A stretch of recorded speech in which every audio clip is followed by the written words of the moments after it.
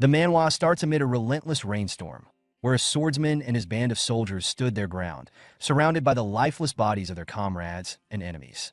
The swordsman grew increasingly frustrated as the ruthless assailants, clad in dark attire and masks, relentlessly chipped away at their defenses. The cold-blooded killers launched another coordinated attack, their powerful momentum and exceptional blade skills swiftly dismantling the soldiers' formation. After dealing with the vanguard, the killers wasted no time shifting their attention to the swordsman, who was the leader of their group. Unfazed by the sight of his fallen comrades, the swordsman maintained unwavering focus on the enemy's blade. The young student displayed impressive creativity in his approach, strategically choosing the most effective way to defeat multiple enemies at once. His swift strikes left a trail of blood on the ground, showcasing his fierce determination. Despite their best efforts, the battle appeared to stretch on indefinitely. The swordsman embraced the challenge of making his last stand, undeterred by the overwhelming odds he faced. He expressed his anger towards the attackers, calling them heartless individuals. The swordsman had planned to engage in transactions with the area's influential military and economic leaders, but the circumstances had unexpectedly become perilous. They had made an agreement, only for him to be deceived, both literally and metaphorically. Regardless, the swordsman was determined to defend his master in the carriage, no matter what, even if it meant giving up his own life. The young leader inspired his remaining comrades, encouraging them to persevere with all their might, promising them that assistance was imminent. The culprit, on the other hand, had foreseen this turn of events and had arranged a malevolent surprise. The supposed reinforcement unit, intended to assist them in battle, had already been ruthlessly annihilated. The severed heads were collected as a somber reminder of the challenging situation faced by the main forces. The swordsman was left questioning the state of the world after witnessing the brutal annihilation of the cavalry by an incredibly powerful man. As an approaching banner came into view, the true gravity of their predicament became increasingly evident and incredibly frightening. The Myram Alliance leader, the legendary first heaven-piercing sword, Dam Chunha, had joined the battle. Upon observing the desolate battlefield, he couldn't help but recognize the impressive might of the Ice Pavilion, astonished by their resilience in withstanding the Miram Alliance. The swordsman, with a bold and rebellious spirit, grinned and fired back at the corrupt leader, confidently stating that his cockiness was only possible because the master of the Ice Pavilion was nowhere to be found. Filled with fury, the master assassins could not bear any form of disrespect towards their leader. Speaking out against their lord was considered a serious offense, resulting in severe consequences. Just as things were about to get worse, a figure emerged from the carriage. It was a woman, her face filled with a mix of fear and concern. She passionately urged everyone to take a momentary break, and the swordsman respectfully referred to her as Miss Wayne. She confidently assured him that she would be perfectly okay. Unexpectedly, the Crooked Lord also ordered his death squad to cease their actions, and they obediently followed his command. Amidst the chaotic battlefield, a young girl and a formidable elderly man faced off against each other. Miss Wayne attempted to initiate a conversation with the Lord, but he went on a rant, accusing her of being misled by monkeys and bringing shame to Dam Chunho's reputation. However, he recognized that errors are a part of life and can be pardoned. Underscoring his position as her father, he offered her a chance to go back to where she truly belonged. Miss Wayne asked if the remaining men of the Ice Pavilion would be spared if she agreed. Her father's stern gaze left no room for negotiation. Confronted with this situation, Miss Wayne found herself compelled to offer yet another apology to her demanding father. The leader of the Muram Alliance paused to absorb his daughter's reply before swiftly drawing his sword, its blade catching the moonlight. The swordsman, filled with a surge of creativity and resourcefulness, attempted to intervene in the face of the impending tragedy, but alas, his efforts were in vain. Without any hesitation, the determined individual sternly reprimanded their daughter for going against their wishes. As the swordsman sought vengeance, the lifeless form of Miss Wayne fell to the wet earth, leaving her father to mourn the loss of his beloved child. He said he lost her because of mindless orcs. With the matter resolved, he made a firm commitment to reclaim the essence of the Central Plains. It was the responsibility of his ruthless soldiers to handle the situation and tidy up the aftermath. The assault acted quickly, eager to spill the blood of the Ice Pavilion. Nevertheless, the swordsman stood confidently, effortlessly dispatching the initial onslaught with his own master technique. With unwavering determination, he rallied his remaining comrades, inspiring them to bravely battle until the very end. After Miss Wayne's passing, their sole focus shifted towards seeking revenge. The sight of the once lively woman's distressing condition motivated them to confront the culprits with all their might. As Miss Wayne's consciousness faded, Her only desire was to return. She had made a commitment to someone, but now it felt like an insurmountable challenge. Maybe in a different existence, she would have the opportunity to fulfill that pledge. In the ice pavilion, the leader of the pavilion, Northern Sea Palace Master Seal Mudak, sat on his throne, deep in thought as he tried to make sense of the reports he had received. The ice pavilion, along with Lord Bai Muyue, who was on a diplomatic mission to negotiate with the Martial Alliance, fell victim to a surprise attack by the Murim Alliance and suffered a devastating defeat. As the messenger repeated the report, Seal Mudok's composure finally broke. A powerful storm erupted from the throne, casting a brilliant light across the room. The messenger and his loyal aides stood in silence, witnessing their master's fury taking shape. Seal Mudok stood up from his throne, driven by a burning desire for revenge. With unwavering determination, he set his sights on the Murim Alliance, determined to eliminate every single member and ensure their complete eradication, no matter the cost. Backed by the formidable combat force of the Northern Sea Palace, the Central Plains were on the brink of witnessing an extraordinary demonstration of power. Years later, on a chill winter evening, the epic battle fought by the Northern Sea Palace reached its thrilling climax. With their relentless drive, it was only a matter of time before they pushed the formidable Alliance leader to their limits. Amidst the chilling landscape of crimson snow and fallen comrades, Lord Dam Chunha pondered the devastating defeat that had befallen them. Overwhelmed by numerous severe injuries and completely drained of his strength, he pleaded for a quick end. Master Seal Mudak looked down at the supposed powerhouse with a strong sense of resentment. Before reaching his breaking point, he passionately questioned the motives of a father who could commit such a heinous act against his own daughter. He sought to understand the unfathomable reasons behind a man taking the life of his own flesh and blood. To the astonishment of everyone, Dam Chunha couldn't help but let out a mischievous laugh instead of providing an answer. From his point of view, the leader's daughter's involvement in romantic games with someone like Seal Mudak was quite disappointing. It would have been a bigger mistake to let her keep living and further damaging his reputation. Mudak didn't waste any more words on the person. With a flick of his hand, he conjured the chilling power of ice. In his final moments, Dam Chunha couldn't resist taunting Mudak one last time, boldly stating that although the palace master had conquered Jiangnan, he would never achieve his deepest desires. He suffered a devastating injury, with ice piercing through his chest. Despite his impressive achievements, Dam Chunha's overconfidence proved to be his undoing. As he faced his last moments, a montage of memories played out before him.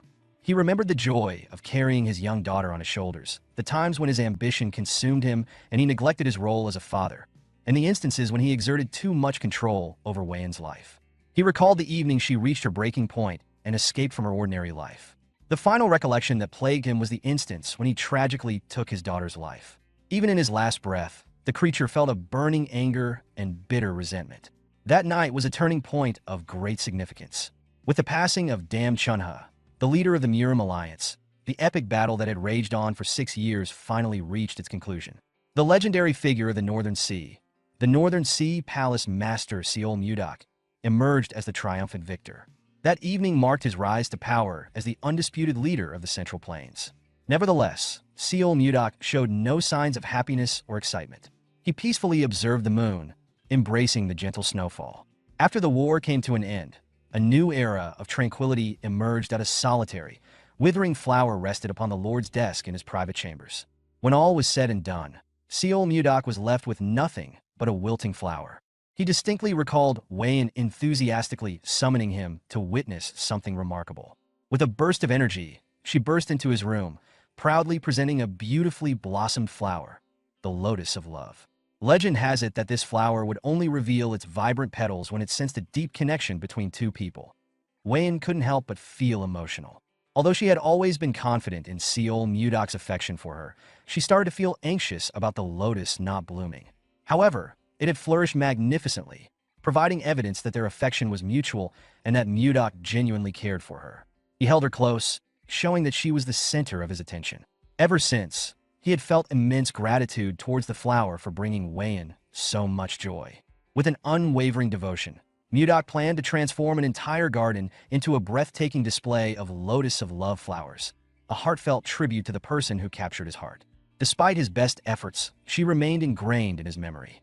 Indeed, he had fought against the entire Murim Alliance on her behalf. The dying Lotus of Love unexpectedly started to shimmer and blossom, much to Mudak's amazement. Baffled by this seemingly impossible occurrence, He called upon his loyal shadow, Myong, who promptly materialized. Mudok was desperate for someone who could unravel the mysterious events that unfolded right before his eyes. He was willing to go to great lengths, even scouring the vast central plains in search of knowledgeable experts.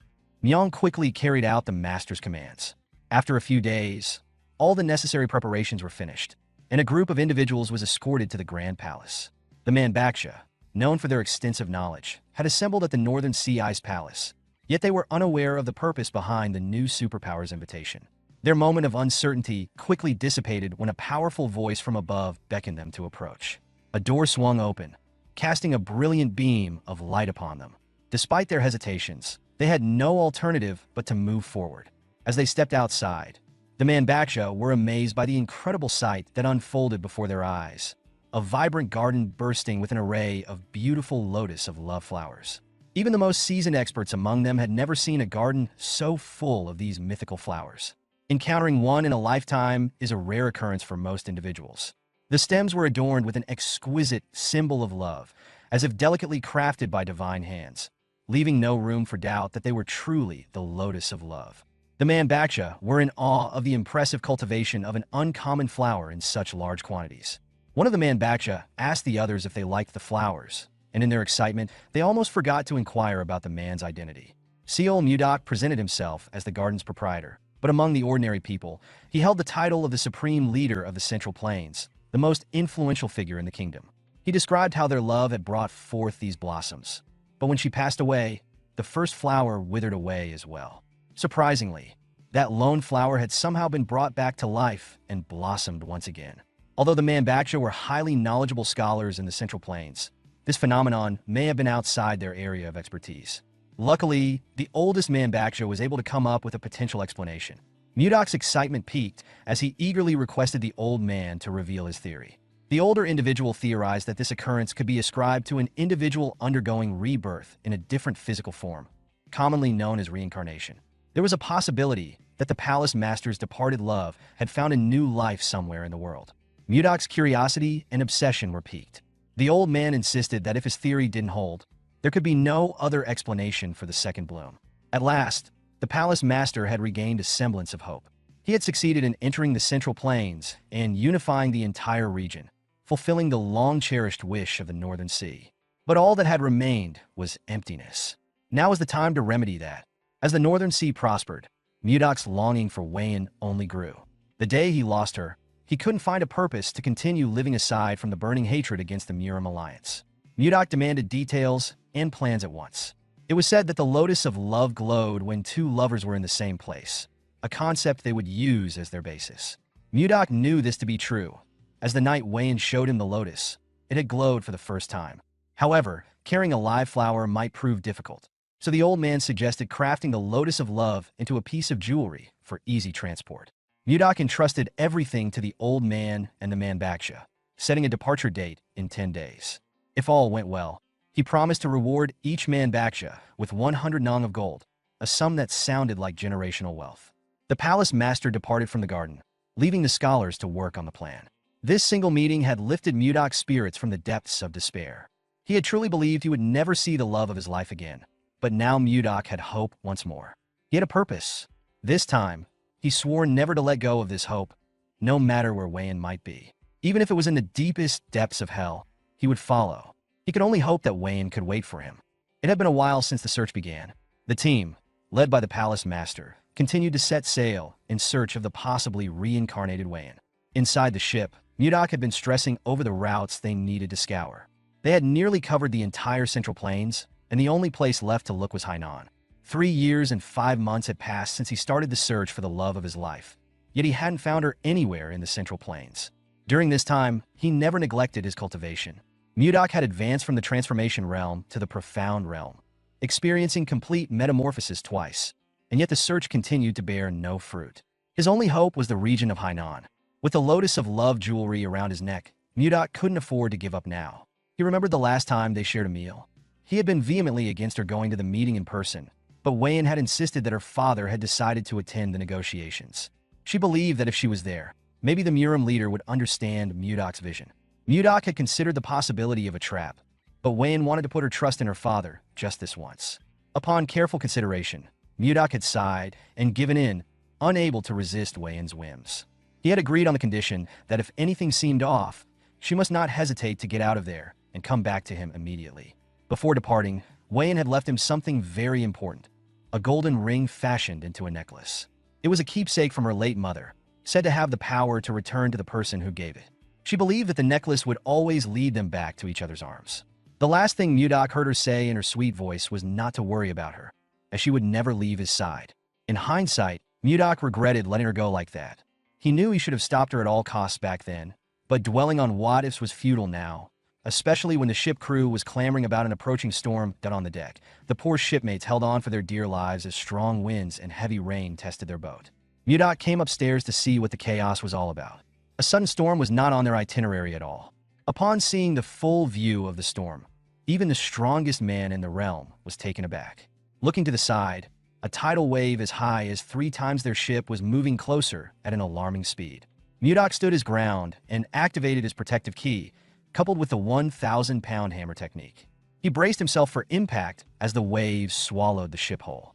Most of the crew were knocked out of the ship, left to fend for themselves in the choppy seawater in the middle of a catastrophic storm. No one was safe. Everyone on the deck was vulnerable to getting swept away. At this rate, this could be everyone's final voyage. Mudak couldn't let that happen on his watch. He activated his telekinetic grasp, conjuring multiple beams of intangible light that swiftly headed for the water. The telekinetic lights dove into the surface to look for any survivors who had been knocked out of the ship. This should be a good start. Mudak was confident that he could rescue everyone in time, but that might not be the case as another tidal wave loomed upon them. This time, it looked a lot bigger than the last one.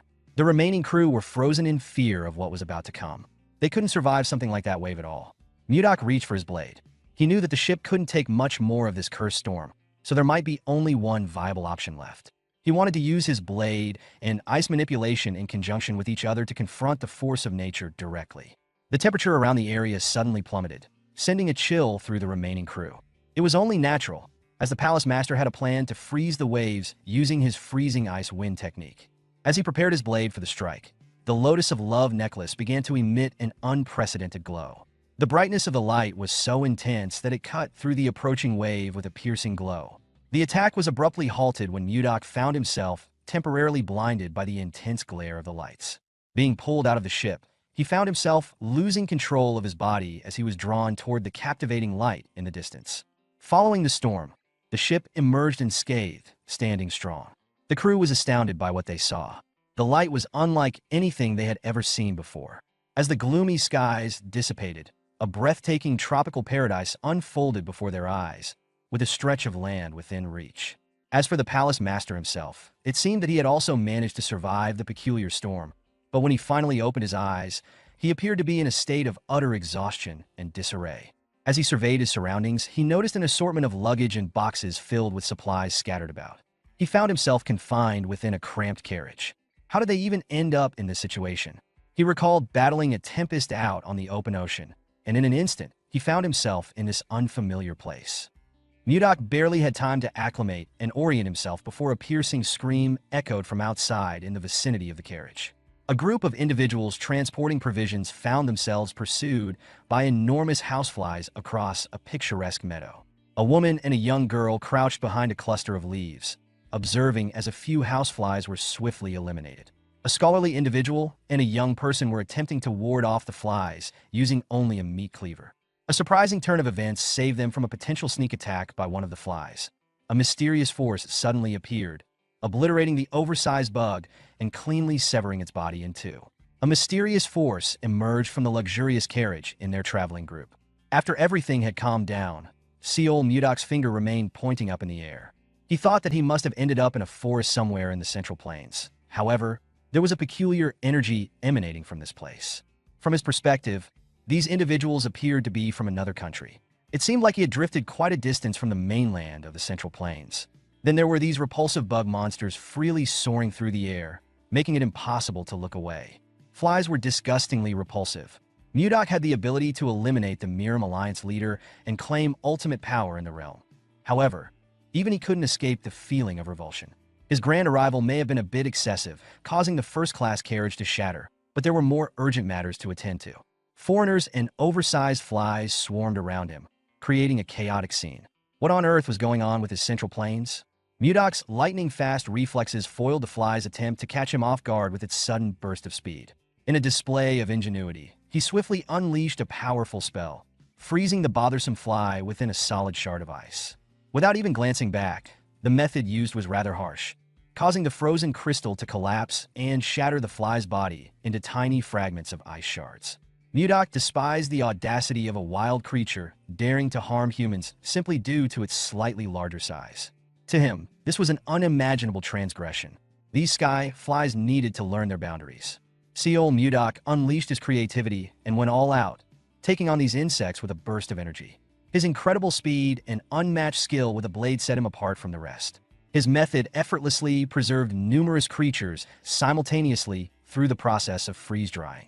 After gracefully wielding his blade, a mesmerizing ice sculpture of flies materialized before their eyes.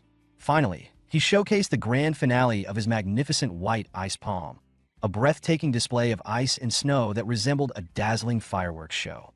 This should be more than sufficient effort for those insignificant pests. The foreigners were amazed by the incredible abilities of this unique individual. It was truly unimaginable that someone could accomplish such a feat after resolving the issues with the bugs. Seal Mudok shifted his attention to the visitors from another country.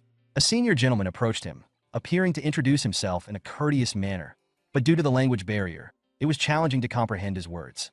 The elderly gentleman graciously expressed his gratitude to Seal Mudok for successfully eliminating the creatures that had assaulted the caravan. Seal Mudok couldn't comprehend the unfamiliar language that the elderly gentleman was using, yet he couldn't help but feel a deep sense of appreciation. He expressed his regret as he struggled to understand the foreigner's words. He attempted to inquire if there was anyone proficient in the language of the Central Plains, but it became evident that no one possessed that skill. To solve this, the elderly gentleman asked for something from the tall, intellectual guy. Mudok persisted in his attempts to communicate with him, but unfortunately, his efforts were met with no success. The elderly gentleman yearned to express his thoughts, yet he found himself unable to even make a single gesture. Handing Mudok the ring in his palm seemed like the most direct approach. As the palace master pondered the purpose of the ring, the old man suddenly emitted a vibrant, radiant glow. With a spark of imagination, he delicately cradled the ring in his hand, infusing it with a spell that would unlock its hidden meanings. To complete the spell, the elderly gentleman struck a pose reminiscent of a magical girl. It was quite an unsettling experience. To say the least, even Mudok would definitely agree with me on this one. Now, he considered the old man to be quite eccentric. The wise elder cleared his throat, and suddenly he spoke a language that Mudok could fully comprehend. I was captivated. The old man had become fluent in the language of the Central Plains thanks to the ring he possessed. Now that they were able to communicate, the elderly gentleman introduced himself again, this time as Edmund Roll, the esteemed leader of the Roll Merchant Association. He wanted to express his appreciation to Mudok for rescuing their modest merchant association. He was curious about the name of their savior and wanted to ask this incredible mystical warrior. Curious and imaginative, Mudok was intrigued by the concept of a magic swordsman and willingly shared his name. Edmund was completely taken aback by the surprising news. Can you believe this person doesn't even know what a magic swordsman is? Mudok is a true master of combining swordsmanship and magic, embodying the essence of a magic swordsman. It's pretty clear my friend Mudok was completely clueless about the concept of magic. Now, Edmund was feeling extremely overwhelmed. This mysterious individual with silver hair had just demonstrated a mesmerizing display of ice manipulation in front of a captivated audience. However, to everyone's surprise, he professed to have no knowledge of the mystical arts. It's quite intriguing, the palace master thought. He despised being left with unanswered questions. Seal Mudok was growing increasingly frustrated as Edmund struggled to articulate these fundamental ideas. If it weren't for Mudok approaching him with ice magic in hand, demanding answers, he might have stood there pondering indefinitely. Edmund was certain that the person they were dealing with was completely insane. The elderly gentleman entered the room since this Mudok individual was unaware. They would simply explain in straightforward language before becoming extremely upset and going on an intense rampage. Ultimately, Edmund had no choice but to provide an explanation for this unfamiliar notion of magic. They chatted until the sun set. Only then did Mudok feel a sense of fulfillment from the new knowledge he acquired. The palace master could never have fathomed the existence of magic in this region of the Central Plains. The world was incredibly expansive. Edmund couldn't help but notice the constant chatter about the Central Plains, even though he had no clue about its location or significance. When he inquired, Mudok felt a slight sense of offense. Why would this elderly gentleman inquire about the location of the Central Plains when we are already standing right on top of it? Mudok inquired. The elderly gentleman seemed to have misplaced his current whereabouts. He was simply inquiring because it seemed quite remarkable to be unaware of the Central Plains while residing in the very heart of it. Edmund dismissed this as nonsense, but he still held great respect for the formidable swordsman with extraordinary powers. He excitedly described their current location as a forest on the way to the capital of Drake Kingdom, Barhan. The determined lord was firmly committed to his beliefs. He confidently stated that he had never heard anyone refer to the Central Plains as Drake or whatever. He even claimed that Edmund was losing his mental faculties. Nevertheless, Edmund remained composed and maintained that he was merely 50 years old, with plenty of time before any decline in mental abilities. Instead, he was concerned about Mudok, as he persistently claimed they were in the Central Plains after being rescued. If we are unable to reach a definite conclusion, we could simply inquire with the individual who has been observing us from behind the nearby tree. Edmund was taken aback by Leo's unexpected eavesdropping on their conversation. Mudok asked the young man if they were in the Central Plains or Drake. When Leo did not respond immediately, Mudok gave the kid a stern look. Edmund made it clear that Leo might struggle to comprehend his words, but he assured Mudok that he would provide him with a translation ring. With a simple gesture and a powerful incantation, the world of communication would be unlocked before him. Despite the imprudence of entrusting a valuable artifact to an eccentric individual, Edmund refused to tolerate being dismissed as a feeble-minded elderly person, knowing full well that he was in the right. Mudok followed Edmund's instructions, and the ring quickly began to shine with a radiant light. Astonishingly, an array of intricate symbols in various languages swiftly formed into the accessory, leaving the palace master utterly amazed. After the lights dimmed, the true impact of the ring became apparent. He had developed an exceptional ability to comprehend and interpret unfamiliar languages. This was an incredibly innovative display of magic. Now that he could converse with the foreigners, he inquired about the child's name, and Leo introduced himself shyly. The next question was whether the land they were standing on was the Central Plains or the kingdom that Edmund was talking about. Leo responded to the question by posing another question. What exactly were the Central Plains? Leo confirmed that they were in a forest on the path to Barhan, the capital of Drake Kingdom. Mudok adamantly rejected that response and accused the child of experiencing cognitive decline. The old man was convinced that Edmund and the child were plotting against him, but he firmly believed that no matter who Mudok asked from the Merchant Association, they would all give the same response. Based on Edmund's passionate reply, it appeared that he was being genuine. It turned out that this wasn't the Central Plains, as Mudok had initially believed. As he pondered the situation, he couldn't help but find the circumstances that brought him here rather peculiar. Recalling a fierce battle with a tempest while aboard the ship, an event unfolded. As he blinked his eyes open, he found himself confined within a small carriage. Wasn't the straightforward explanation for all this nonsense simple? Was it possible that he was transported to a different location? Master Seol Mudok was deeply perplexed and taken aback by the sudden realization that he had somehow traversed through space. Accepting the reality of his current location on Drake Kingdom soil instead of the Central Plains proved to be quite a challenge. Adding to the already dire situation, a sharp twinge of discomfort surged through his chest. It was a short-lived experience, but it brought a unique kind of discomfort he had never felt before. Mudok tried his best to hide this strange feeling he felt in his dantian just now while Edmund, the businessman, came over to ask if he was starting to believe now. He reckoned that this energy, which was different from anything he had ever experienced, might have caused the sharp internal pain. Well, whatever it was that was lingering in the atmosphere and agitating his core, one thing was for sure: something was not right in this place. Mudok stood up and took off without saying another word to the caravan. They tried to ask him what was up, but he did not reply and just walked off with a grim expression. He needed to check something for himself. He scoured the woods while trying to attune to the energy in nature, and this confirmed that everything felt different from what he was used to. Mudok could sense pure energy swirling around in the air, confirming that this place was definitely different from the Central Plains. Maybe the woods were a little too restrictive, so the palace master decided to use a boulder as his launch pad into the air. Using his superhuman bounce, he took to the skies. He stayed up there for a bit while filtering everything he was sensing and comparing the atmosphere to the one he was accustomed to. Mudok then tried to compress pure energy in his hands. The seemingly simple process that he could do in his sleep in the Central Plains was a laborious job in this place. Still, he did not become the strongest man on the continent by giving up even when put in an unfamiliar position. Mudok's supreme talent enabled him to manifest a complete technique. He had to scream, shout, and pour his all to do so. Though the strenuous task of compressing pure energy into his hands to be absorbed into his body was challenging, just one session basically doubled the amount of chi accumulated in his dantian. That was some good news at the very least. However, the problem and mystery of how he ended up in this foreign place still stood.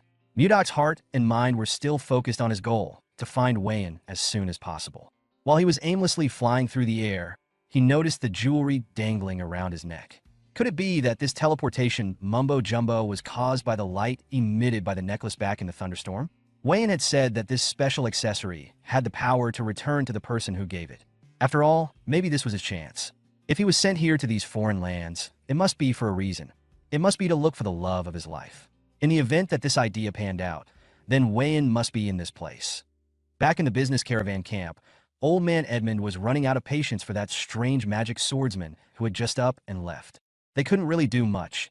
That guy was utterly unpredictable, but also insanely strong, the most deviously dangerous combination there was. Old Mudok cleared his throat and reappeared in front of everybody. He was pleased to see that every one of the crew was there, as he was going to need a lot of information. He politely apologized for leaving so suddenly, stating that he had some business that needed attending to. Also, he had a few questions. Edmund awkwardly smiled and entertained the magic swordsman's questions, but inside, he was feeling creeped out by Mudok's smile. First, the palace master wanted just one more confirmation.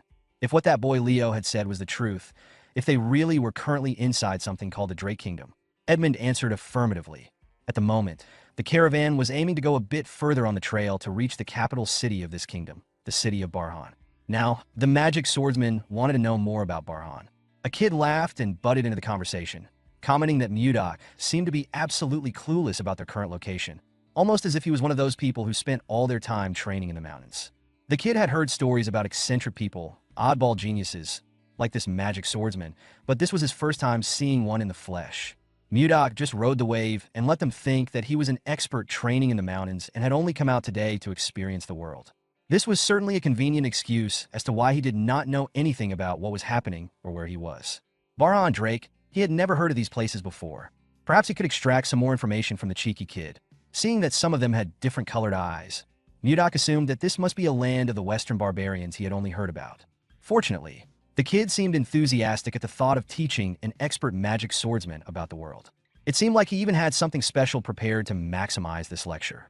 Mudok followed the kid and asked what his name was. This cheeky little one was named Luffy. Little bro might just be the king of the pirates. Edmund watched as Luffy led Mudok to the campfire to share some info and stories, with a grimace on his face. He didn't like the magic swordsman's friendly act. He wasn't a fan of unpredictable people. That night, Luffy brought out a detailed continental map, and Mudok started learning about this place and the language the people used. As unbelievable as it was, as the lecture continued, he realized that this place was not a foreign land at all, but an entirely different world instead. The lay of the land was oddly shaped, to say the least, and the writing differed from any of the systems and dialects from the Central Plains. Furthermore, in this world, not only were there other species like the graceful elves and hard-working dwarves, but there were also similar races with their own sets of customs and culture, like the beastmen. Mudok learned that of all the diverse species in this realm, there was one that was considered to be the undisputed strongest creature, known as a dragon. Luffy described them as lizards with wings, or something along those lines. Then there was something called warp magic and magic circles. These ones might be related to the reason why he was transported to a different realm in the first place. According to the kid, warp magic could only be used by fifth circle mages and above. They would draw a round magic circle on the ground and chant their spells. Then one could instantaneously travel to wherever one wished. The better the mage's ability was, the further one could warp. The inexplicable sorceries in this place might be the toughest pill for the palace master to swallow. If there were untapped powers in this world that he had never encountered before, then what other amazing things could this new world hold? In a contemplative state of mind, Mudok looked up to the skies and noticed something he had not seen before. Up in the starry night sky were not one, not two, but 3 whole moons lighting up the evening among the clouds. Now, Mudok was a full-on believer who had somehow warped into a different world. This realm was just way too different from any place in the Central Plains. Maybe he was right in thinking that Wayan had something to do with these events. Perhaps she really did summon him into this world. While our boy was lost in thought, the people of the caravan were in chaos. The scholarly man was yelling at someone named Savina to stop what she was trying to do. Mudok turned his gaze towards the commotion, maintaining a high sense of vigilance. He couldn't see what was happening, but from the emotionally charged noise alone, he could tell that something serious was happening at the campfire. The blonde young lady looked like she was enraged by something. She was yelling at everyone while thick and unnatural discolored veins popped up along her neck. Blondie was holding a little girl hostage with a knife in her right hand. She warned everyone to maintain their distance and not get any closer, swearing that she would kill everyone in sight. The scholarly man tried to plead with Savina to calm down and promised that when they reached the capital, they would be able to heal her sickness, as there were many capable magicians in the capital. Emma would even call in a few favors too. Savina just needed to let go of the scared little girl Annie. Savina didn't buy a word that the scholarly Charles was saying. She wasn't a fool. Even if they reached the capital on time, healers were rare. If they managed to find one, the astronomical cost of their services would be impossible to afford.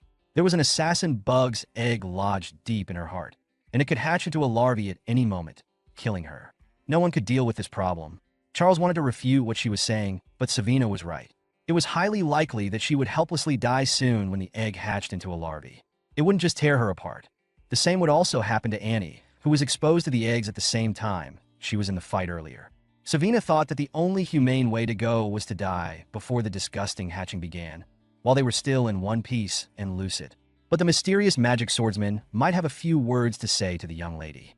Now that Mudok had a rough idea of the overarching situation, he reached his hand out while it emanated the essence of frost. No one saw him move.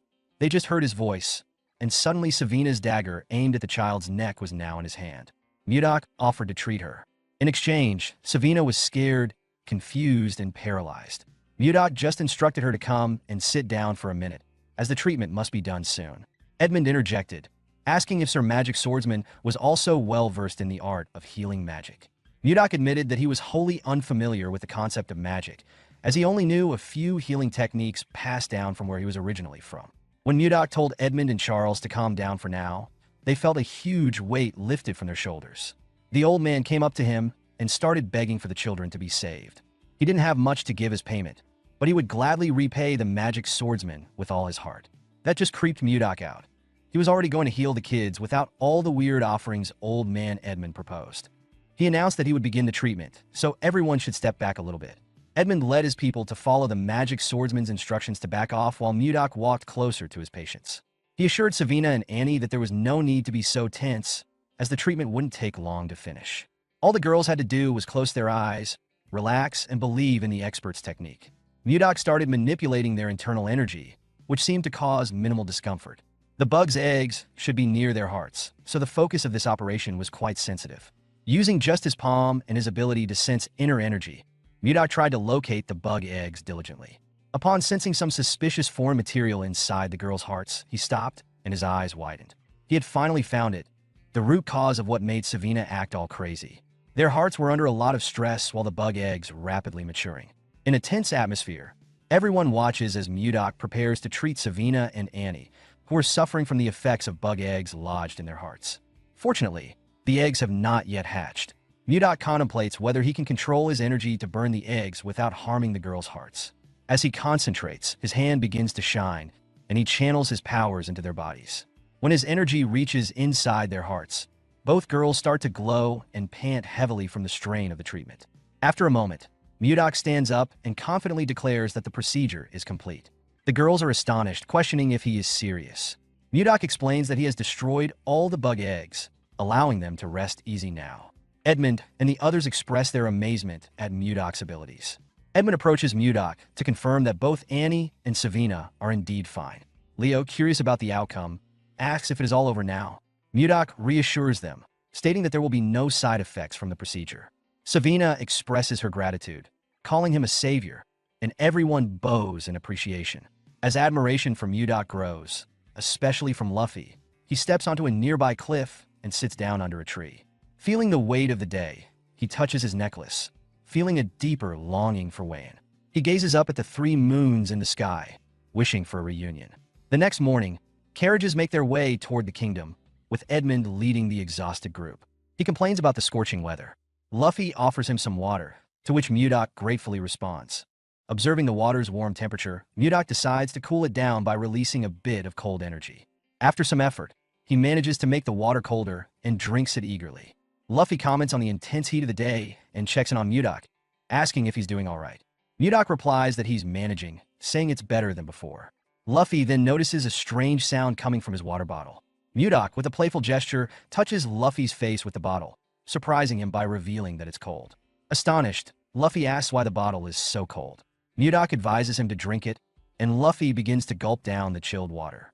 As the cold liquid runs down his throat, Luffy wonders if it's like drinking ice, feeling a refreshing splash of cold throughout his body. Mudak, smiling, asks if the water is refreshing. Luffy, delighted by the experience, asks if Mudak could also freeze his own water bottle, his eyes sparkling with excitement. Mudak, having appreciated Luffy's help earlier, agrees to his request. He uses his powers to chill Luffy's bottle and, after a short while, announces that it's done. Luffy becomes overjoyed, while Mudak, still smiling, gazes at his reaction. However, Mudak's expression changes abruptly as he notices everyone else around them holding out their water bottles. Realizing that they too want their water bottles frozen, they begin pleading with him to do the same. Mudak, though slightly amused by the situation, decides to grant their wish. After using his powers again, everyone is seen joyfully sipping cold water from their bottles, all with sparkles in their eyes. Mudak smirks, thinking to himself that while it wasn't difficult to grant their requests, this might open the door to further demands. At this point, Edmund taps Charles on the shoulder, asking what's going on. Charles turns around to find Edmund behind him, who is also confused and asks someone to explain the situation. Luffy informs Edmund that the magic swordsman Mudak made him some ice water, and the others saw it too. Surprised, Edmund asks what ice water Luffy is referring to. Sweating profusely from the heat, Edmund hurries over to Mudak, who notices his condition and asks what's wrong. Without hesitation, Edmund sits in front of him, takes out his own water bottle, and requests some ice water as well. Mudak, a bit puzzled, agrees and tells Edmund to pass him the bottle. As Mudak cools the water, he reflects that staying with the caravan to learn more about this place could be beneficial, especially now that he has solved the language barrier. Offering ice water seems like a simple enough task. After a moment, Edmund starts gulping the chilled water, thanking Mudak. But soon, Edmund begins to feel something strange and questions Mudak on how he created the ice. Mudak, confused by the inquiry, asks if something is wrong. Edmund, with a serious face and sparkles in his eyes, responds with enthusiasm, stating that the ice is absolutely perfect. He explains that he has tried all the ice available on the continent, but none compare to the quality of this ice, which he finds truly extraordinary. Mudak is perplexed, asking how the ice could taste different, as he simply froze the water. Edmund clarifies that when mages create ice using the cold attribute of mana, impurities from the mana often get mixed into the ice, affecting its taste. Each mage has a unique mana signature, so creating pure ice is rare and difficult. However, the ice Mudak created was exceptionally pure, which is why it tasted so good. Realizing this, Mudak now understands why everyone reacted so enthusiastically to something as simple as ice. He almost feels pity for them, but, in a good mood, decides to make more ice for the group. As he prepares to activate his powers again, Edmund interrupts him, raising his hand toward the sky. Curious, Mudak asks what's going on. Edmund then tells him that he has a proposal for him. A few days later, Charles directs the others to hold something tightly and bring it to the back of the store. Mudak, using his power, freezes water in buckets, turning it into ice, much to the applause of everyone around. They commend him for his ability, calling him Sir Magic Swordsman. As he hears someone shouting to move faster, Mudak becomes curious and asks Edmund what's going on. Edmund reveals that he plans to revive his merchant association by selling the ice Mudak creates. Mudak reflects on this, realizing that Edmund's praise for the ice and his insistence on him being a mage were all part of a hidden agenda. He recalls Edmund mentioning that the arrogant Fourth Circle mages produce poor-quality ice, which opens a niche market for high-quality ice like Mudak's. Mudak, understanding that Edmund just wants to revive his struggling business without any ill intentions, considers negotiating terms for this new partnership, as he doesn't want to work for free. Mudak proposes a 70-30 profit split, with 70% going to him for making the ice and 30% to Edmund for selling it. Edmund is surprised and asks for clarification. Mudak explains that since he's the one creating the ice, he should get the larger share. Edmund thinks about it and, recognizing that the ice will sell well, doesn't find the offer bad. However, he tries to negotiate further, pointing out that selling the ice will require wagons, workers to transport it, and mages to prevent it from melting, which adds to the upfront costs. Mudok, smiling, agrees to adjust the profit split to 60-40. Edmund, taken aback by Mudok's quick agreement, accepts the offer and suggests drafting a contract. Mudok reflects that he agreed to the negotiation because it seems like a good opportunity to learn more about the world, but the business quickly booms beyond expectations. Suddenly, Charles bursts into the room, panting and urgently calling for Sir Edmund. He tells him that he needs to come outside immediately. Domak and Edmund become curious after seeing Charles, wondering what is going on outside the store. They notice a large crowd gathered, shouting and demanding some ice, claiming they know the ice candy is from the store. One of the men introduces himself as Arnold from Narrow City, stating he came to do business with the Roll Merchant Association. Edmund tries to calm the crowd, instructing everyone to form a line, but they don't seem to listen. Suddenly, a voice echoes, calling for silence, and everyone quiets down. A girl wonders if the voice is in her head. Edmund looks back and remarks, "Sir Magic Swordsman." Mudok arrives and requests that everyone remain quiet in the store. His eyes glow, and he warns that if it gets noisy again, everyone will be put out without exception. The crowd, startled, flinches and responds, "Yes." Edmund explains to the crowd that their merchant association only sells in bulk. If they came to purchase a small amount, he apologizes, but they will have to leave. They might sell smaller quantities in the future, but it's not possible right now. The crowd becomes worried, with one girl questioning if they came all this way for nothing. A man pleads for just a small amount, but Mudok stares at them, terrifying the crowd into leaving, muttering about their wasted trip. Mudok smiles and remarks, "Off they go." Edmund then addresses the remaining people, asking them to line up. A man introduces himself as being from the Meiji Merchant Association. Another introduces himself as Benjamin Butler of the Count Slave family, and another from the Arista family. Edmund is pleased, reflecting on their good fortune. The Meiji Merchant Association is one of the top 10 on the continent, and they now have the kingdom's prestigious Count Slave family and other noble families involved. Edmund knew they could make a lot of money, but he hadn't expected to be this lucky. He realizes that all this success is thanks to Sir Magic Swordsman. Without him, the Merchant Association wouldn't have had this opportunity to revive itself. Edmund notices Mudok yawning and suggests that he take a break now that the busiest part of the day is over. Mudok asks if everything is under control, and Edmund confirms that he can handle the rest. Waving his hand, Mudok acknowledges this and wishes Edmund good luck as he leaves. Edmund watches him leave and reflects. Although he feels sorry for Sir Magic Swordsman, he has his reasons for reviving this merchant association, to avenge his parents and siblings who died unjustly, to fully revive the merchant association and use the role of the merchant association to take revenge on Duke Icarus, who ruined them using the Akasa Merchant Association. He will never give up. So please cooperate with him until then, Sir Magic Swordsman. When he succeeds, he will definitely repay him. Once alone, Mudok prepares for bed, feeling grateful for the hard work he has put in and the financial success he's experienced, which has been steady. He considers gathering information about Wayan and is interrupted by a knock at the door. When he opens it, he finds Savina, a girl he recently met, who has come to bring him snacks. Excited about the arrival of his favorite treat, ice cream, Mudok invites Savina in. He remembers how she accidentally invented this delightful snack made from a mix of ice and fruit, and he expresses his gratitude for her bringing it again. As Savina encourages him to enjoy it, Mudok takes a bite and revels in its cold, sweet, and luscious flavor, reminiscent of something one might find in the North Sea. He reflects on the success of the Merchant Association and understands why it is thriving, attributing much of that success to the popularity of the ice cream. However, after quickly finishing one serving, Mudok realizes it isn't enough. He contemplates the hassle of going to get more himself, knowing that everyone else is busy.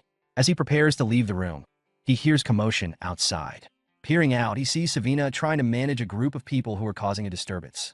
She urges them to line up properly, but one man challenges her, questioning her authority, while others mockingly snicker at her. Mudok watches the scene unfold, puzzled about the identity of these individuals causing the ruckus. In the evening, a group of men approaches Savina, with one of them rudely addressing her, demanding she bring out the ice cream. Another man claims they heard rumors about the treat and decided to drop by, threatening her that she better be ready if it doesn't taste good. Savina, frightened, tries to inform them that the Roll Merchant Association doesn't sell ice cream to individuals who skip the queue. She pleads for their understanding. The lead man becomes furious at her response, angrily questioning why she expects nobles to line up like commoners. He expresses his disdain for being in the same vicinity as the mere peasants and accuses her of having a death wish. Meanwhile, Mudok arrives on the scene, silently listening to the escalating confrontation. Savina, despite her fear, stands her ground and asserts that she won't serve the ice cream to nobles just because of their status. The angry man interprets her response as defiance and threatens her, suggesting she might regret her stance. Savina remains confident, thinking that even if things go awry, Mudak will come to her aid. As the tension heightens, the man draws his sword, threatening Savina. She stands firm, but the man warns her that she's provoking danger. Just as the situation seems dire, another man intervenes, calling the lead man by name and advising him against acting rashly, questioning if he really wants to lower his dignity. The lead man, named Samuel, seems surprised and apologizes, while Savina is startled by the sudden shift in the confrontation. The intervening man approaches Savina and expresses his eagerness to try the ice cream, but his piercing golden gaze sends a chill through her, causing her to tremble. As he presses her to hurry and bring out the ice cream, she feels increasingly scared and requests that he wait, hoping for a resolution to the conflict. As the tension escalates, Edmund steps into the scene, asserting that the Roll Merchant Association does not sell ice cream to those who cut in line. He questions Savina, reminding her of the rules, to which she apologizes. Mudak observes the situation and believes it seems like there is something between them for him to have such a strong reaction. Edmund then firmly instructs the nobles to leave, expressing that he cannot tolerate any further disregard for the merchant rules. Samuel, one of the nobles, becomes enraged at this perceived insult, declaring it outrageous for Edmund to challenge a noble's authority. Edmund clarifies that the refusal to sell ice cream isn't solely due to their cutting in line. He implies there's a deeper issue at play. When a noble in the crowd asks for clarification, Edmund suggests they inquire about Duke Icarus directly. This mention confuses the crowd, who are uncertain about the Duke's involvement. Suddenly, a noble steps forward, demanding to know how Edmund knows his father, Duke Icarus. Edmund is momentarily speechless, and the noble recognizes him, exclaiming that he must be one of the survivors from the Roll Merchant Association. As the noble smirks, the other nobles visibly flinch, recalling the dangerous demeanor that mirrors Justin. Justin then draws his sword, declaring that for the crime of insulting a noble, Edmund will pay with his life. He raises the sword, preparing to attack. In this moment of impending doom, Edmund, frustrated by his inability to avenge his family, closes his eyes, mentally preparing himself for death, feeling helpless in the face of such hostility. Suddenly, Mudak intervenes just as Justin is about to strike Edmund, shocking everyone present. He blocks Justin's attack effortlessly with his hand, prompting Justin to step back in disbelief. Enraged, Justin accuses Mudak of having a death wish for daring to interrupt him. Meanwhile, Mudak sighs, reflecting on the absurdity of the situation. He had simply come to get more ice cream when he encountered the nobles, who had become hostile over a line-cutting incident. Mudak addresses Justin, pointing out that the young nobles lack manners and takes this as an opportunity to teach him a lesson. Confused, Justin questions Mudak's comment, to which Mudak responds that he will correct Justin's behavior today. In response, Justin, furious and insulted, activates his magical sword and charges at Mudak, vowing to kill him. As he swings his sword with destructive force, Mudak remains calm and effortlessly dodges all of Justin's attacks. He remarks on Justin's talent, suggesting it is impressive for someone so young. However, Mudak emphasizes that no matter how many times Justin strikes, he will not land a hit. Mudak explains that righteousness should be accompanied by reason and harmony, asserting that Justin's actions reflect poorly on nobles as a whole. Despite Justin's aggression, Mudak decides to be magnanimous, choosing to adjust Justin's manners rather than retaliate with violence. Justin's anger escalates as he calls Mudak a bastard, questioning how he dares to speak to a noble in such a manner.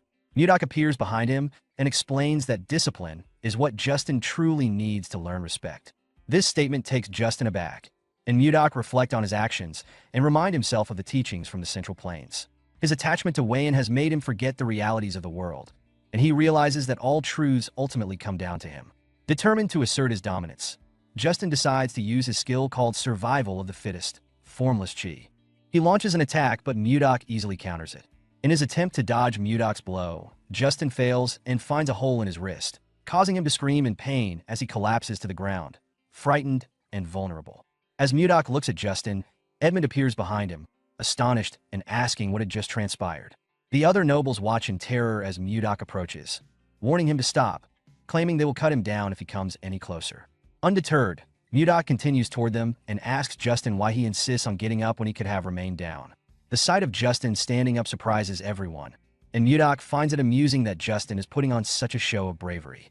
Mudak activates his powers, stating that if this is how Justin wants to play, he will demonstrate how long Justin can endure.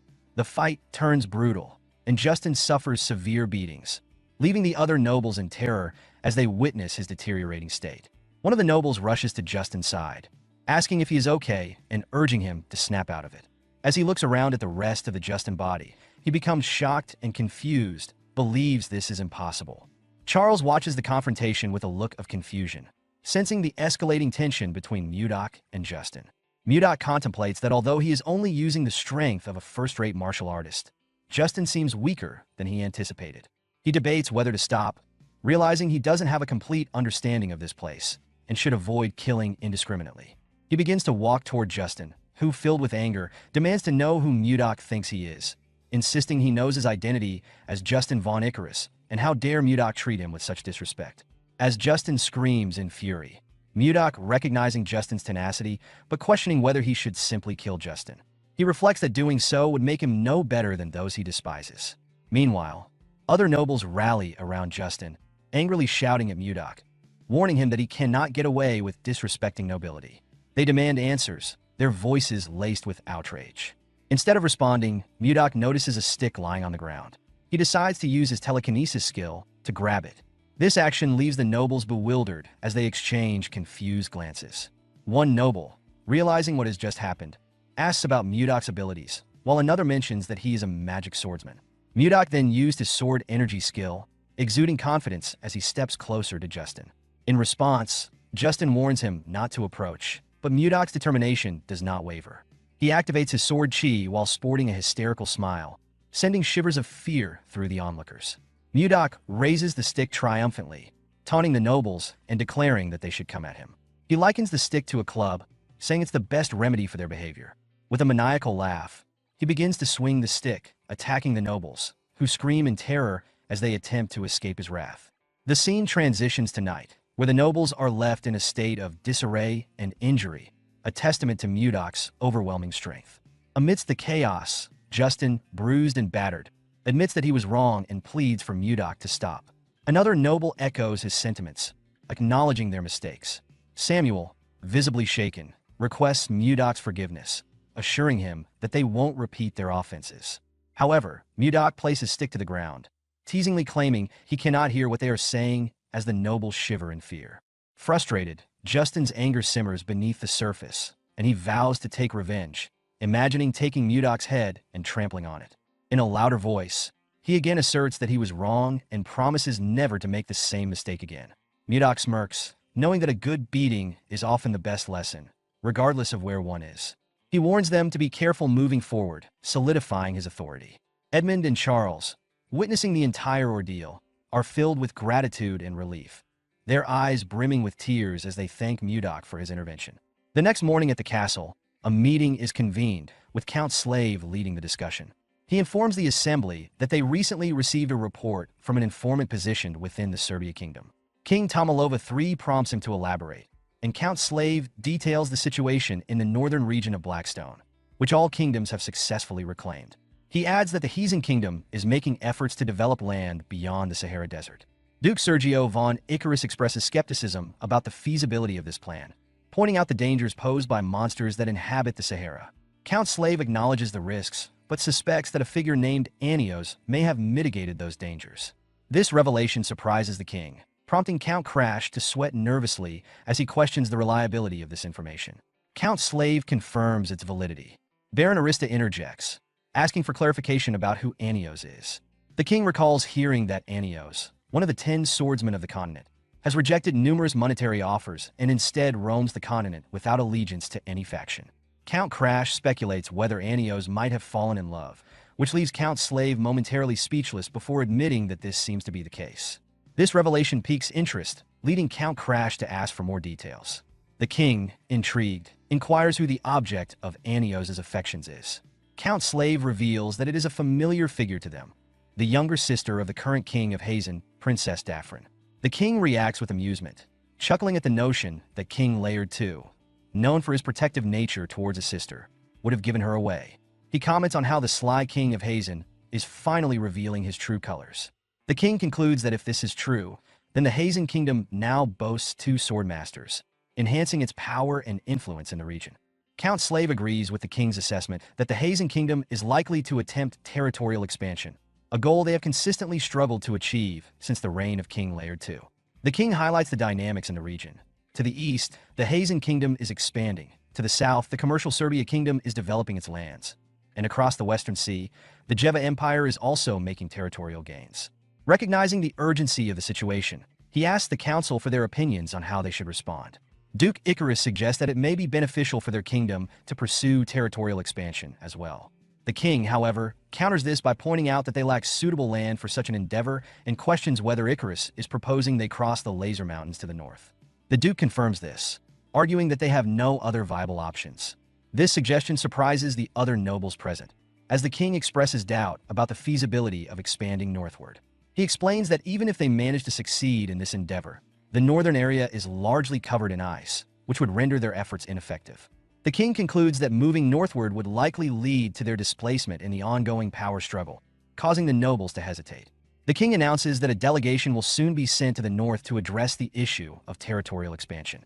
He then decides to conclude the meeting, suggesting they reconvene at a later date. As the council disperses, Duke Icarus grows suspicious of the king, sensing that he and Count Slave may be concealing important information. He watches them leave the hall, contemplating their potential hidden motives. At night in the king's study, the king and Count Slave, one of his trusted retainers, are engaged in a private conversation. The king begins by asking if Count Slave has made any mistakes lately, which the count denies. The king, seemingly aware of the politics surrounding his court, suggests that the Duke Icarus, which has a reputation for treachery, may be behind recent issues, as he has a history of banishing his opponents to the north over the past decade. Despite Count Slave taking the blame for these problems, the king reassures him by emphasizing that he is the only retainer the king can truly trust. Then Count Slave humbly accepting the king's praise. The conversation then shifts to a lighter topic as the king mentions rumors of ice being sold in the capital and asks Count Slave about it. Count Slave explains that the king must be referring to ice candy sold by the Roll Trading Company, which is distinct from ordinary ice due to its sweetness, a new or unusual delicacy gaining popularity in the kingdom. In this scene, the king continues his conversation with Count Slave, asking how late the Roll Trading Company remains open. Count Slave informs the king that the company operates until quite late, and he begins to think that the king is interested in trying the ice candy. Understanding the king's desire, Count Slave suggests they could visit the company during a secret outing. The king is impressed by Count Slave's ability to anticipate his wishes, remarking that Count Slave knows him well. Count Slave humbly acknowledges that it is his duty as the king's aide to understand his desires. The king, intrigued, asks when this secret outing is planned, signaling his interest in the adventure. The scene then transitions to the Roll Trading Company, where Savina, Annie, Luffy, and Leo gather with a magic swordsman, Mudak, to make a request. They ask Mudak to teach them magic, interrupting him as he eats ice cream. Surprised, Mudak questions their sudden request. Savina, acting as the spokesperson, apologizes for their unexpected visit and acknowledges the difficulty of learning magic, but insists that they must learn it. Annie supports Savina's plea, explaining that if the trading company were to face danger again, like it did in the past, it could lead to disaster. Annie promises to train hard, demonstrating their desperation to acquire magical skills to protect the company. Mudak, however, clarifies that while their determination is admirable, he is not a magician and does not know magic. Luffy recalls that Mudak had previously mentioned something similar to martial arts, prompting Mudak to explain that what he uses is called the Ice White Divine Palm, a form of martial arts rather than magic. When Leo suggests that they could learn martial arts instead, Mudak is taken aback. Savina and Annie quickly support the idea, and the four of them plead with Mudak to teach them martial arts. Mudak, surprised by their determination and sincerity, begins to reflect on his own past. He recalls a moment from his childhood when he, too, begged someone with silvery white hair to teach him martial arts, much like the children are now doing with him. In the present, Mudak is conflicted. He knows that his primary focus should be finding Warian, and he is aware that teaching the secret martial arts of the Northern Sea is against the rules.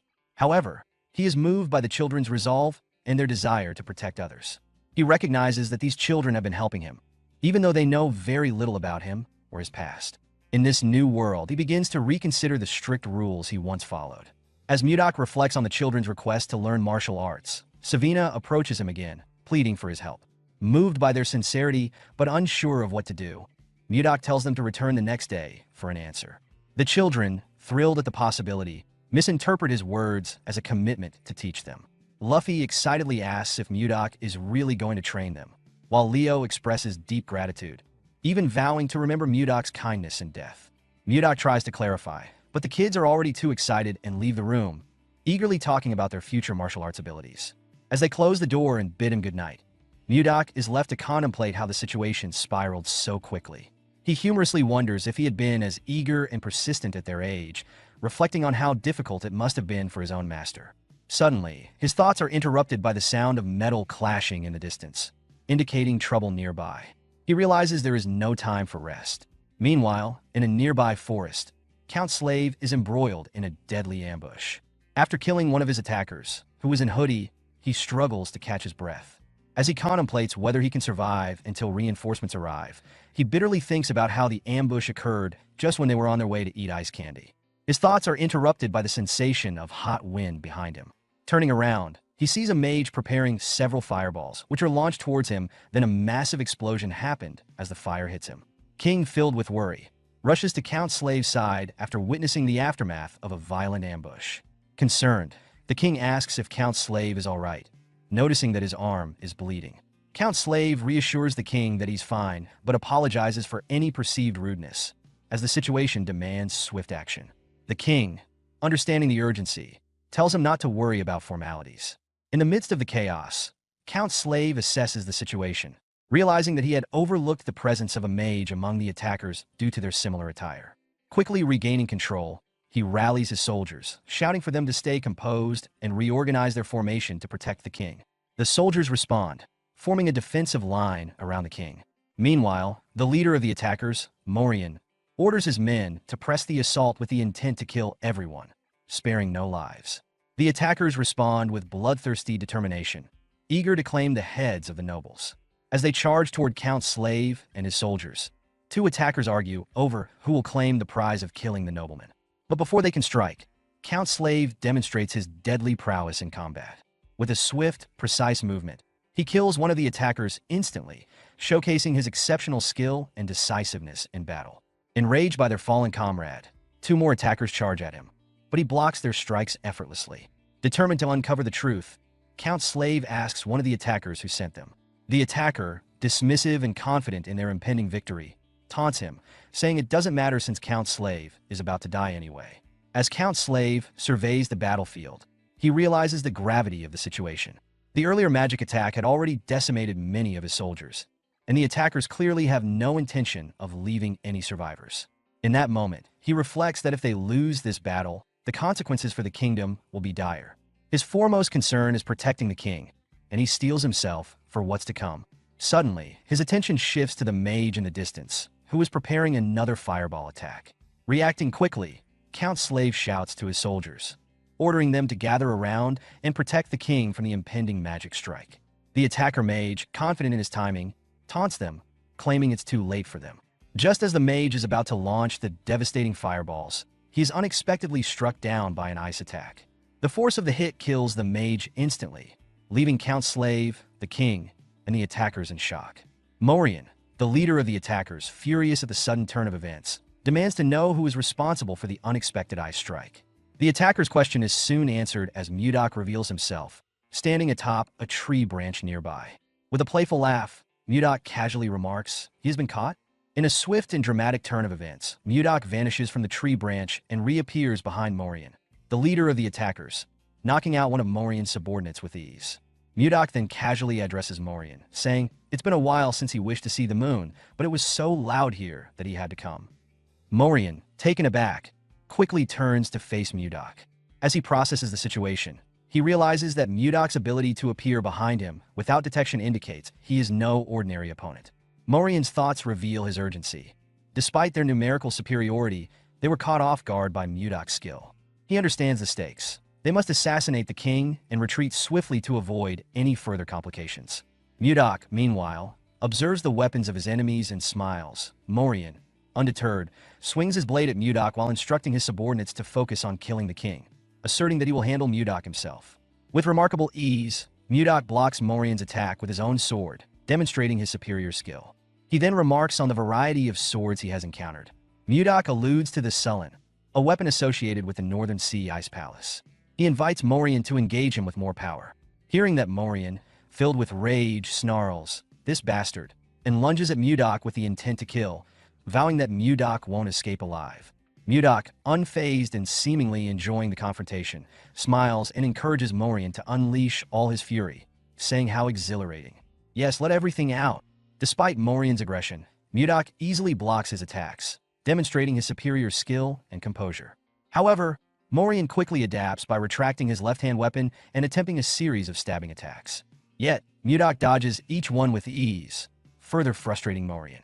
Morian becomes increasingly agitated and tries a wide, furious swing with both weapons, but Mudok effortlessly sidesteps this as well. Seeing an opening, Mudok retaliates with a swift punch to his stomach, catching Morian off guard and sending him to his knees, gasping for breath.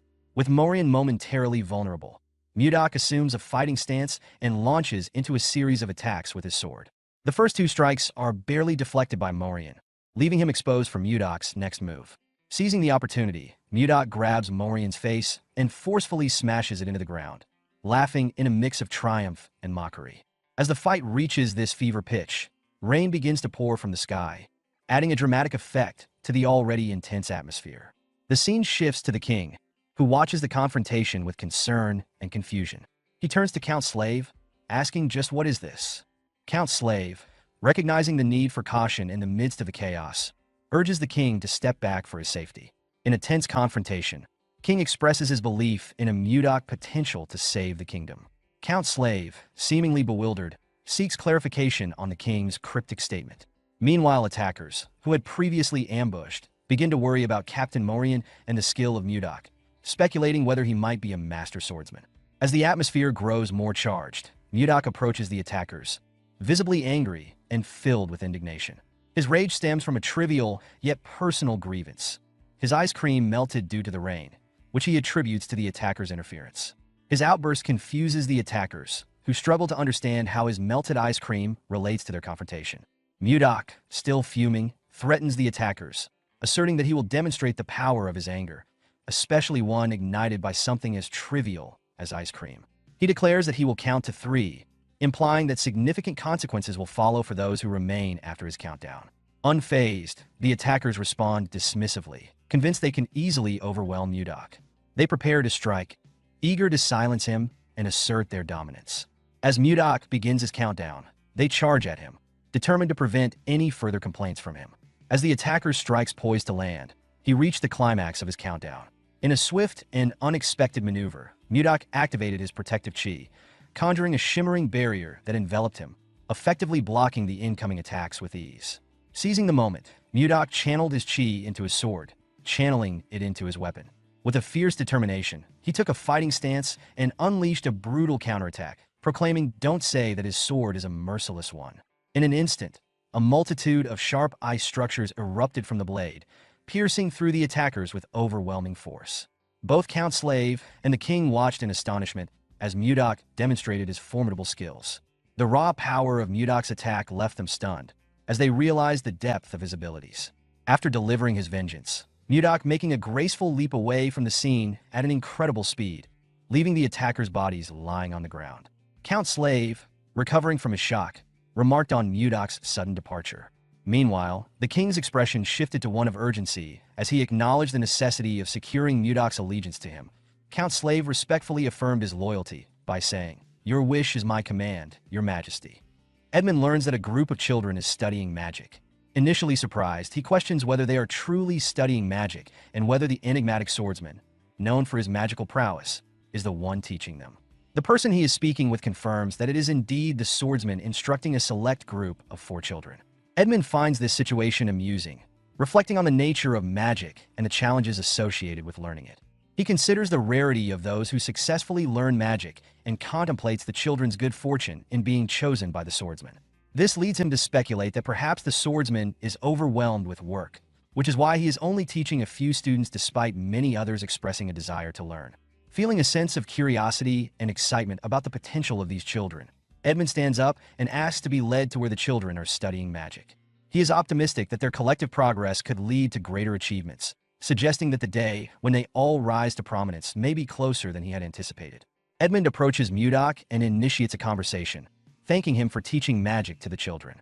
Mudok, confused by Edmund's words, asks for clarification.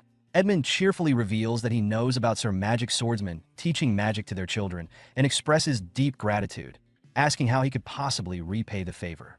Mudok, suspecting that this was the matter the higher-ups had been discussing, remains silent. At that moment, Charles interrupts the conversation, informing Edmund that there is a guest for Sir Magic Swordsman. To everyone's surprise, the guest turns out to be the Chamberlain. With tears in his eyes, the Chamberlain falls to his knees and pleads for mercy, explaining that the king has ordered him to bring Sir Magic Swordsman back. He warns that if he fails, the king intends to retrieve him personally, indicating the seriousness of the situation. Mudok coldly tells the Chamberlain to leave, but the request makes clear the mounting pressure from the royal court. Mudok questions the Chamberlain's sincerity, asking why he should trust him. The Chamberlain, desperate, grabs Mudok's leg and pleads with him to meet with the king, continuing his emotional appeal. Edmund, witnessing this, is shocked and wonders if His Majesty truly refers to the king. The Chamberlain, undeterred by Mudok's cold demeanor, begs him not to refuse the royal summons, regardless of personal feelings toward the Chamberlain. Mudok, unimpressed, accuses the Chamberlain of harassing him daily, dismissing him and insisting he leave. Mudok, irritated by the Chamberlain's persistent pleas, distanced himself and muttered he is not sure if this is a lead on Wayan, but if things like this keep turning up. His thoughts shifted to a necklace in his possession, triggering a memory of a past conversation. In the memory, Mudok firmly refused a request from his subordinate, who was pleading with him. Mudok reminded the subordinate of the 3 years it took him to gain full control over Gangbuk and expressed concern about the impending arrival of people from the Central Plains. He questioned what kind of negotiations they could have with those slippery bastards. His subordinate advises that while sometimes strength is displayed, at other times diplomacy is key. He suggests showing restraint to highlight that the Northern Sea Ice Palace is not just about brute force, but if necessary, they can resort to power once again, and then he will take the lead. Mudok reflected on a past memory with his subordinate, deciding to let him handle the situation for now, but warned that if cooperation wasn't achieved, they would resort to force. His subordinate was unsure, but Mudok was resolute. He recalled meeting Wayan, whom he considered the woman of his destiny, reminiscing fondly about the best day of his life. Smiling at the memory, Mudok resolved to focus on Wayan rather than minor annoyances, but acknowledged that action might still be needed. Arriving at a place where his students are cultivating, Mudok observed his students practicing, with Luffy greeting him. He pondered carefully about the many issues at hand. Meanwhile, at the palace, the Chamberlain returned disappointed, informing the king that Mudok had refused the invitation again. The king, frustrated by Mudok's refusal, admitted he initially wanted to thank him for saving his life.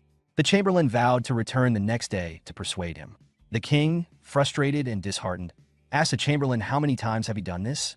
Before any further explanation, a guard announces the arrival of Princess Ishilda.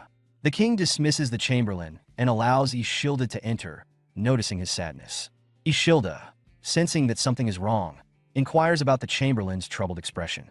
Rather than immediately answering, the king instructs her to sit and recounts the situation involving Mudok. Mudok, a skilled magic swordsman, has repeatedly refused the king's invitations to serve in his court, leaving the king confused and disappointed. Ishilda rises in concern, checking if her father is unharmed, to which the king reassures her that he is fine. She then asks why Mudok would reject the king's offer, but the king admits that he doesn't understand the reason for Mudok's refusal, even though he values the young man's talents and wants him by his side.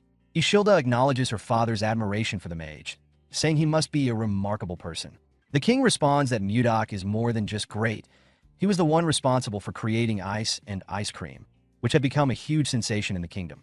Ishilda recalls having tried the ice cream herself and expresses her amazement. The king then reveals that the same mage who created the ice had also saved his life, and he admits to feeling greedy after receiving such valuable knowledge. Ishilda understands this, saying that anyone would feel the same way.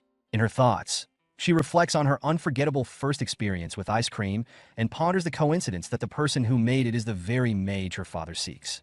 She becomes curious about this mage's identity. As she looks out the window and sees 2 children enjoying ice cream, Ishilda contemplates taking the opportunity to meet Mudok herself. The scene shifts to Mudok, who is teaching a group of students in a cultivation session. As he watches them, Mudok is impressed with their rapid progress, noting that although he's only been instructing them for half a month, they've already reached the point where they can emit chi. He attributes this progress to the denser concentration of qi in this world compared to the central plains. Mudok interrupts the session by clapping and instructing his students to stop, acknowledging their ability to control qi. He quickly corrects himself, calling it mana instead, and announces that they will now move on to the next stage of their training. His students obediently reply, "Understood, Master," demonstrating their respect and readiness to continue learning under his guidance. At that moment, the Chamberlain arrives, addressing Mudok as Sir Magic Swordsman. Mudok, exasperated by what seems like a recurring event, wonders to himself if time is repeating itself. With a heavy sigh, he braces for yet another disturbance. However, this time, the Chamberlain is accompanied by another figure, a person in a hooded cloak. Mudok is surprised to see the Chamberlain again, having expected that he would not return since he didn't show up that morning. He questions the Chamberlain about his return. Suddenly, he notices that his necklace is glowing brightly, prompting him to turn around, thinking that perhaps Wayan is nearby. At that moment, the cloaked figure accompanying the Chamberlain reveals herself by removing her hood. To Mudok's astonishment, it is Princess Ishilda, who greets him warmly and introduces herself as the Princess of the Drake Kingdom. Mudok instantly recognizes her, thinking he found her, that's her. The scene then transitions to the Roll Trading Company house, where Ishilda expresses her knowledge of Mudok's heroic deeds, specifically that he saved her father's life. Mudok humbly replies that it kind of just happened, which Ishilda interprets as somewhat rude and ungracious. Despite this, she finds the situation amusing and laughs, revealing her light-hearted demeanor. She continues by mentioning that her father has invited Mudok to the palace to express his gratitude for his actions and questions why he declined the invitation. Before Mudok can respond, he is confronted by Ishilda, who expresses her frustration about his consistent refusals to accept an invitation. Mudok recognizes her not just by her words, but also by her angry demeanor, confirming her identity as Wayan. Ishilda interrupted Mudok's thoughts, prompting him to ask when he should go. Ishilda informed Mudok that she had come to invite him. When Mudok inquired about the timing for his visit to the palace, she suggested that tomorrow at around 11 in the morning would be suitable. As she spoke, she felt that there was more to the situation than met the eye, reflecting internally that this couldn't be everything. Mudok accepted the invitation, confirming he would see her then. Ishilda concluded the conversation by saying she would leave now. Mudok reflects on the implications of visiting the palace. He is excited about the opportunity to see Ishilda again, but is also acutely aware of the social gap between them. As the king's daughter, Ishilda occupies a position of the highest status in the kingdom, leading Mudok to ponder the challenges of bridging that divide. He fantasizes about the possibility of getting closer to her, and even considers the idea of marrying her. Reflecting on a past incident, Mudok realizes the importance of careful planning to avoid repeating mistakes. He decides that he will need Edmund's assistance in executing his plans. When he shares his intentions with Edmund, the news leaves Edmund in shock. Trembling, Edmund can hardly believe what he has just heard. Mudok's declaration, his intention to marry Princess Ishilda, elicits an immediate, incredulous reaction from Edmund, who questions Mudok's sanity. In response, Mudok adopts a serious demeanor, asking for Edmund's reasoning behind his negative opinion.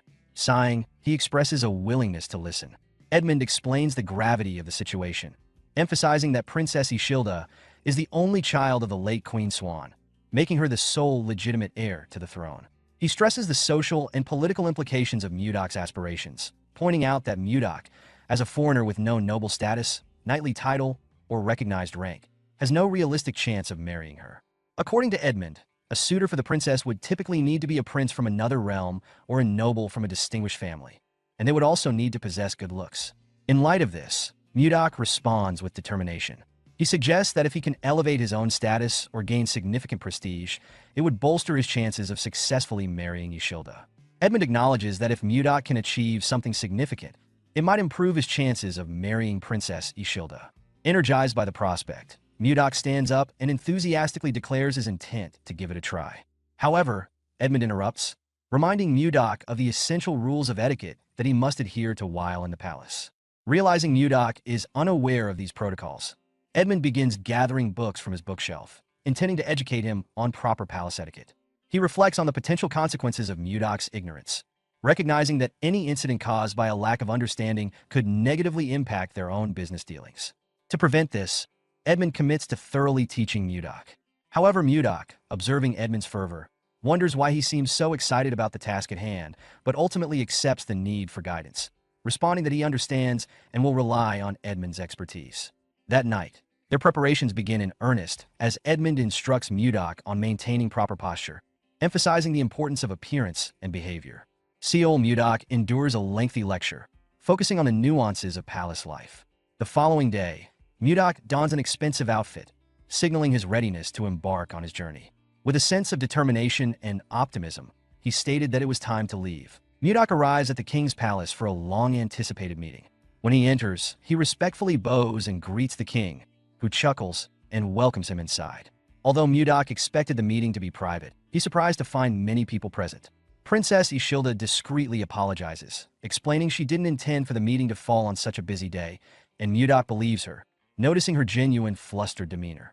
As Mudok settles in, he's interrupted by a sneer from Justin, a nobleman Mudok had beaten in a recent encounter. Justin openly expresses his distaste for Mudok's presence, calling him a miscreant.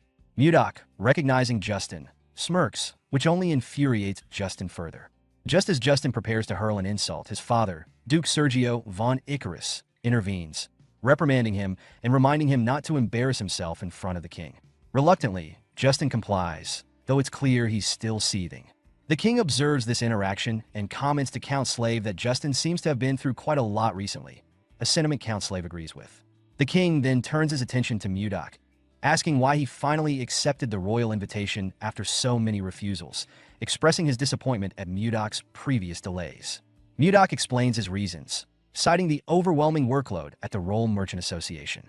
Due to a labor shortage, he has been under intense pressure to produce ice, his primary task. Despite his best efforts, the constant influx of orders depletes the ice he produces almost immediately. His intention had been to complete his work before meeting the king, but each day's demands prevented him from doing so, causing the repeated delays until today. Mudok, having explained his delayed arrival due to work demands, is met with understanding from the king, who acknowledges how busy he must be given the popularity of ice and ice cream sales. Appreciating the king's open-minded response, Mudok silently compares him favorably to his previous father-in-law, Dam Chunhak, seeing the king as almost celestial by comparison. Curious about Mudok's identity, the king asks for his name, to which Mudok replies that he is known only by the title Magic Swordsman. The king, finding the title insufficient for ongoing use, expresses mild frustration over not having a more proper address for Mudok. Observing the exchange, Princess Ishilda suggests that the king could bestow a title upon Mudok as a reward for saving his life. Duke Icarus supports her idea, reminding the court that Mudok's bravery is worthy of recognition. Moved by their support, the king agrees, stating that he cannot ignore such an important act of heroism. Rising from his throne, he requests that Mudok step forward to receive the honor. Internally, Mudok sees this as a necessary step if he's to achieve his goals, including the possibility of marrying Ishilda, and feels his practice of palace etiquette with Edmund is paying off. The king solemnly declares that he, King Tomalova III, grants Mudok the title of Baronet and the name Blizzard, inspired by the memory of his brave actions on the night he was saved.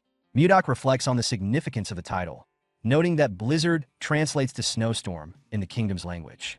The king finalizes the honor by affirming that Mudok's title and name will be passed down through future generations, solidifying Mudok's new status in the kingdom as Baronet Blizzard.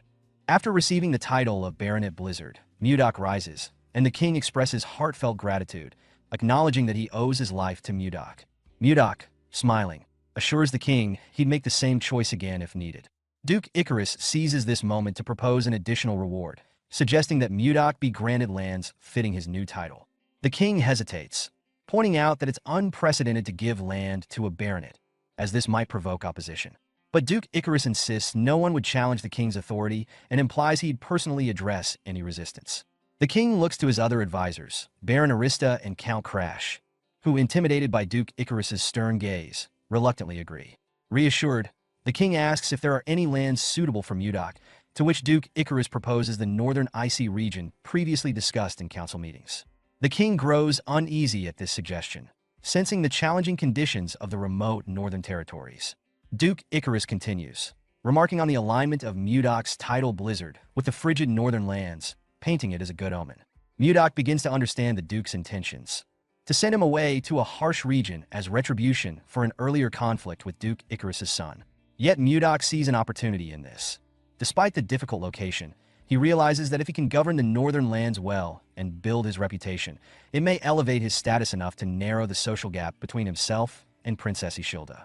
After returning to the Roll Trading Company, Mudok shares the events of his meeting at the King's Palace with Edmund, including his unexpected appointment to lead the northern lands.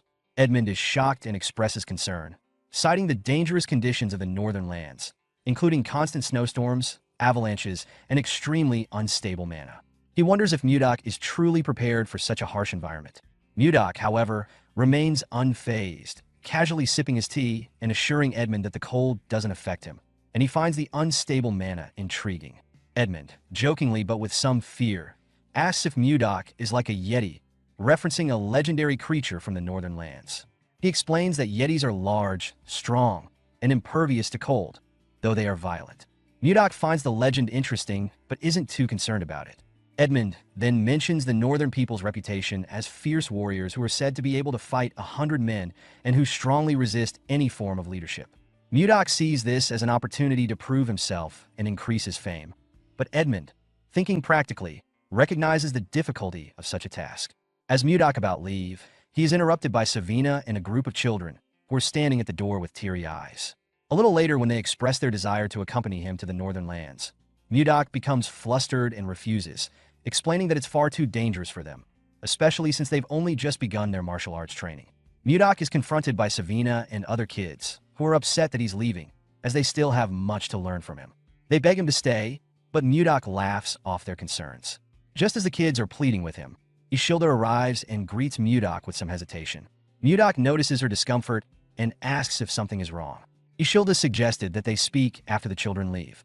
Mudok dismisses the kids, urging them to go so the adults can talk. Savina and Leo are puzzled by his abruptness, but excitedly leave after Mudok agrees to grant their request. As they leave, Savina bows in gratitude, and Mudok urges them to go quickly so the adults can converse. Once alone with Mudok, Ishilda humorously comments on how lively his disciples are, but Mudok points out their rebellious spirit, which Ishilda agrees with. She then apologizes to Mudok, explaining that her request for the king to grant him a title inadvertently led to Mudok being sent to the northern lands. Mudok, noting her resemblance to Wayan in this way, remarks that if he hadn't received the title, he wouldn't have been sent to such a dangerous location. Ishilda accepts responsibility for the situation, apologizing once more. Mudok pretended to cough, thinking, how adorable, before saying, apologies won't change anything. In the end, he still has to leave. Ishilda, wanting to ease his mind, offers to help, asking what she could do. Mudok humorously suggests that a lucky charm might help, implying that it's a kiss filled with genuine concern. Ishilda, initially confused and embarrassed by the idea of a kiss, blushes and pulls away, clearly flustered. Mudok, sensing her discomfort, quickly reassures her that he was just joking and attempts to brush the moment off. He then begins to leave, but Ishilda, still troubled, recalls a memory from her past life that makes her hesitate. She shouts for him to wait and approaches him, unsure of her own feelings, but feeling an odd sense of familiarity in his actions. After a brief moment of silent contemplation, Ishilda surprises both herself and Mudok by agreeing to the suggestion, saying, all right, fine, I'll do it. Mudok, somewhat caught off guard, tries to backtrack, saying he doesn't want to pressure her, but Ishilda disregards this and pulls him into a kiss. The kiss is quick, and once it's over, Ishilda, blushing and covering her face with her cloak, asks if it's done before walking away. Mudok, stunned by the turn of events, is left in shock, and we see him, resembling a Cinderella 2.0, who lost his shoe along the way. As he processes what just happened, he realizes that he now has a greater motivation to succeed and return. Rumors began circulating in the northern lands about a new lord arriving, rumored to be the one who saved the king's life and was rewarded with land and a title. In a tavern, a conversation broke out about his feats, with one person claiming he single-handedly defeated 100 enemies. The second person was impressed, asking if it was true. The first person went on to say that the new lord was a sixth circle mage, with swordsmanship so formidable that even a sword master couldn't defeat him. The second person questioned why such a powerful individual would come to their area, expressing doubt. At this point, another person overhearing the conversation interrupted, suggesting that the new lord must have fallen out of favor with Duke Icarus, dismissing the rumors as mere gossip. He confidently added that if they intimidated him enough, the new lord would likely run away just like the others before him. The scene shifted to a treacherous, icy mountain, where the roar of a wyvern echoed ominously. Jake and Luia, a man and a woman navigating the mountain, immediately became alert. Standing back to back, they scanned their surroundings with growing tension. Jake, nervous and unsure of the source, inquired, "Where the hell is that wyvern?" Just as he spoke, Louia spotted the creature approaching from her side. She quickly alerted Jake and prepared herself to defend against the attack. Raising her axe, she attempted to block the wyvern's strike, but its immense power shattered her weapon. The force of the blow sent Louia flying to the ground, where she landed painfully some distance away.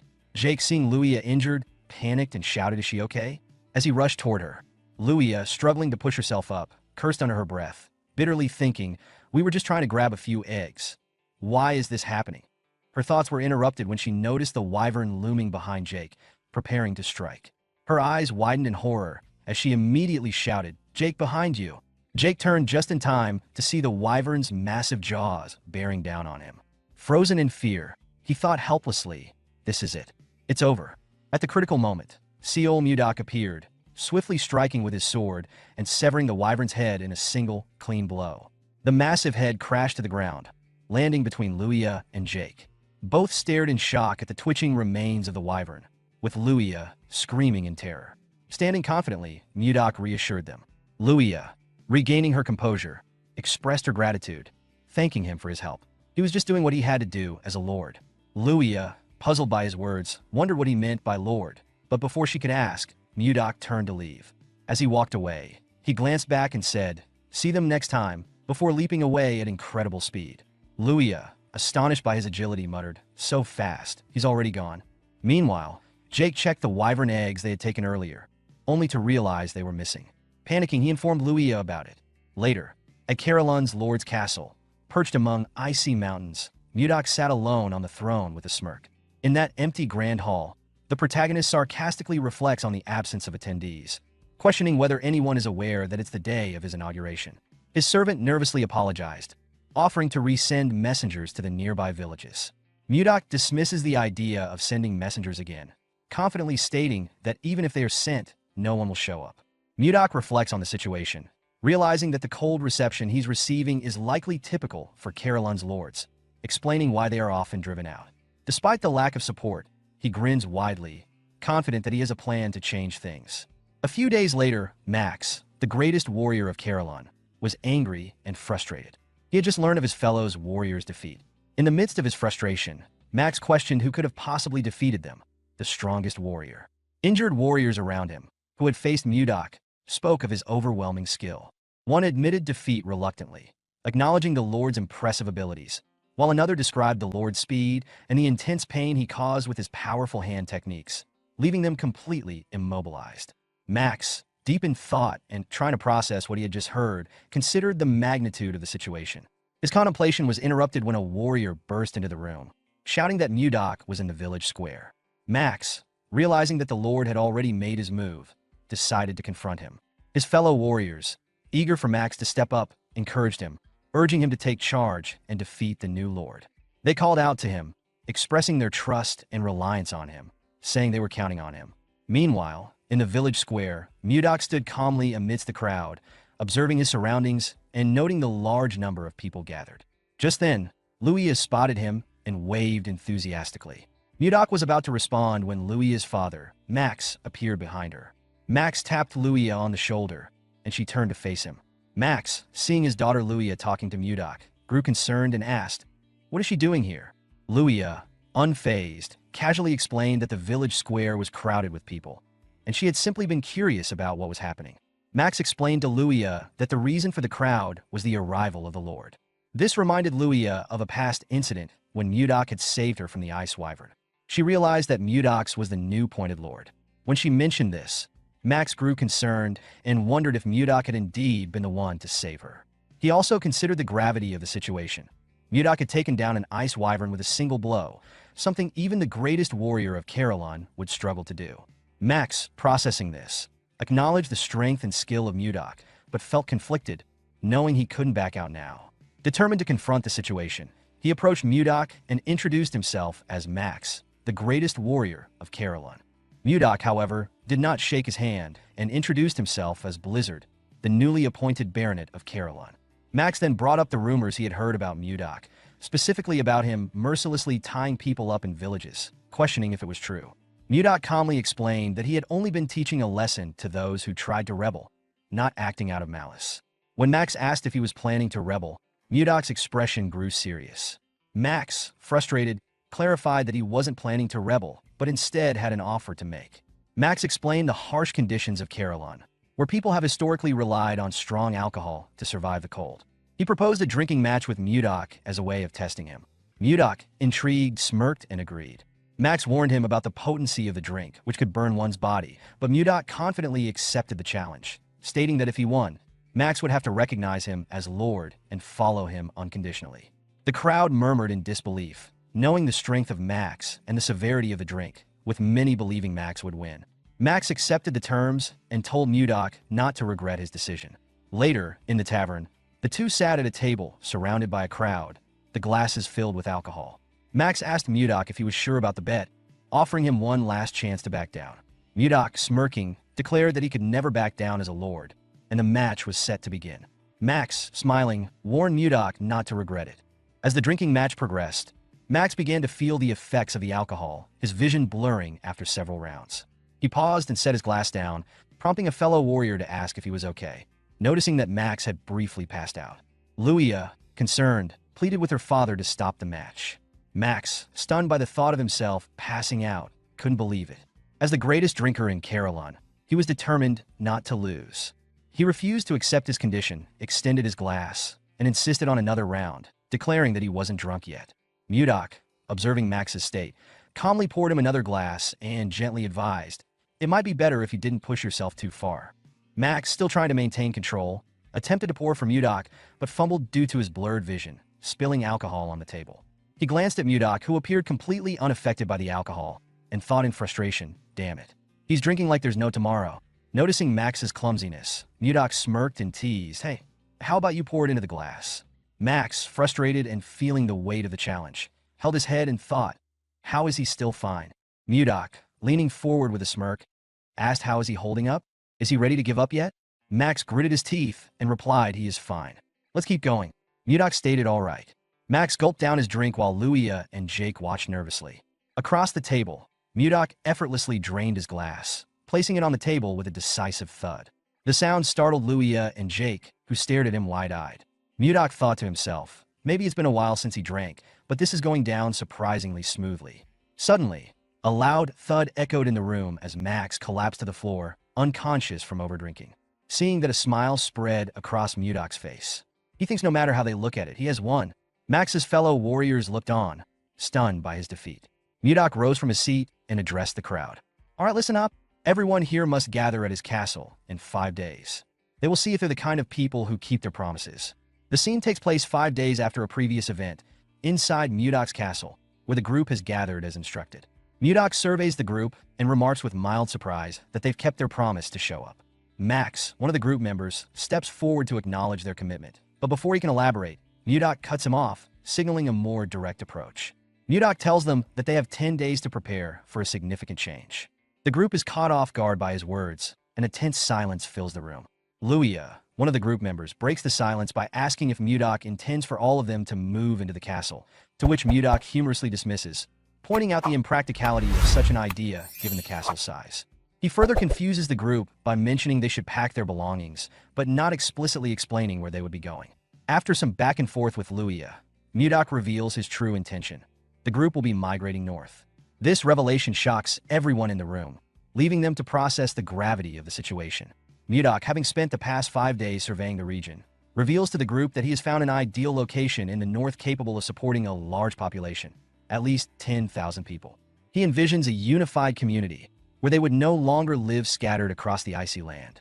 He emphasizes the need to come together and build something larger than what they currently have. Max, however, steps forward to express his concern about the location. He points out that the area is already inhabited by ice ogres, which poses a significant threat. Mudok, seemingly unfazed, raises an eyebrow in mock surprise and asks for clarification. Max explains that ice ogres are similar to regular ogres but are stronger, implying a dangerous challenge for the group. Mudok responds dismissively, revealing that he has already encountered the ice ogres and, in fact, wiped them all out. His nonchalant admission of having defeated such formidable creatures leaves the room in stunned silence. His confident demeanor contrasts sharply with the group's anxiety. Mudok reassures them that the area is now safe and urges them to begin preparations for the migration without hesitation. He describes the location as a perfect spot for their future community, and with that, he dismisses the group, signaling the end of the meeting. As the rest of the group begins to leave, Mudok rises from his throne and stretches, reflecting on his thoughts and preparing for the final task at hand. However, his contemplation is interrupted by the voice of Luia, who greets him with a respectful, "Good morning, Lord." Mudok turns to see Luia and Jake, who have stayed behind after the meeting. Luia steps forward to properly introduce herself, noting that she hadn't had the chance to do so earlier. Jake follows suit, introducing himself as well.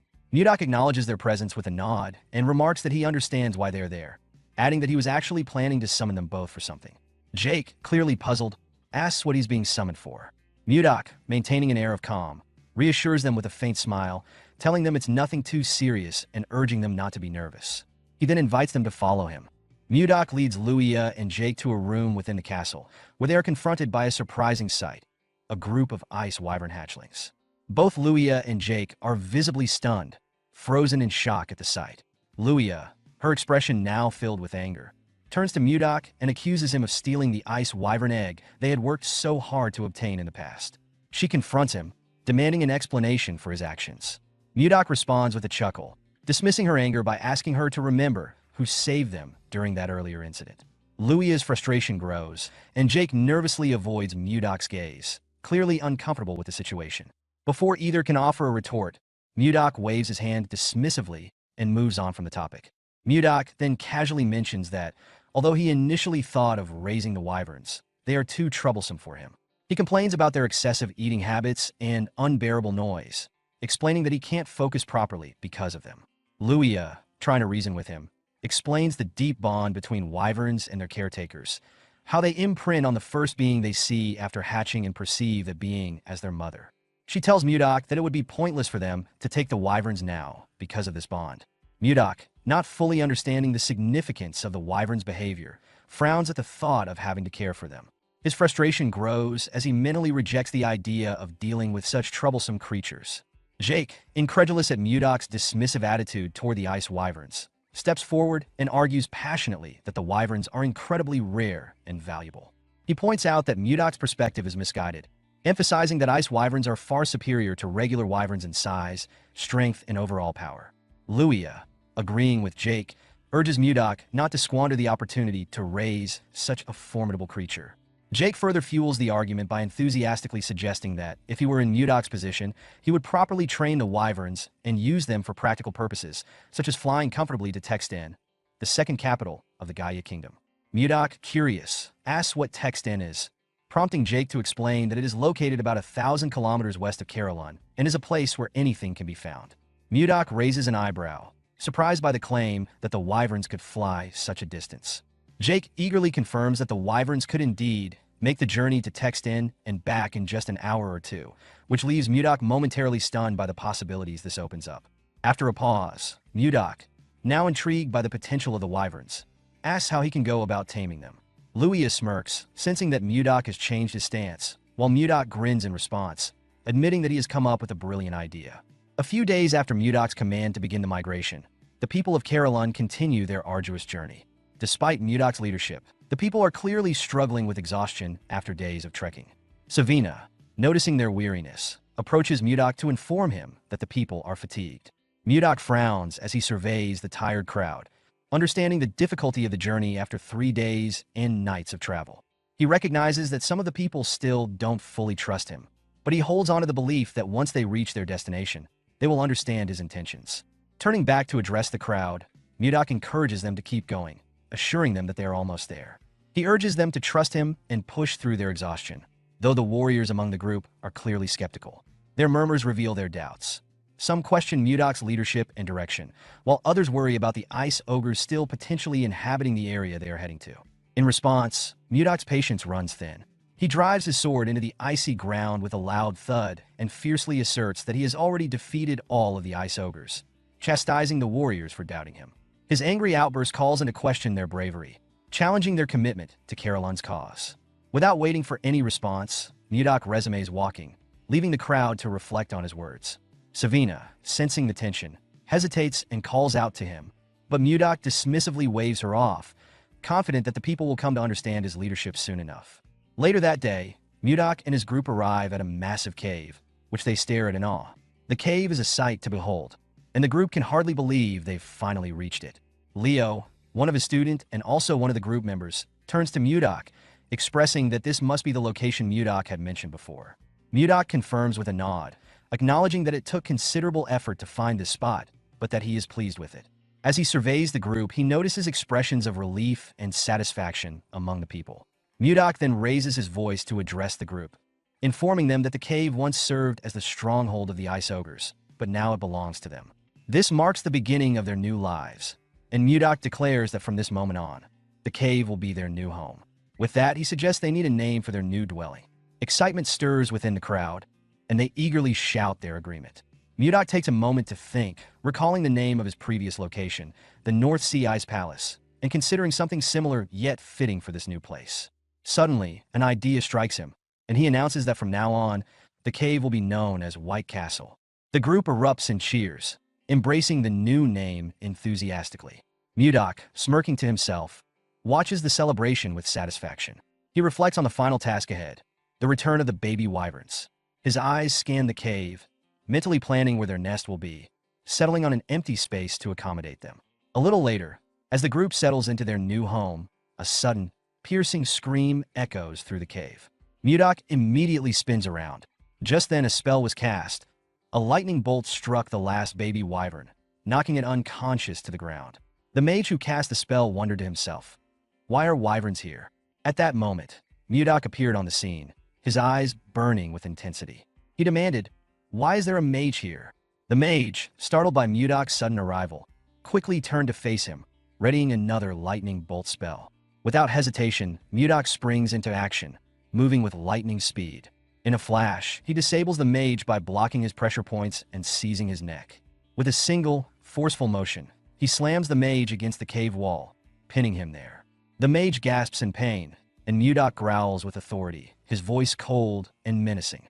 "That you won't get a second chance. Who is he?" His tone makes it clear that he demands answers and that any further threats will be met with swift retribution. Mudak asked the man to tell him why he attacked his wyverns.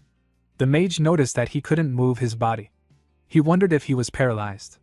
With a scary look on his face, Mudak told him that his mouth is not paralyzed. He asked him to start talking. The man was scared to see the look on his face. He said that he will talk. He introduced himself as Count Jerome von Kerwin. Mudak did not expect the man to be a count. He revealed to him that he is a baronet. The moment he heard this, Jerome realized that our boy is the man known as Blizzard, the person who saved the king's life and received a title and a land. Mudak did not expect him to know him. Our boy realized that something was off. He asked Jerome if he is the former lord who was appointed here and got kicked out by the people. The count told him that he has his circumstances. Mudak told him that it is none of his business. He pulled Jerome closer and told him that he has been talking to him freely for a while. The mage told him that he is now aware of his identity, and he knows that they are on the same side. Mudak did not respond to him. Jerome asked him if he said something wrong. Our boy grabbed his head and told him that he is wrong. The man screamed out in pain. Mudak told him that he does not care about equality. He reminded him that he failed to fulfill his responsibility. He told him that he should have turned down the title. Mudak told him that equality doesn't matter to him. The count begged our boy to spare him. Mudak told him that he would give him special treatment for once. He advised him not to think about fighting him again. The moment he said this, Mudak released the pressure on his acupoints. He told Jerome that he can now move his body. The man quickly went on his knees. He was breathing heavily with a terrifying look on his face. Mudak told him that he will seriously kill him if he says anything stupid. Jerome assured him that he won't do anything like that. Our boy pointed at his wyverns and asked Jerome to heal them. He told him that he can come out after healing them. Jerome was surprised to hear that he had to heal them. Mudak told him that he is excellent in judging people. He told Jerome that he has a lot of guts to use magic in front of the Lord. He asked him to do his best. The moment he said this, he turned around. Jerome tried to stop him, but our boy simply left him there. The count fell to the ground. He realized that something was seriously wrong. In the next scene, we see Mudak and Jerome in a tent. Our boy told the man that he wants him to send a letter to the king. Jerome was surprised to hear this. Mudok asked him about why he is so surprised. He asked him if it is really difficult to send a letter to the king. Jerome told him that the letter isn't the problem. He reminded Mudok that he asked him to send a letter asking for tax exemption. Our boy explained to him that he needs it because the people are doing their best to make a living and they don't have a lot to spare. Jerome revealed to Mudok that the other nobles will be against it. Our boy asked him about why they will be against it. Jerome said that it will seem unfair from the nobles' perspective. If this bill is passed, the nobles will threaten the king by telling him that they won't pay tax either, because their circumstances are also as bad as Mudok's own. Jerome told our boy that the king will refuse his request, no matter how much he favors him. Upon hearing this, Mudok became more certain that the nobles are the problem of the kingdom, and Duke Icarus is the one controlling them. He asked Jerome to suspend the idea. The count was relieved to hear this. Mudok moved close to him and shared another idea with him. Jerome was surprised to hear his idea. He asked Mudok if this is possible. Our boy told him that it is not impossible. Jerome said that it might work because it is the same case. Mudok told him that they need to get ready without delay. In the next scene, we see the citizens gather in another part of the cave. Jake asked someone if he knows why their lords suddenly gathered them. Before the person could reply, Mudok asked if everyone is already gathered there. Everyone quickly turned to him. Luya told him that she came armed as instructed. She asked Mudok about why they are gathered there. Our boy said that he will explain now. He ordered everyone to hunt down ice wyverns. He told them that their goal is to get the eggs of the ice wyverns. The warriors were surprised to hear this. They knew that it wasn't easy to get the egg of an ice wyvern. Mudok explained to them that they will create groups filled with 30 people for the sake of their safety. He asked them to focus on getting at least one egg in each group. Jerome gave the warriors papers to show them which team they belonged to. Mudok announced that the team that brings back the largest amount of wyvern eggs will receive 100 gold. The warriors were shocked to hear this. An elf said that he has never imagined getting this amount of money in his life. Jake asked Mudok if he will really give them this kind of reward for the eggs. Max asked Mudok if he will really pay them 100 gold for the eggs. Our boy told him that he never makes a promise that he can't keep. He asked the warriors of Caroline if they are up to the task. The warriors began to cheer. They asked Mudok to leave it to them. While they were cheering, Mudok ordered Jerome to follow each team for 10 days and keep an eye out for useful people. He said that he will use these people for different tasks later. Jerome asked Mudok if he is thinking of creating a knight's order. Our boy turned to him when he heard this. The man wondered if he said something wrong. Mudok realized that Jerome is a very useful person. Even though he gave him a job when he just joined them, the man has been performing his tasks well. He was also able to see through our boy's intentions from the few things he said. Mudok told Jerome that he is right. He said that he heard that there should be one knight order for the Lord. Jerome told him that he is right. He told him that he needs it a lot because the Lion Knights of the Icarus Duchy are especially powerful. They are so strong that they wouldn't lose even if they fought against the Royal Knights. Mudok smiled when he heard this. He asked Jerome not to worry. He told him that they will soon be the best. Our boy decided to create a unit that is much bigger and stronger than the Snow Ice unit because he didn't want to lose weight in twice. With a smile on his face, Mudok ordered the warriors to begin the hunt. In the next scene, we see a group chasing a wyvern. Mudok ordered them to attack now. Immediately he gave the order, Luya, Jake, and the elf jumped down from a cliff. Luya fired her arrows at the monster. Jake used his axe to cut off its tail. Max covered his hand with his energy and used it to hit the monster's head. He asked the second unit to throw the net. The warriors quickly threw the iron net at the monster. The net covered the monster's head and dragged it to the ground. Mudok told Jerome that it is going pretty well. The man said that they have been hunting for days. He said that their hands and feet are already in a perfect sync. Jerome found our boy's idea to be bold. He never thought about stealing the eggs of the ice wyvern and taming it while it is still a baby. If everything goes well, they will be able to transport and sell hunting loots like leather and bones to distant cities with the help of the ice wyverns. Mudok asked his warriors to cheer up. He reminded them that they will be able to get a great reward if they bring back a lot of eggs. The warriors became motivated when they heard this. They decided to continue hunting. Jerome found it amazing that our boy united the uncontrollable Caroline warriors into one. He could not believe that they were hunting monsters together. While they were watching the warriors, they saw one of them behead a wyvern at a crazy speed. The monster didn't stand a chance. The man's teammates commended him for this. They referred to him as Gale. Our boy was also impressed by his skill. He asked Jerome about who the man is. Jerome opened his book to see his name. He told Mudok that the man is known as Shuert Gale. Mudok believed that the man is famous since he has a nickname. Jerome told him that he is correct.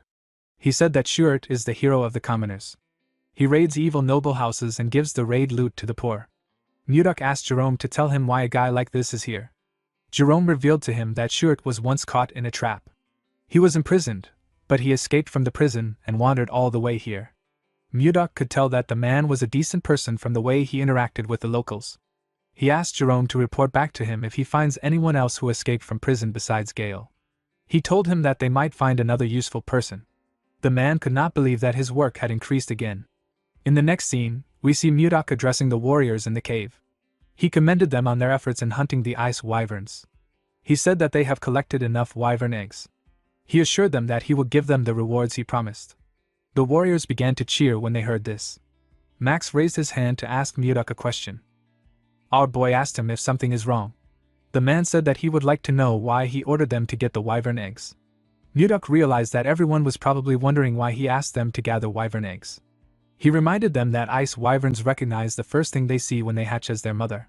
He said that he wants to tame the monsters using this method.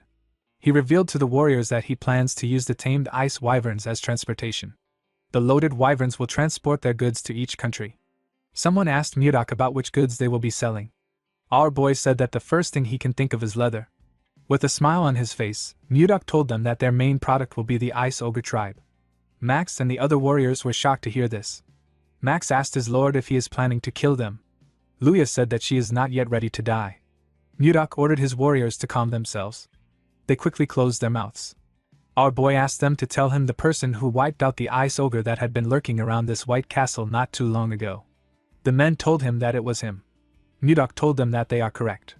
He asked them if they really believe that he is going to allow them to become an ogre's food. The warriors realized that things are different from before. They believe that things will work out with their current lord. Mudok asked them if they are interested. The warriors shouted that they are. Our boy told them that he would give them the rewards like he promised. Before he could say anything else, one of his disciples ran to him. The boy called out to him. Mudok told Leo that he is still talking. He asked him about what is happening. Leo apologized to his master. He told him that it is something urgent. While breathing heavily, the boy revealed to Mudok that Savina is dying. Our boy was shocked to hear this. The scene shifts, and we see the other two disciples with Savina.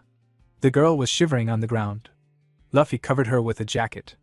Savina thanked him for the jacket. Annie was sad to see that Savina was still shaking. Luffy asked her to hang on. He told her that their master will soon arrive. The moment he said this, Mudok asked them about what is going on. The children quickly turned around when they heard their master's voice. Mudok quickly checked the girl's body. He was shocked to see that her body was in such a terrible condition. Savina told her master that everywhere is so cold. Mudok asked his students to tell him how she became sick. He asked them to tell him in detail. The students explained to him that they were helping Mr. Osborne find a place to build a nest for the ice wyvern eggs. While they were looking around, they discovered a huge flower field full of glacial flowers that they had only seen in books. Savina wanted to show their master the flowers, so she took some from the ground. When they returned with the glacial flowers, Savina fell to the ground and began to tremble. The kids were shocked to see this. Leo asked their master about what they should do. He said that Savina might not wake up. Mudok patted him on the head and asked him to calm down. He told him that this won't happen. Our boy decided to take a look at the glacial flower. He was surprised to see the flower. He was certain that this was the snow ice flower. He could not believe that this was what they were calling the glacial flower. This flower is the one and only elixir of the North Sea and the Central Plains. Mudok wondered about how it was in this world. His students asked him to save Savina. Our boy decided to think about the flower later. He asked Leo to carry Savina and follow him. He said that they are going to the training ground. Leo quickly carried Savina to the training ground. Our boy asked him to put her down on a bed. The boy gently placed her down. Mudok commended him for this. He told his disciples that he is going to start treating her now. He asked them not to enter the room until he gives them the permission to step in. The students stepped out of the room. Before closing the door, Luffy begged his master to save Savina. Our boy assured him that he will. He looked at the snow ice flower in his hand. The glacial flower is known as a mysterious flower that endlessly emits cold air. However, in the Northern Sea Palace where Mudok lived, the fruit of this flower was a priceless elixir. The extreme cold of the flower makes it difficult to obtain the fruit. However, it is a different story for someone like Mudok who has mastered ice chi. Our boy blew some cold air on the fruit to refine it. Savina collapsed because her ice chi wasn't strong enough to withstand the cold. Mudok put the fruit into the girl's mouth. He poured his energy into her and called out to her. He asked her to open her eyes. The moment she heard this, Savina opened her eyes and raised her head. She was surprised to see her master in front of her. As our boy poured his energy into his student, he spoke to her through telepathy. He asked her to sit up straight and try to circulate her chi. Savina accepted his order. She quickly began to circulate her energy. The cold energy went round her body. Mudok noticed that the cold chi in her body has completely stabilized, thanks to the circulation of her internal energy. While she was circulating her energy, Savina suddenly fell on the bed with her eyes open. Mudok realized that she has fallen asleep. He believed that she should have closed her eyes. He noticed that her internal energy has significantly increased compared to before. The fruit worked better than he expected. Mudok realized that he can increase the intensity of her training if her energy continues to increase. Before starting the training again, our boy wanted the girl to take him to the flower field where she found the snow ice flower when she woke up. He realized that he might be able to achieve his goal much sooner than expected. Later in the day, Savina woke up after sleeping for a while. After harvesting the ice wyvern eggs, the White Castle underwent a major reorganization. Mudok checked the list Jerome gave him and organized his own elite knight order, known as the Blizzard Knight Order. He promised to raise the warriors as powerful men that belonged to the Blizzard Knight Order. Stuart was appointed as the captain of the order. Mudok created a school and a hospital in this new place. He also created restaurants, bars, and clothing stores. Everything was going according to our boy's plan. The training facility was adjusted according to people's abilities. In the next scene, we see Mudok and Jerome talking. Our boy told the mage that he has to align people with the organization if he wants to improve it. The mage told him that he is right. Osborne was placed in the White Castle security forces, and Jerome was appointed as our boy's assistant. Jerome reminded Mudok that he still has to teach people magic. Our boy asked him if he doesn't want the position. The man said that he doesn't. Mudok called him a bastard and asked him to repeat his answer. He threw some paper at him. Jerome could not say anything. He felt like he should be given 1,000,000 gold for his work. Mudok said that he wants to create a patrol unit. The patrol unit will be in charge of guarding the exterior of the White Castle. It is also responsible for scouting Carolyn and bringing in scattered residents. Mudok said that he will be the captain of this unit. He decided to create another armed group called the Wyvern Knights. Jake begged Mudok to allow him to join this group. Our boy did not know if he was making the right decision. For now, there weren't any wyverns big enough to carry adults, so the group was put on hold. Once the number of Wyvern Knights is finalized, the remaining eggs will be used by the Carolyn merchants. Mudok told Luya that it is a secret that he is the chief of the merchants. He told the girl that she will act as his proxy. Luya accepted his offer. A few days later, we see Jerome running somewhere. He was carrying a briefcase. He remembered that Mudok told him that he will reduce his workload. He wondered about how troublesome things will be today. While thinking, he stepped into a room. He apologized for being late. Max asked him not to worry. He said that the meeting just started. When Jerome looked around, he noticed something odd. Savina was also in the room. He remembered that the girl was unwell recently. He wondered why she was there. Mudok asked him to sit down. He asked Osborne to continue his report. Osborne said that the security unit hasn't been around for a long time, and yet they have already locked up 20 people in prison. The problem is that more than half of these people are fugitives who came from outside. Max stood up and told his lord that these people are criminals. He asked Mudok to keep them locked up so that they don't cause any trouble. Mudok asked him if they should start by locking him up. He reminded the man that he is the main culprit of the rebellion that drove out the former leaders like Jerome. Max said that this is different. He said that it was self-defense to protect Carolyn from the central nobles. Mudok asked him if he considers his actions as a noble struggle and Stuart's actions as petty theft. Max realized that he was being irrational. He apologized to Stuart for his actions. The man asked Max to not forget what causes the suffering of the commoners. He told him that they will discuss this later since they are in a meeting. Mudok did not expect Max to be so narrow-minded. He asked the others if they have another opinion to share. Savina asked him if she can share her opinion.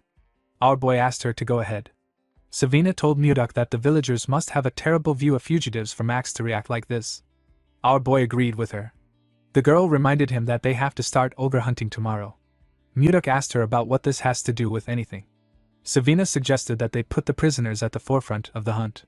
Everyone was shocked to hear this. Mudok actually liked the idea. He asked Savina to keep talking. In the next scene, we see an ogre screaming in the forest. A man with some bandages on his face informed Shuert that they could have lost the ogre. This man is Lenin. He is a grade 1 escapee. There was a huge man holding an axe behind Shuert. This man is Gregor. He is also a grade 1 escapee. Shuert ordered the men to attack the ogre. Once they get far enough, he asked them to erase the monster's tracks and attack it. The men accepted his order. While the ogre was looking around, Gregor and Lenin charged at it from behind. They landed their attacks on the monster's back. The ogre screamed out in pain. It quickly turned around. Gregor asked Lenin to watch out. He told him that a counterattack is coming. The monster swung its huge club at Lenin. The man was surprised to see its club coming towards him. He realized that it was too late for him to dodge. Before the club could hit him, Shuert charged at the monster. He ordered Lenin to get down. Lenin quickly bent his head to dodge the attack.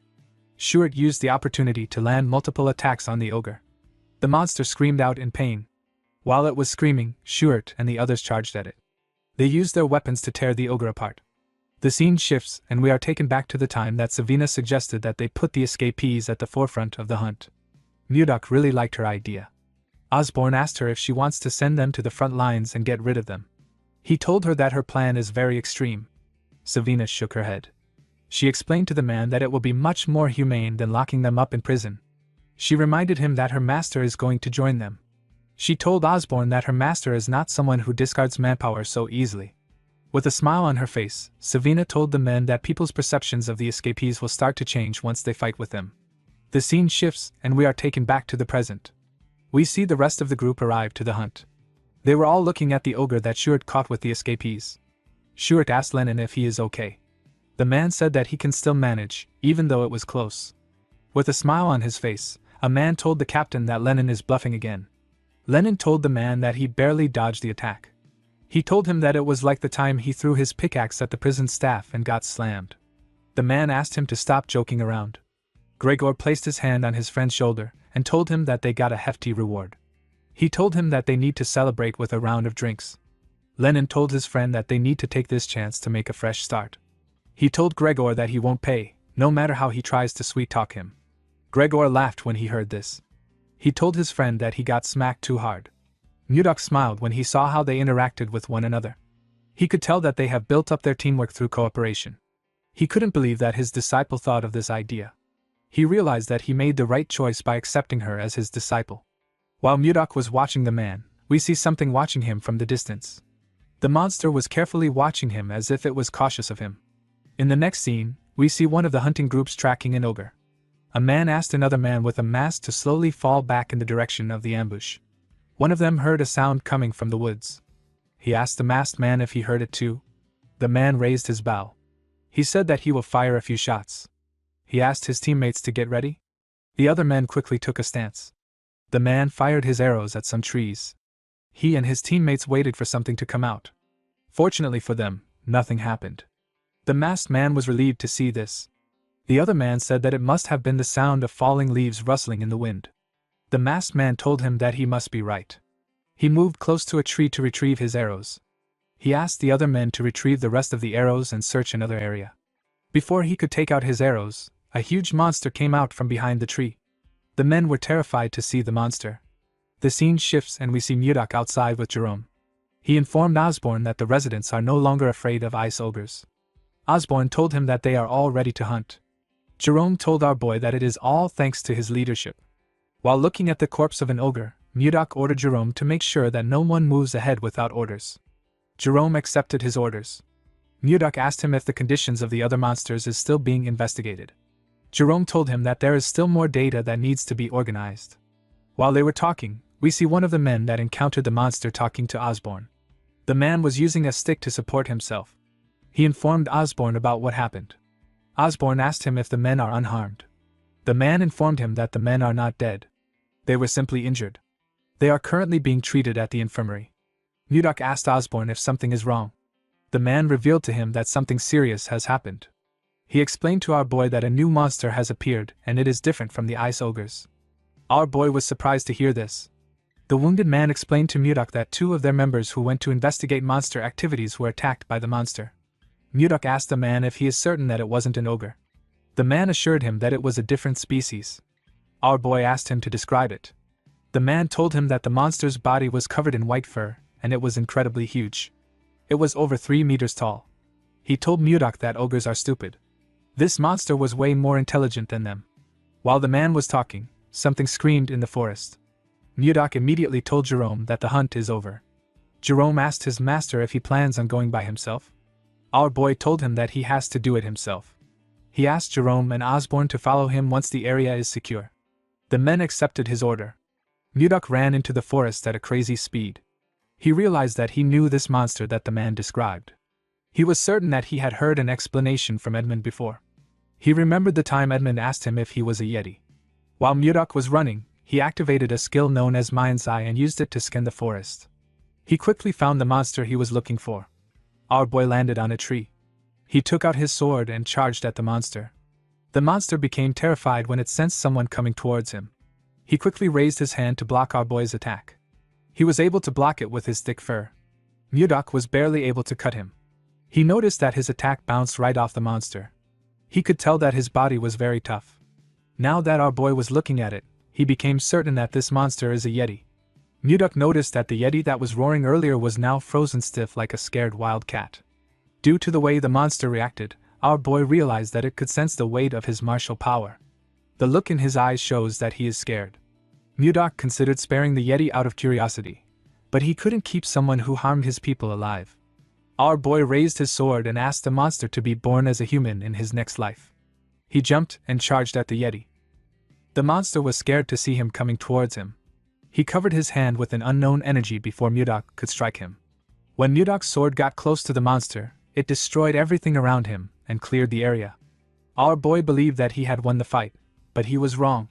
When he looked at the ground, he didn't see anything there. He recalled that the Yeti suddenly emitted a light and vanished along with his energy just before it was struck down. Our boy wondered about the kind of magic the Yeti used. He recalled that the light was green.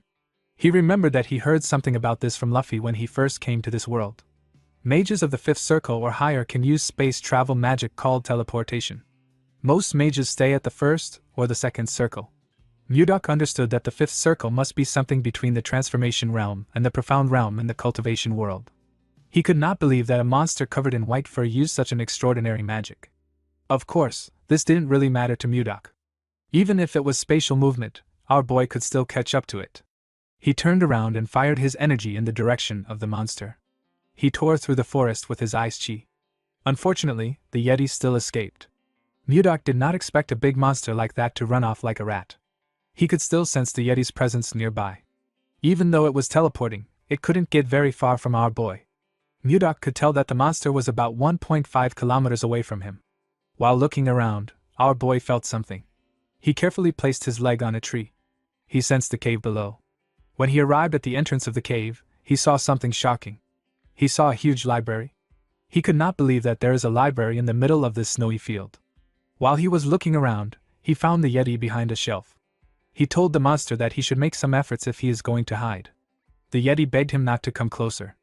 Mudok assured him that he is not going to eat him. He asked him to calm down. He asked the Yeti if he is a human. The Yeti told him that he isn't. He said that he is a great warrior of horrors. He told him that his name is Condal. Our boy wondered if he had heard about a warrior of horrors. Jerome appeared behind him and told his master that it is a term that means Yeti. Mudok commended Jerome on finding this location. The mage informed his master that there were signs of destruction nearby. He told him that something like that would be impossible for anyone except his master. Jerome thought that a natural disaster occurred when he saw what his master did. Jerome wondered why a legendary race like the Yeti, that has been in existence since ancient times, was in a library like this. Mudok said that he was about to ask Condal about it. He hit his hand on the wall and asked Condal to tell him where he came from. Condal didn't say anything. With a look of anger on his face, our boy asked him if he is trying to run away again. He released his ice chi and asked Condal to speak quickly. He told him that he is not a very patient person. Condal became scared. He revealed to Mudok that he is from Gulag. Our boy asked him if Gulag is his village. Condal nodded his head. Mudok asked him if a lot of Yetis live there. Condal told him that he is right. While they were talking, Jerome was looking at the books in the library. Something in the library caught his attention. Mudok asked Condal to tell him why he killed his people. With a scary look on his face, he asked him to choose his answer carefully. Condal told him that he didn't kill anyone. He used his hand to beat his chest and told our boy that he is a great warrior of horrors. He said that people don't die after getting hit by his bat. With a serious look on his face, Mudok asked him if he is telling the truth. Condal looked into his eyes and told him that he is. While looking through the books, Jerome told his master that Condal is telling them the truth. He said that the two men only sustained injuries. There were no deaths. Mudok recalled that the man said that the men were in the infirmary. He realized that no one actually said that someone died. Condal told him that he drove the humans out because they entered the sanctuary first. He said that he would never attack first. Mudok told Jerome that the men must have trespassed into the Yeti territory while they were hunting the ice ogres. The man told him that he is right. Our boy realized that Edmund gave him the wrong information about Yetis. He called Condal by Kong Dao and asked Jerome to heal his injuries. Jerome corrected his master on his pronunciation of the Yeti's name. While Jerome was healing him, Mudok called out to Condal with a smile on his face. He asked Condal to tell him where his sanctuary is. He told him that he will firmly warn his people so that they don't trespass again. Condal was very happy to hear this. With a scary look on his face, Mudok told Condal that he has been speaking informally to him the whole time. He asked him if he doesn't know how to use honorifics. The Yeti did not know what honorifics meant. Mudok asked him to forget about it. He didn't see the point in taking it seriously with someone who couldn't speak properly. Jerome informed his master that the treatment is complete. Our boy told him that they need to return now. Jerome called out to his master. Mudok asked him if something is wrong. Jerome told him that he has a request to make. The scene shifts, and we are taken to Barhan. We see Edmund ask Charles to tell him the amount of time that has passed since the promised date. The man told him that it has been 3 months. Edmund called out to his assistant again. The man turned to him. Edmund fell to his knees and said that their merchant association is finished. Mudok made him a promise in his very stupid imagination. Mudok held his beard and asked him to hold on for 3 months. He told him that he would send someone. Charles wondered if there was such a romantic mood in the air when Mudok was speaking to his leader. Edmund began to cry. He told Charles that he had not received any word from our boy. Charles asked him to calm down. He told him that Mudok isn't someone who would break his promise. While he was talking, he noticed that a huge shadow covered him and his leader. Edmund and Charles quickly looked up. They were shocked to see a wyvern coming close to them. The two of them quickly moved back when the wyvern landed. Edmund heard a voice call out to him. Edmund immediately recognized this voice. When he looked at the wyvern's back, he saw Savina with a smile on her face. The girl told the man that the ice had arrived. Edmund was extremely happy to see a huge bag containing ice. He said that he knew Mudok would come through. Charles was shocked to see Savina getting off the ice wyvern. It is a monster whose strength rivals an entire night squad. He couldn't believe that they were using this powerful monster for ice delivery. He wondered about what our boy was doing in the north to be able to control an ice wyvern. While looking around, Savina remembered something. She stretched out her hand to give Edmund a letter. She told him that her master asked her to give the letter to a certain person. Edmund smiled when he heard this. He knew who Mudok was talking about. The scene shifts and we are taken to the palace. We see Princess Ishilda drinking tea outside. She was drinking it with someone. The boy thanked her for accepting his invitation. He told her that she grows more beautiful with each passing day. Ishilda thanked Justin for his compliment.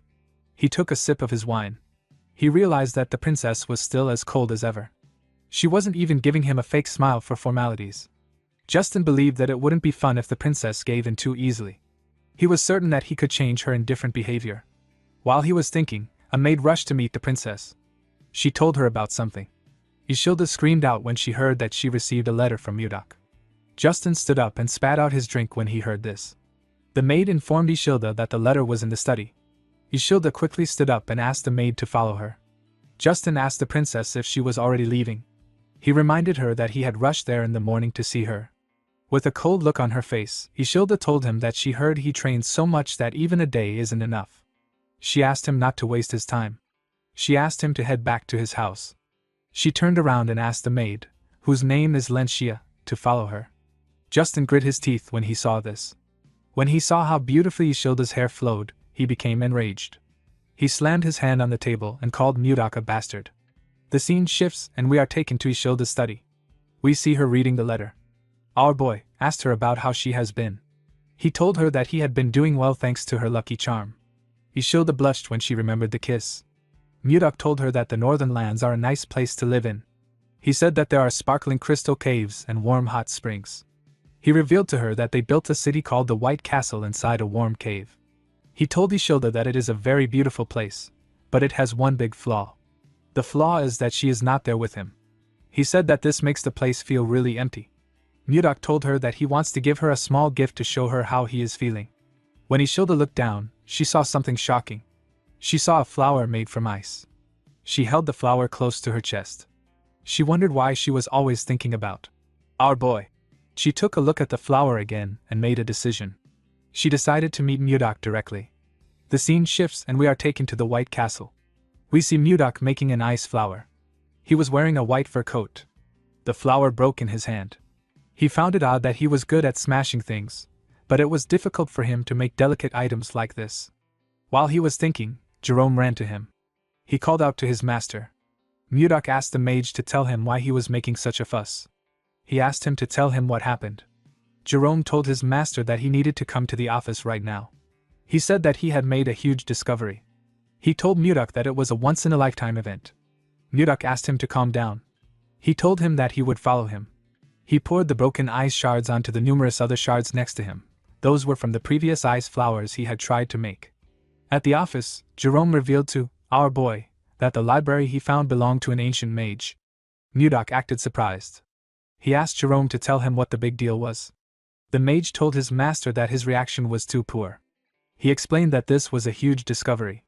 He told Mudok that it was a relic of ancient humans, a key to reviving lost magic and a stepping stone to break past the fifth circle. Mudok didn't really care. He noticed something odd. He turned to Jerome and told him that he was sensing something intense coming from his waist. Jerome was shocked to hear this. With a shaky tone in his voice, he told Mudok that it was not important. He said that he didn't report it because it was worthless. Mudok used his chi to drag a bag out of Jerome's clothes. Jerome became scared.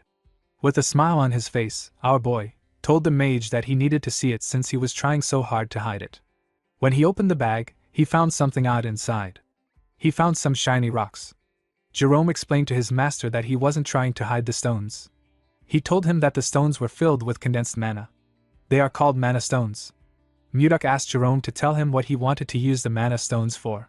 Jerome gathered his mana and revealed to Mudok that he is currently a fourth circle mage.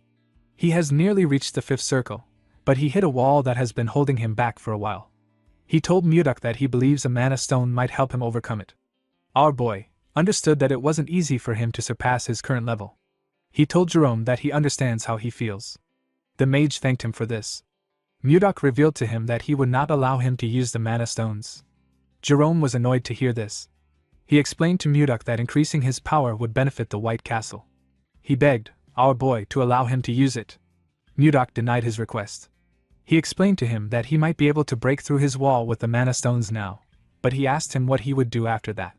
He asked him if he would start searching for another mana stone again. Our boy told Jerome that this isn't important. When stepping into a new realm, the important thing is the effort one makes to gain true understanding. Mudok explained to him that growth comes from time and effort. It has no shortcuts. Jerome clenched his fist and released it. He realized that his master was right. He recalled that he reached the fourth circle with his own efforts. Jerome remembered someone telling him that magic isn't something he can learn in a hurry. The man told him that he would be able to understand what magic is as he slowly progresses. Jerome told Mudok that he had started forgetting his grandfather's words, without realizing it. Mudok was relieved to see that Jerome understood him. He was already ready to beat his intentions into him. He asked Jerome to tell him what they can use the stones for, apart from increasing his ability. The mage revealed to him that it can be used in almost every magic.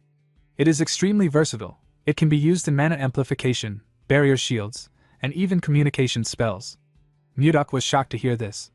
He asked Jerome if a person can communicate without a mage with the mana stones. Jerome told him that he is correct. He explained to him that someone without magic can communicate with it, as long as he casts communication spells on the mana stone. He told Mudok that this is a high-quality mana stone. They can use it to communicate all the way to the Jeva Empire across the sea.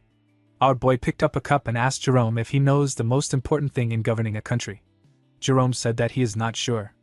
Our boy revealed to him that it is the speed of information. He told him that the country that gathers and delivers information faster can change the game. He ordered Jerome to turn all the mana stones into communication stones. The scene shifts and we are taken outside the White Castle. We see Murdoch, Jerome, and Osborne standing outside. Jake called out to our boy with the mana stone and asked him if he can hear him. Murdoch and Osborne were surprised to see this. Our boy told Jake that he can hear him clearly. He asked Jake about how far he has gotten while riding a wyvern. Jake told Murdoch that he is 10 kilometers above the plains from the White Castle. He told our boy that he can hear him perfectly. Murdoch was happy to see that the signal did not have any interference. He said that the communication stones test is a success. He announced that they will use the communication stones to stay in contact from now on. The moment he said this, he heard Jake saying that the wyvern is amazing. Jerome and Osborne became worried when they saw that the boy interrupted their master. He asked the wyvern to do a triple spin nosedive. Our boy was annoyed to hear the boy's voice. He ordered him to come back. He squeezed the communication stone and ordered Osborne to increase the training intensity when Jake returns. Jerome begged his master not to break the communication device. Before Murdoch could break it, someone called out to him. When he turned around, he saw some wyverns landing in front of the White Castle. The person who called out to him was Savina. The girl told him that she is back. Murdoch was happy to see her. He asked her to come in. In the next scene, we are taken to the meeting room. We see everyone seated. All of them now had new white uniforms. Murdoch was reading a letter in the room. Savina asked her master if there is something wrong with Edmund's letter. Murdoch told her that there isn't. He revealed to her that he asked Edmund to send him information about the political climate of nearby countries. He said that Edmund talked about it in great detail. Murdoch noticed that a particular name was mentioned a lot of times in the letter. The name is Anos. The name felt strange to Murdoch. He asked the people there if they know anything about Anos. Stuart Gale was surprised to hear the name. He told Murdoch that he has never seen Anos himself. He said that people say that he is a grand sword master. Everyone was shocked to hear this. Murdoch didn't know how to react. The members could not believe that there was someone more powerful than a sword master. They thought that there wasn't a single person on the continent that was above a sword master. With a terrifying tone in his voice, Murdoch ordered his men to keep quiet. Everyone quickly shut their mouths. They were all scared. A grand sword master is at the realm of harmonization in the Central Plains. Someone in the realm of harmonization would be able to create a sword manifestation. Murdoch was disappointed when he found out that there were only 10 people who could use sword aura in this world. To a warrior like him, a life without worthy opponents is very dull. He could not believe that a master of the harmonization realm has shown up. Even though the person wouldn't be a match for him, our boy was still excited. He wanted to meet the strongest person in this world. Stuart Gale told Murdoch that he heard something unusual about Anos. He revealed to his master that people say that when he uses his swordsmanship, a plum blossom scent follows. Murdoch was shocked to hear this. He knew about a swordsmanship that releases the scent of plum blossom. He knew that only people of the Manhwa sect are capable of using such techniques. A realization dawned upon Murdoch. He realized that someone else from the Central Plains might have crossed into this world. The scene shifts and we are taken to the time when Murdoch unified the Central Plains. We see him trying to touch a plum blossom with his hand. He told someone that the Manhwa sect uses a sword technique that gives off the scent of plum blossom. Murdoch told the man, who he held up with his eyes, that his swordsmanship is impressive. He told him that he simply chose the wrong opponent. The man's name is Jungpung. He is the head of the Manhwa sect. Jungpung grit his teeth and called our boy a bastard. He told Murdoch that the outcome would have been different if his disciple was here. Murdoch asked him if he is referring to the disciple that ran away a few days ago. Jungpung told Murdoch that his disciple didn't run away. With a look of anger on his face, he said that his disciple suddenly disappeared during his secluded training. It was as if he vanished from the world. At the time, Murdoch thought that this was a ridiculous excuse. But after coming to this world, our boy began to believe what Jungpung said. He wondered if Jungpung's disciple is actually Anos. Jerome asked Murdoch if this is everything the letter said. Our boy told him that there is nothing really important in the letter. He told his cabinet that he was informed the kingdom sent an inspection team. Everyone was shocked to hear this. Jerome asked Murdoch to tell him if something is wrong. Murdoch did not understand why he was panicking. He asked him if it was a big deal. Jerome told him that it is. He explained to Murdoch that there are only 2 reasons why an inspection team visits. It is either a royal sightseeing trip, or the capture and execution of traitors. Jerome believed that they needed to be prepared. He asked Murdoch about when the inspection group was coming. Our boy raised his hand and pointed outside. Jerome quickly turned around. Murdoch told him that it is currently 1 p.m. He said that the group has already arrived outside the palace. We see a large number of soldiers waiting. Jerome and the others were shocked to see the amount of soldiers that came. They even saw some knights among them. Justin stepped forward in armor. He called upon Murdoch and asked him to come down and receive the inspection group with proper manners. Murdoch quickly appeared in front of him. He greeted Justin and asked him if his arm is now better. Justin was annoyed to see our boy mocking him. Members of Murdoch's group were surprised to see him on the ground. They did not know how he was able to quickly get there. Jerome wondered about what his lord was thinking. He did not know if our boy was going to kill them and commit treason. Murdoch smiled and asked the princess to come out. Ishilda asked Justin to refrain from making threats. She stepped out and took off her hood. She asked our boy if he has been well. In the next scene, we see Ishilda smiling as she looked around the White Castle. She was surprised to see how beautiful the crystal cave was. She told him that she wants to see the hot springs. Our boy asked her to follow him. Murdoch found out that the inspection group came there for a royal sightseeing trip. After Ishilda read his letter, she begged her father until he let her come with the inspection group. While showing her around, Murdoch told the princess that she is still as stubborn as ever. He reminded her about the lucky charm she gave him. Ishilda began to blush when she remembered the kiss. She told Murdoch that the topic is off limits for now. Upon seeing how shy she was, Murdoch realized that she is still the same way she was in the Central Plains. As he walked past some ice crystals, our boy realized that it has been a long journey for him. He conquered the martial world to avenge Wayan, and after a long detour, he finally met her again.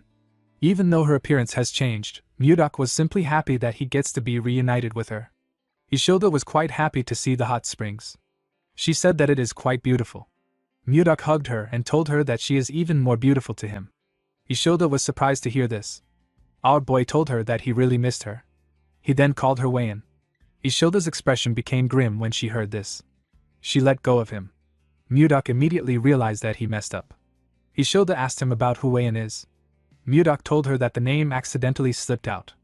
Ishilda explained to him that she likes the way he looks at her. She could feel affection from the gaze in his eyes. She said that she just realized something today.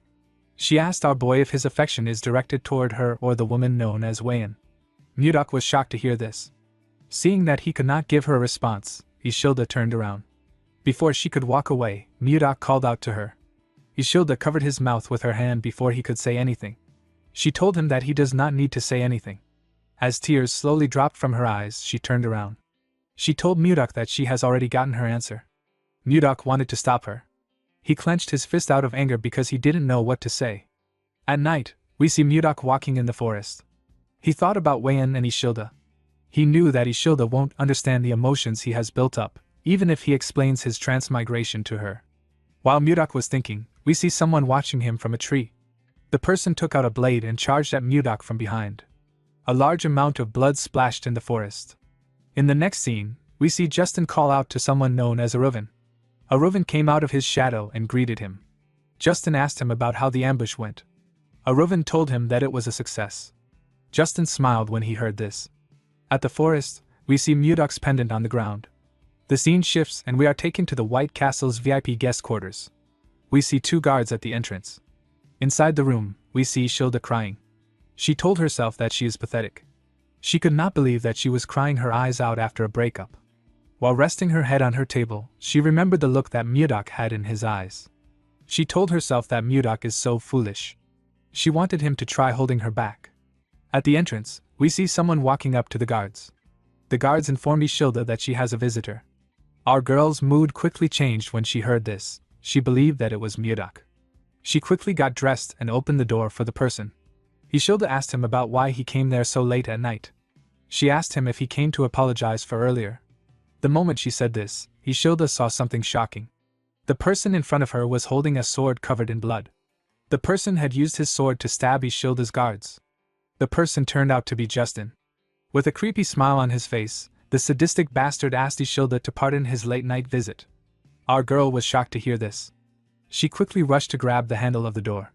Before she could touch it, Justin used his sword to cut it off and destroy the door. Ishilda was sent flying. She could not believe that the door got torn apart so easily. She realized that this was a sword imbued with magic. She asked Justin to tell her the reason for his rude behavior. She asked him to tell her why he attacked the royal guards and entered her chambers without her permission. Justin told her that anyone who dares stand in a noble's way must be ready to face the consequences of their actions. He moved close to Ishilda and told her that she is the one being rude. He told her that she ignored his feelings and held on to some guy who appeared out of nowhere. Ishilda asked him to repeat what he said. She could not believe that he did all this over something so petty. She told Justin that Mudok won't sit back and let him do as he wishes.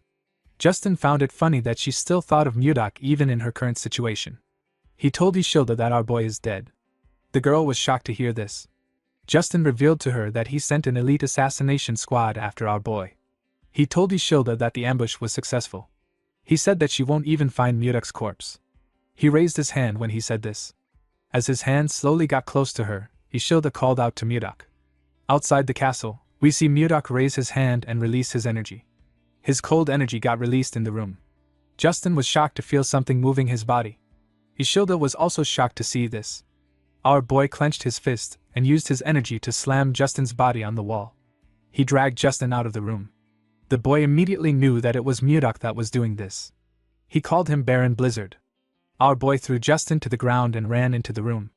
He covered Ishilda with his jacket and asked her if she is okay. He gently smiled at her. Ishilda was quite happy to see him. She told him that she is fine. She asked him if he is okay. While they were talking, we see Justin's sword releasing a dark energy in the room. Our boy was able to sense this energy. He quickly raised his hand and used it to block the attack of the sword. He realized that the sword was being controlled with chi. The sword moved past him and went outside. We see someone grab the sword outside. Mudok pulled Ishilda up and called Justin a bastard. He saw the boy wearing an armor that released an ominous energy. Our boy realized that Justin has planned this entire thing thoroughly. The scene shifts and we are taken to the past. We see Justin telling his father that he wants to take Mudok down. The armor he is wearing was in his father's room.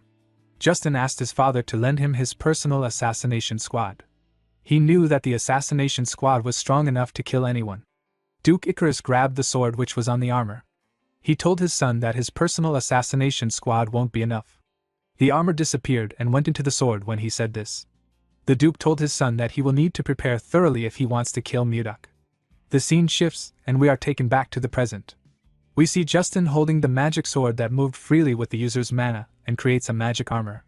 Justin swung his sword and released a huge attack at Mudok. Our boy quickly pushed Ishilda away to protect her. The attack destroyed the building.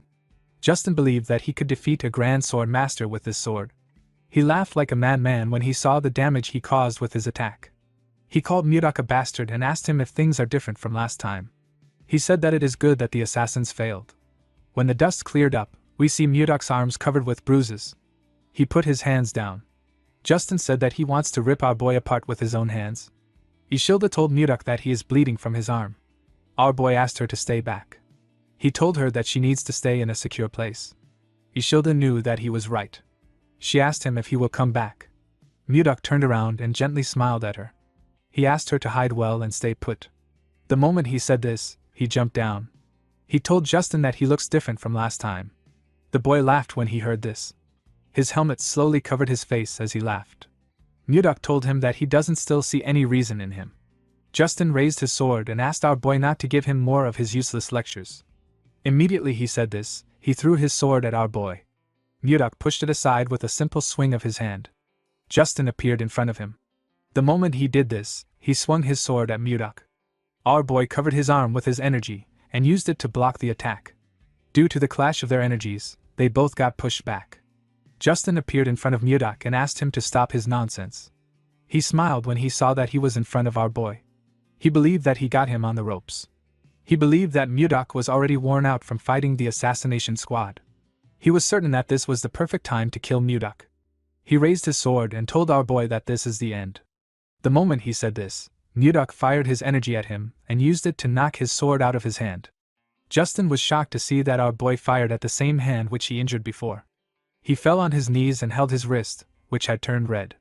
Mudok moved close to him and told him that they are at a good range. He told him that his attacks won't be able to reach the princess at their current range.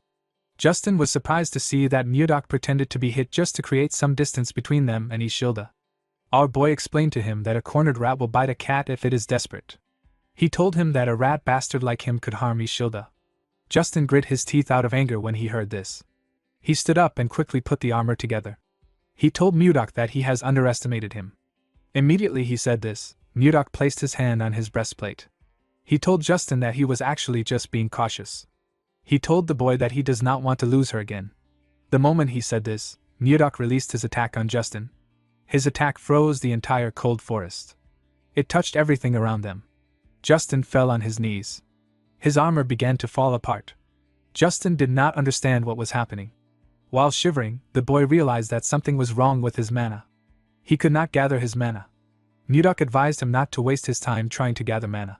He revealed to him that he destroyed his Dantian, which is also known as the energy core. With a cold gaze in his eyes, he revealed to Justin that he will no longer be able to gather and use mana for the rest of his life. Justin was horrified when he heard this. He clenched his fist. He wanted to punch Mudok. Our boy gave him a hard slap on his face. Justin fell to the ground. Mudok asked him to live the rest of his life atoning for his mistakes. He told him that he has finally become one of the weak, even though he tormented other weak people. While he was talking, Mudok noticed that the sun was rising. He used his hand to cover his face. He seemed to be happy to see the sunrise. He said that he has wasted too much time. Mudok locked Justin and his men in prison. The boy was still traumatized by the fact that he couldn't use his mana since he had taken care of Justin. Mudok planned to have a date with Ishilda. Unfortunately, our boy's mood got ruined by what he saw. He saw Ishilda holding someone's hand outside. She was holding Jerome's hand. The girl smiled as she spoke to the mage. Mudok could not comprehend what was happening. 15 minutes earlier, we see Mudok asking his men to look around. He said that something would be around there. He asked them to find it. He announced that the person who finds it will get a big reward. Jerome asked his master if he lost his pendant when he was ambushed by an assassin. Mudok told him that he is correct. Jerome revealed to him that he looked into the assassins. He said that they are actually quite skilled. He asked Mudok about how he was able to come out unharmed after he was attacked by them. Our boy could not believe that Jerome called the weak losers skilled. He said that the assassins only knew how to move silently. They were just a bunch of weaklings to Mudok. Our boy said that he wouldn't have even noticed them if he was in good shape. Jerome told him that he is amazing. While he was talking, someone walked up to them. The person told Mudok that he lost the pendant because of her. Jerome used his hood to cover his head when he heard the person's voice. Our boy turned around when he heard her voice. The person turned out to be Ishilda. The princess had a maid with her. Jerome seemed to be quite nervous to see the princess. With tears in her eyes, Ishilda told Mudok that he could have found the pendant if he searched for it when he lost it. Mudok told the princess that this is not true. He pointed to Jerome and told him that they should blame Justin for this. Ishilda was surprised to see Jerome. She moved close to him and grabbed his hand. She asked him if he is Count Jerome Karyuin.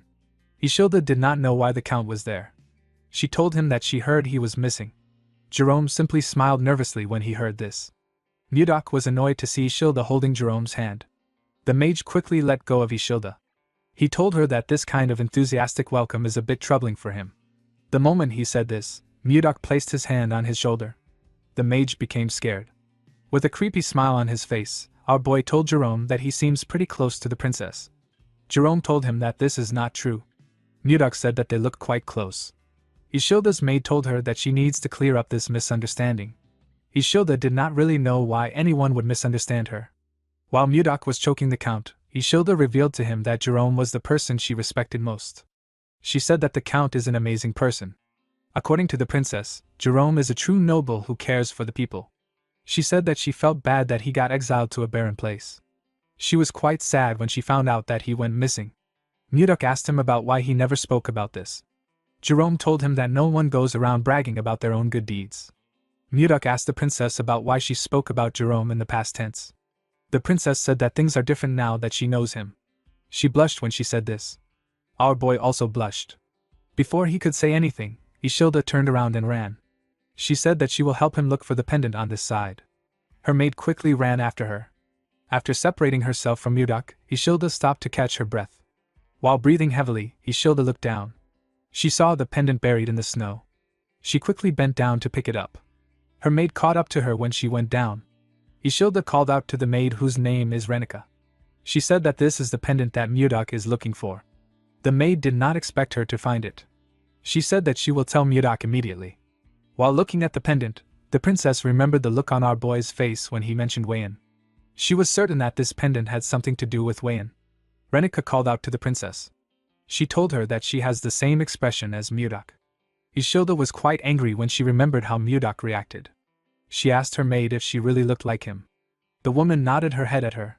She told Ishilda that there is no need for her to rush. She assured her that Mudak is thinking about her the same way she is thinking about him. Ishilda stared at the pendant when she heard this. At first, she was jealous, but now she is curious about the situation. She wondered about the woman who could win the heart of someone like Mudak. Ishilda gave our boy back his pendant. She was quite curious about who Wayan is.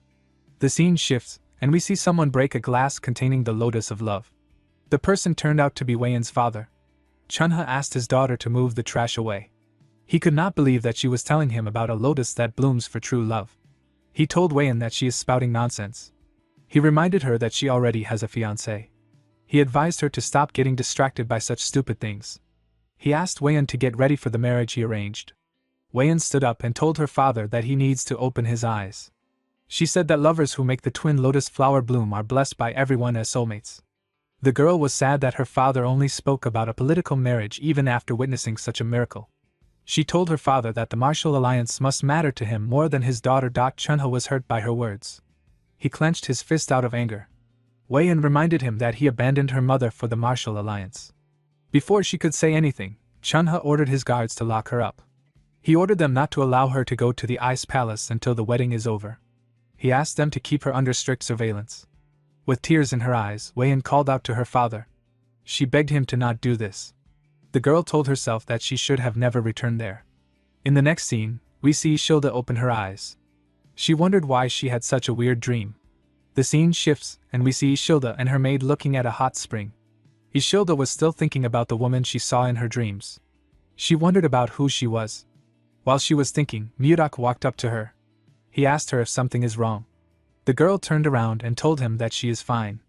With a sad look on her face, she told Mudak that there is nothing to worry about. Our boy noticed that she was sad. He turned around and asked the princess to join him on a trip to clear her mind. Ishilda did not expect to hear about a trip.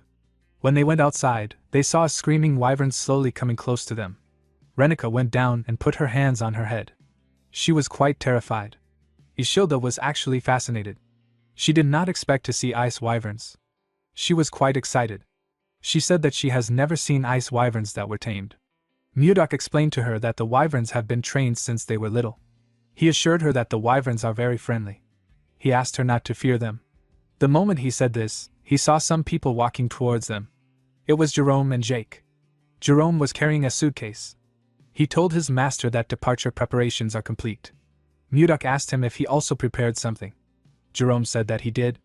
Immediately after he said this, something jumped out and landed on the ground.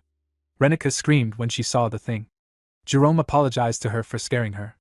He introduced her to a smaller version of Kondal. He told her that he is a Yeti. Ishilda was shocked to hear that she was looking at a Yeti. She recalled that the Yetis are a legendary tribe said to live in the snowy fields. The princess quickly picked the Yeti up. She said that she never imagined Yetis to be a small and cute race. With a nervous look on his face, Jerome told the princess that he is glad she likes him. Our boy gave him a thumbs up. Before seeing Ishilda, Mudak told Jerome that the princess will be startled if she sees Kondal. He asked the mage to shrink him with magic. Jerome told his master that magic isn't almighty. He said that he will still do it. Ishilda placed Kondal on her head and pressed his fluffy fur. She smiled brightly as she touched the Yeti. Mudak was happy to see her smiling. He told the princess that they need to go now. He called out to a wyvern called Lilith. The wyvern bowed her head to him. Mudak got on her and stretched his hand out to Ishilda. He asked her to take his hand. Ishilda blushed when she heard this. She raised her hand and grabbed Mudak's hand. Our boy helped her sit on the wyvern. After the princess sat down comfortably, Mudak tapped Lilith's rope. The wyvern began to flap its wings when this happened. Everyone and their wyverns went into the air. Jerome and Jake flew behind our boy and Ishilda. The princess was quite scared to be in the sky. She closed her eyes and held on to the saddle. This was her first time coming up in the sky. She told herself that she will be okay since she is with Mudak. With a smile on his face, our boy asked the princess if she would like to look ahead. Isolde carefully opened her eyes. She was shocked to see what was in front of her. It was a beautiful sunset. Isolde could not believe her eyes. Mudok asked her if she is feeling a bit better now. Isolde did not expect to hear this. She smiled when she realized that our boy has been worried about her all along. She told Mudok that she feels better thanks to him. Our boy smiled when he heard this. He asked the princess to hold on tight. Isolde did not know why he said this. Mudok made his wyvern speed up and pierce through the clouds. The scene shifts and we see the group arrive at their destination. Luya welcomed them. She told Mudok that he should have at least sent word to her in advance. Our boy reminded her that they are far away from each other. He asked her how they were going to contact her. He told the girl that she can report the trade matters to Jerome. Mudok told the mage that he is counting on him. Jerome was shocked to hear this. He told his master that he is basically doing everything. He asked Mudok what he will do. Our boy said that he will be dining with Isolde at a nearby restaurant. He asked the mage to finish everything before he returns. Luya told him that she understands. Jerome asked our boy if he doesn't get to have a say in this case. In the next scene, we see Isolde looking at the beautiful town from a balcony in the restaurant. Mudok told her that he prepared the place for her. He asked her if she likes it. Isolde replied that she loves it. While looking around, Isolde realized that she has seen the flower inside Mudok's pendant before. She quickly recalled that this was the lotus she saw in her dreams. While she was lost in thought, Mudok called out to her. He asked her if she is all right. The princess apologized to him. She said that she was just thinking about the strange dream she had last night. Mudok asked her about what happened in the dream. Isolde revealed to him that there were people wearing strange clothes and living in houses that she has never seen before. In her dream, she was a woman in her early 20s, a woman with pale skin, brown hair, and black eyes. Isolde said that she always had a sad expression on her face because her father wanted to force her into a political marriage, even though she already had someone that she loved. The princess laughed, and said that it was such a strange dream. Mudok grabbed his pendant and laughed with her. Isolde revealed to him that she desperately called out to someone in her dream. She called out to someone known as Gaga. Our boy was shocked to hear this. There was only one person that called him Gaga in his entire life. This person is Wayan. Isolde noticed the look on Mudok's face. She asked him if he is all right. Our boy tightened his grip on his pendant. He said that he was simply lost in thought. He let go of the pendant and asked the princess to eat before the food gets cold. Isolde told our boy that she wants to make a request. She explained to him that she feels like there is a distance between them every time he calls her princess. With a smile on her face, the girl asked him to call her Isolde if it is okay with him. While looking at her, Mudok remembered Wayan. He smiled when he remembered his lover. He told Isolde that he can do this. Later in the evening, we see Mudok and Isolde finish their food. While our boy was cleaning his mouth, Jerome called out to him. He asked him if he enjoyed his meal. He revealed to him that he has finished the work with the 10s10 firm. Isolde was surprised to hear the name of the firm. She asked Jerome if there is a place in the Drake Kingdom called 10s10. Mudok realized that he messed up. He revealed to her that 10s10 is not in the Drake Kingdom. It is actually in the Gaia Kingdom. Isolde was shocked to hear this. The Gaia Kingdom is a powerful nation in the northwest of the continent. It is ruled by queens. It is also known as the country for women. The Knight Order of the kingdom is composed entirely of women. They are known to rival the Wyvern Knights of the Zeba Empire in strength. Isolde knew that she was far from the White Castle, but she did not think that she would be in the Gaia Kingdom. She hoped that her arrival wouldn't cause any diplomatic issues. While she was thinking, Jerome cleared his throat to remind her that he is still there. Isolde apologized to him. She asked him to continue. The mage told her that it is fine. He revealed to his master that the ice ogre leather they are currently supplying the kingdom is quite popular. He said that Luya made a suggestion today. She asked if the Karelim firm could build a factory here to make and sell leather goods directly. Mudok asked him if there is a need to sell products too if the leather is already selling. Jerome explained to him that the queen and most titled nobles in this kingdom are women. If they are able to make clothes and bags that the royals and nobles like, it will become a trend. This will allow them to earn a lot more money than before. Jerome revealed to Mudok that Luya knows a famous craftsman from Karelim. The girl said that they can start immediately if they get Mudok's approval. Our boy was happy to hear this. He realized that he made the right decision by making Luya in charge of the firm. He told Jerome that he will provide all the leather they need. He asked him to start production. The man bowed his head and accepted the order. He revealed to Mudok that their leather is so popular that it sells out the same day it arrives. The moment he said this, he and Mudok heard a loud sound. Jerome raised his head and our boy turned around. They saw a building burning far away from them. Jerome was shocked to see the building burning. He revealed to our boy that their firm is in that area. He said that the fire can ride the wind and spread to their building. Our boy said that he will check it out. He asked Jerome to stay with Ishilda. Jerome asked his master if he is going alone. He told him that it is too dangerous. Ishilda told our boy that she will follow him. Mudok told her that it will only take a moment. He assured her that he will be back soon. Immediately after he said this, he jumped down from the balcony. After Mudok left, Ishilda told Jerome that they need to go. The mage was surprised to hear this. Ishilda said that they can't just sit around like this. She said that they need to follow Mudok. Jerome could not believe what he was hearing. Outside the burning building, we see a woman crying about her shop. She could not believe that the shop she devoted her life to was on fire. Other vendors were also crying. When our boy arrived there, he was surprised to see the scale of the fire. It was much bigger than he thought. While he was looking at the building, someone called out to him. When Mudok turned around, he saw Ishilda and Jerome. The girl apologized to him for following him. She said that she couldn't just sit around and wait. She said that she was very worried. Mudok couldn't scold her for this because he would also make the same choice if the roles were reversed. While he was looking at the princess, he heard someone call for help. He quickly turned to the burning building. Ishilda did not know why Mudok was looking at the building. She called out to him. Mudok jumped before she could say anything. He found a window at the top floor. He broke into the building through the window. The moment he landed inside, he used his ice-white divine palm to freeze the ground and reduce the heat. The ice clashed with fire and released a large amount of cold air.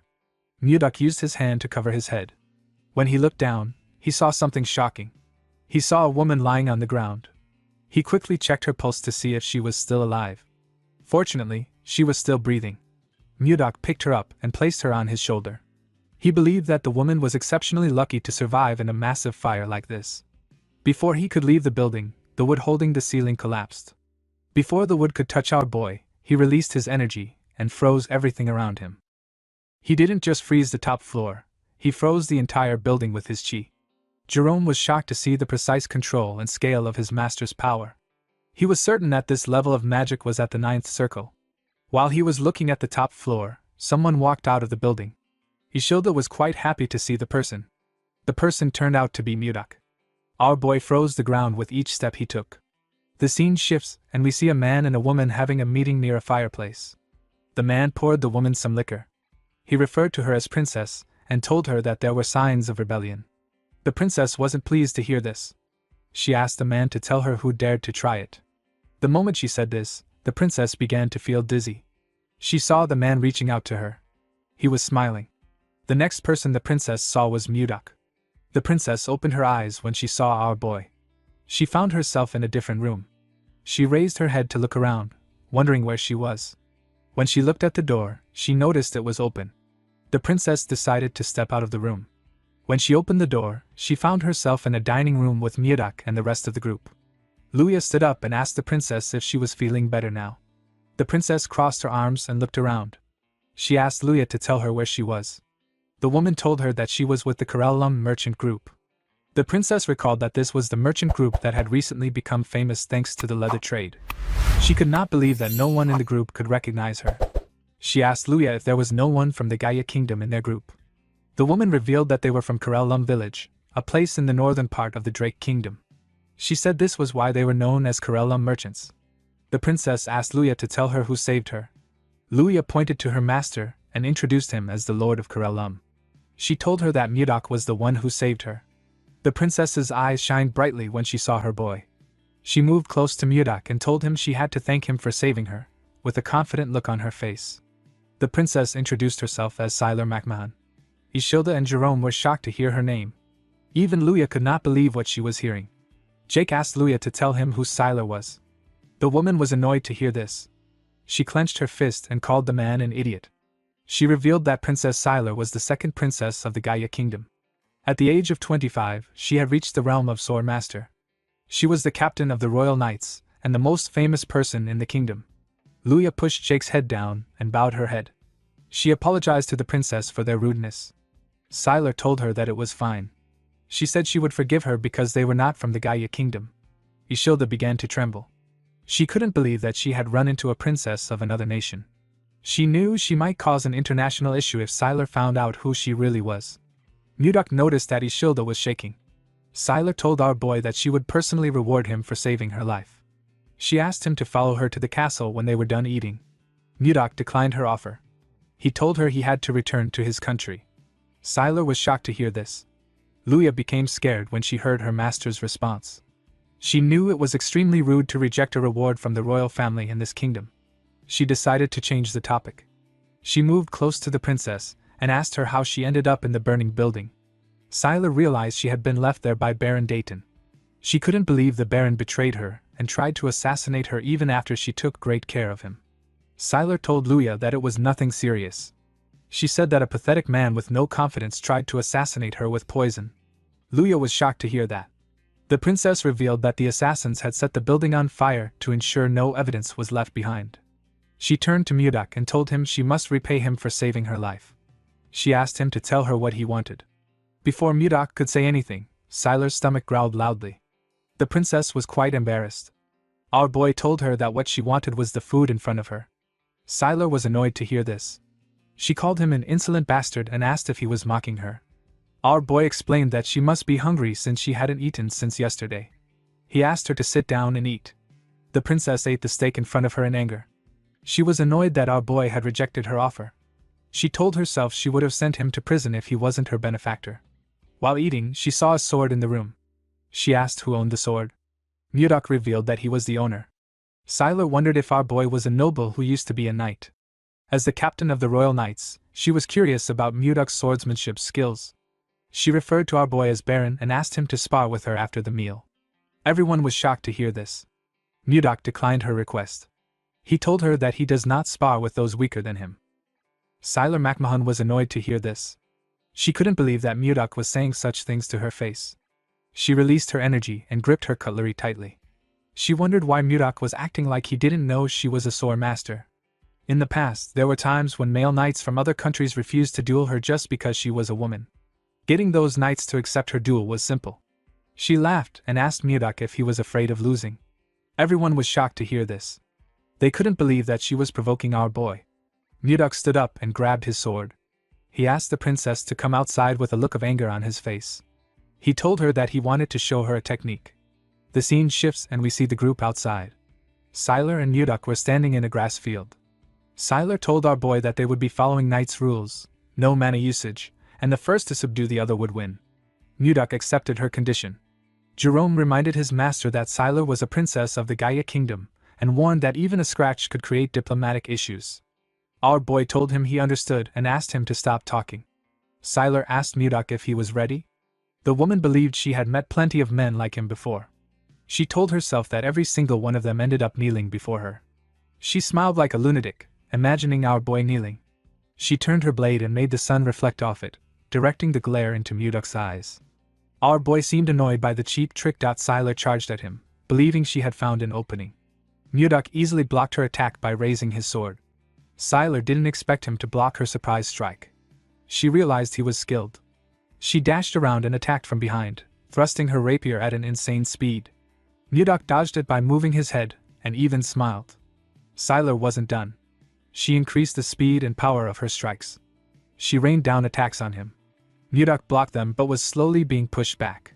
Sylar didn't relent. She aimed each swing at his head. Yet Mudak seemed unfazed, blocking each strike with minimal movement and no real effort. Sylar noticed this and couldn't believe it. She had to admit, Mudak was skilled. She closed in and swung her sword with immense force, shattering the ground beneath them. Our boy leapt back to dodge. Sylar followed and kicked at him midair. Mudak blocked the kick with his sword, but it still sent him flying. He jammed his sword into the ground to stop himself, then glared at Sylar. He realized that Sylar was like a wild master of the piercing spear style at the harmonization stage. She used an endless barrage of thrusts. Mudak knew he couldn't keep blocking forever. If this continued, they'd destroy the entire area. He decided to end it in one strike. The two charged at each other. Sylar swung. Mudak blocked. She tried to kick him again, but he blocked her leg. Moving to her side, he delivered a heavy blow to her stomach. The punch broke her balance. Mudok then grabbed her by the neck and slammed her into the ground. Sylar quickly tried to get up, but our boy pointed his sword at her neck. He asked her to admit defeat. Sylar refused. She asked him to fight again. Jerome clapped, saying both showed impressive swordsmanship and suggested returning inside to finish their meal. With a serious face, Sylar told Mudok that if he didn't accept her rematch, she would officially challenge the Drake Kingdom. Everyone was stunned. This was their worst fear. Mudok stepped away and told her that admitting defeat was also a warrior's virtue. He said her behavior was childish, especially since she was a princess. Sylar stood up and demanded he repeat what he said. Gritting her teeth, she cloaked her hand with energy and charged at him in anger. She demanded to know what he thought he knew about her to speak like that. Before she could reach him, Mudok pointed his sword at her face. She froze. Her knees buckled, and she collapsed. She realized she had lost. She hadn't even seen his sword move. Mudok asked if this was how they treated their saviors in this kingdom. He questioned if her tiny brain couldn't realize he had held back because she was royalty. He told her to think carefully about who was wrong in this situation. Sylar couldn't understand why she couldn't win. She remembered showing her mother a medal she'd earned for winning first place in the swordsmanship tournament when she was young. Her mother had told her she was amazing, and that one day she would be strong enough to protect her and her sister. The queen had asked her to become the Sword of Gaia. Sylar had lived her whole life by those words. She trained endlessly to be someone who could protect the kingdom, someone no one could ignore. She wondered who Mudok really was. While our boy was watching her, Ishilda walked up and called out to him. Mudok advised Sylar to choose her opponents wisely next time. Then he turned to Ishilda and wrapped an arm around her waist, smiling. He told her they were returning to Karellum tomorrow and needed to finish their sightseeing. Ishilda nervously walked off with Mudok. Our boy tapped Jerome on the shoulder and asked him to tell Jake to buy a few swords for him. Jerome said the swords would be ready before he returned. After Mudok left, the princess called over Jerome and Luya. Both became nervous. She moved close and asked if Ishilda was Mudok's wife. Jerome replied no, she was a noblewoman from a respected family. Sylar seemed relieved that they weren't married yet. She turned to Luya and asked her to fetch a carriage. She said she was returning to the palace. Luya obeyed. Ever since she became a sword master, this was the first time she'd met someone stronger than her. Sylar wondered if her life would have been different if someone like Mudok had been by her side. After returning to the palace, Sylar sent her closest aides out to find Baron Dayton. He was found dead in his basement. There was a letter in the Baron's hand. The Baron wrote that his family had been taken hostage. The letter was already torn, so this was the only thing Sylar could find out. The torn part probably had the name of the mastermind on it. The killer tore the letter after taking out the Baron. Sylar continued searching for the person who attempted to kill her. She couldn't find any clear evidence or information. There was only one person that Sylar strongly suspected. At the castle, we see a maid announce to someone that Sylar has arrived. The person asked the maid to let Sylar in. Sylar stepped into a greenhouse. She saw a young woman drinking tea inside the greenhouse. This person is the first in line to the Gaia Kingdom throne and the person Sylar suspects the most. Her name is Lewin MacMahon. Sylar sat with her sister in the greenhouse. Lewin seemed shocked to find out that Baron Dayton tried to kill her sister. Sylar revealed to her that the Baron drugged her and set the building on fire. She said that she would have died if someone hadn't saved her. Lewin stood up and asked if someone was at the door. She asked someone to bring the Baron to her. Sylar asked her sister not to bother herself. She revealed that the Baron was already dead by the time she found him. She told her that the person who tried to kill her must have silenced the Baron. Lewin hugged Sylar and referred to her as her beloved sister. Sylar was surprised to see this. Lewin told her that she thought she would be fine because she is a sword master. She said that she was too careless. With a horrifying look on her face, Lewin told Sylar that she is extremely happy to see that she is safe. Sylar could tell that her sister was faking it. She could not believe that her own sister was this upset that she didn't die. Even though all the clues pointed to Lewin, Sylar told herself that it wasn't true since there was no solid evidence. She wanted them to go back to the way they were before. The princess wondered about what Mudok would have done at a time like this. The moment she thought of this, she grabbed her sister's shoulders. With a smile on her face, she asked Lewin if she is going to be part of the royal delegation for King Drake's birthday. Lewin said that she is.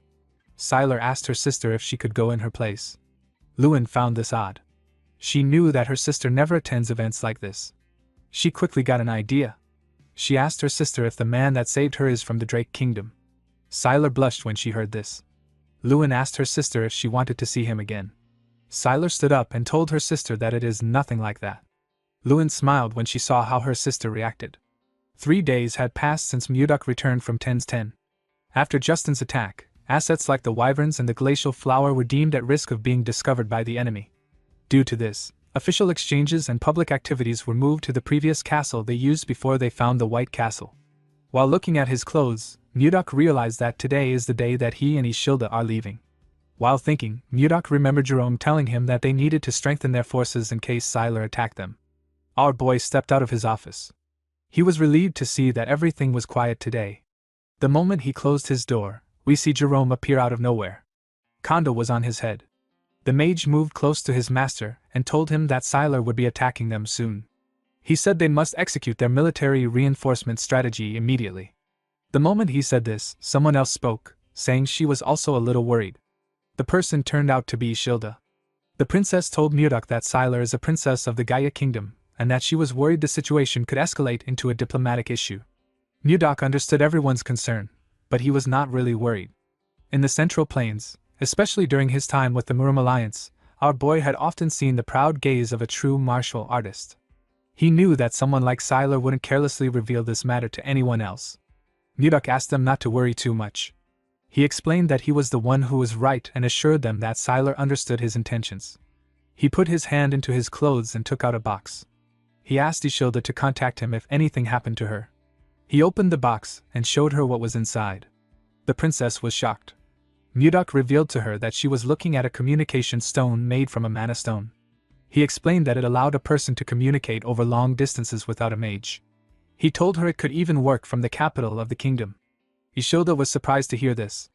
Mudok asked her to contact him anytime. At the entrance of the White Castle, we see Ishilda and Mudok talking. The maid standing next to the carriage told the princess that it was time to depart.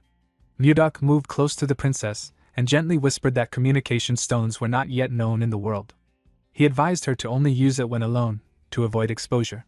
He told her that Jake would follow them from the sky to watch over them. Ishilda smiled when she heard this. She could feel what Mudok felt for her through his actions and words. She moved close to her carriage and turned around with a smile on her face. Ishilda thanked Mudok.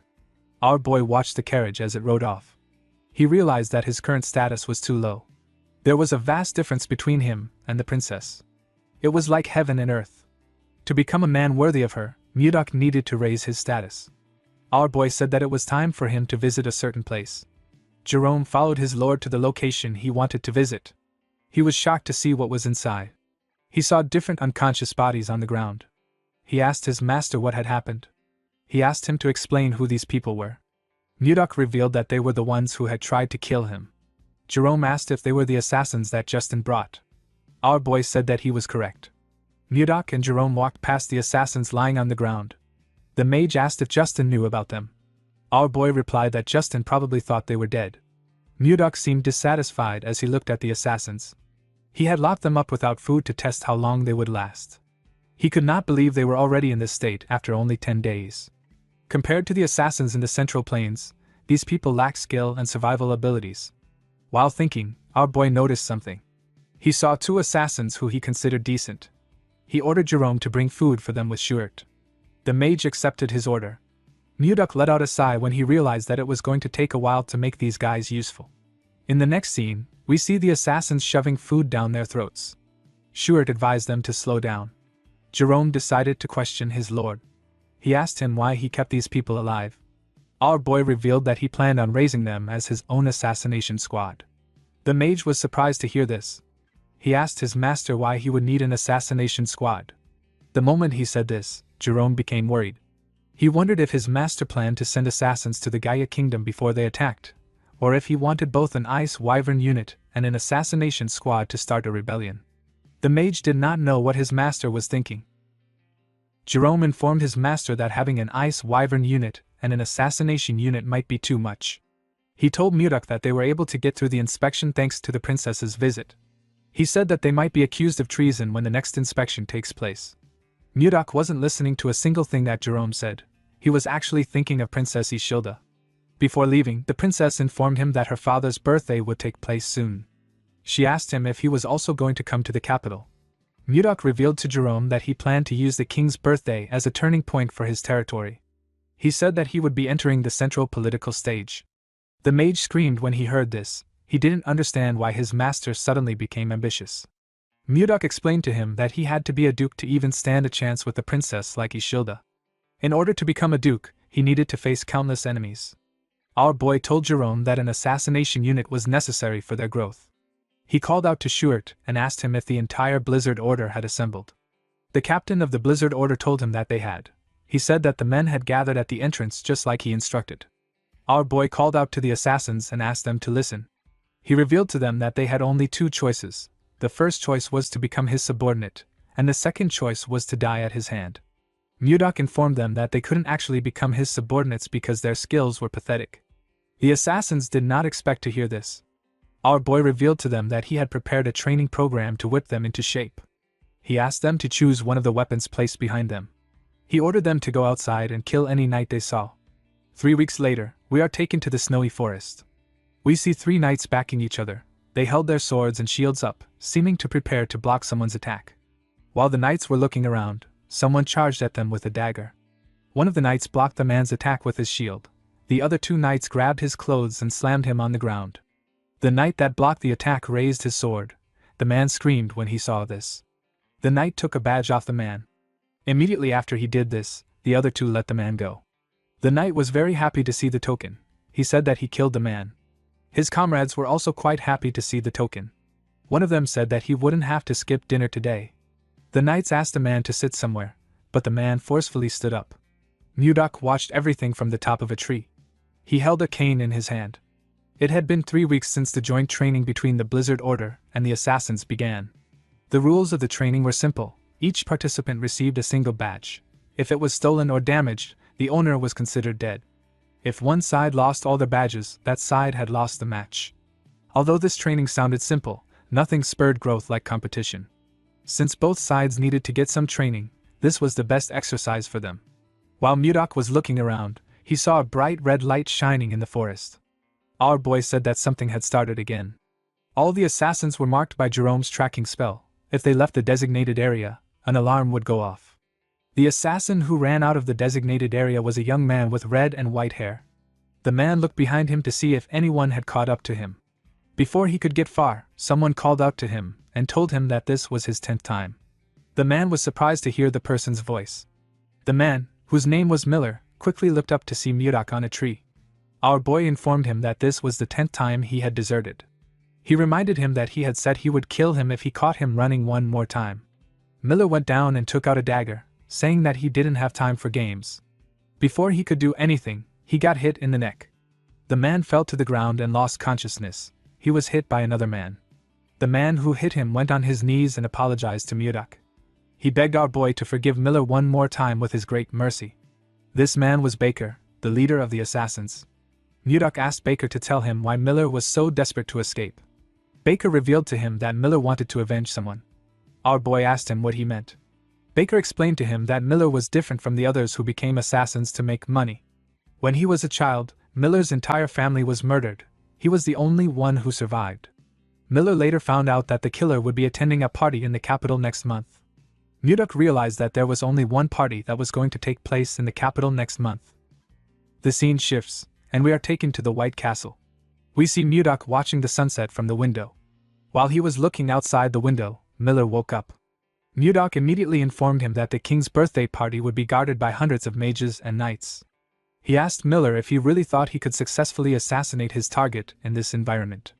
Miller realized that his leader had told Mudok about his life. He explained to our boy that he had lived his whole life for revenge. He said that he didn't care about what would happen to him as long as he could kill his enemy. Mudok assured him that he would never be able to get close to his enemy, or even get his revenge.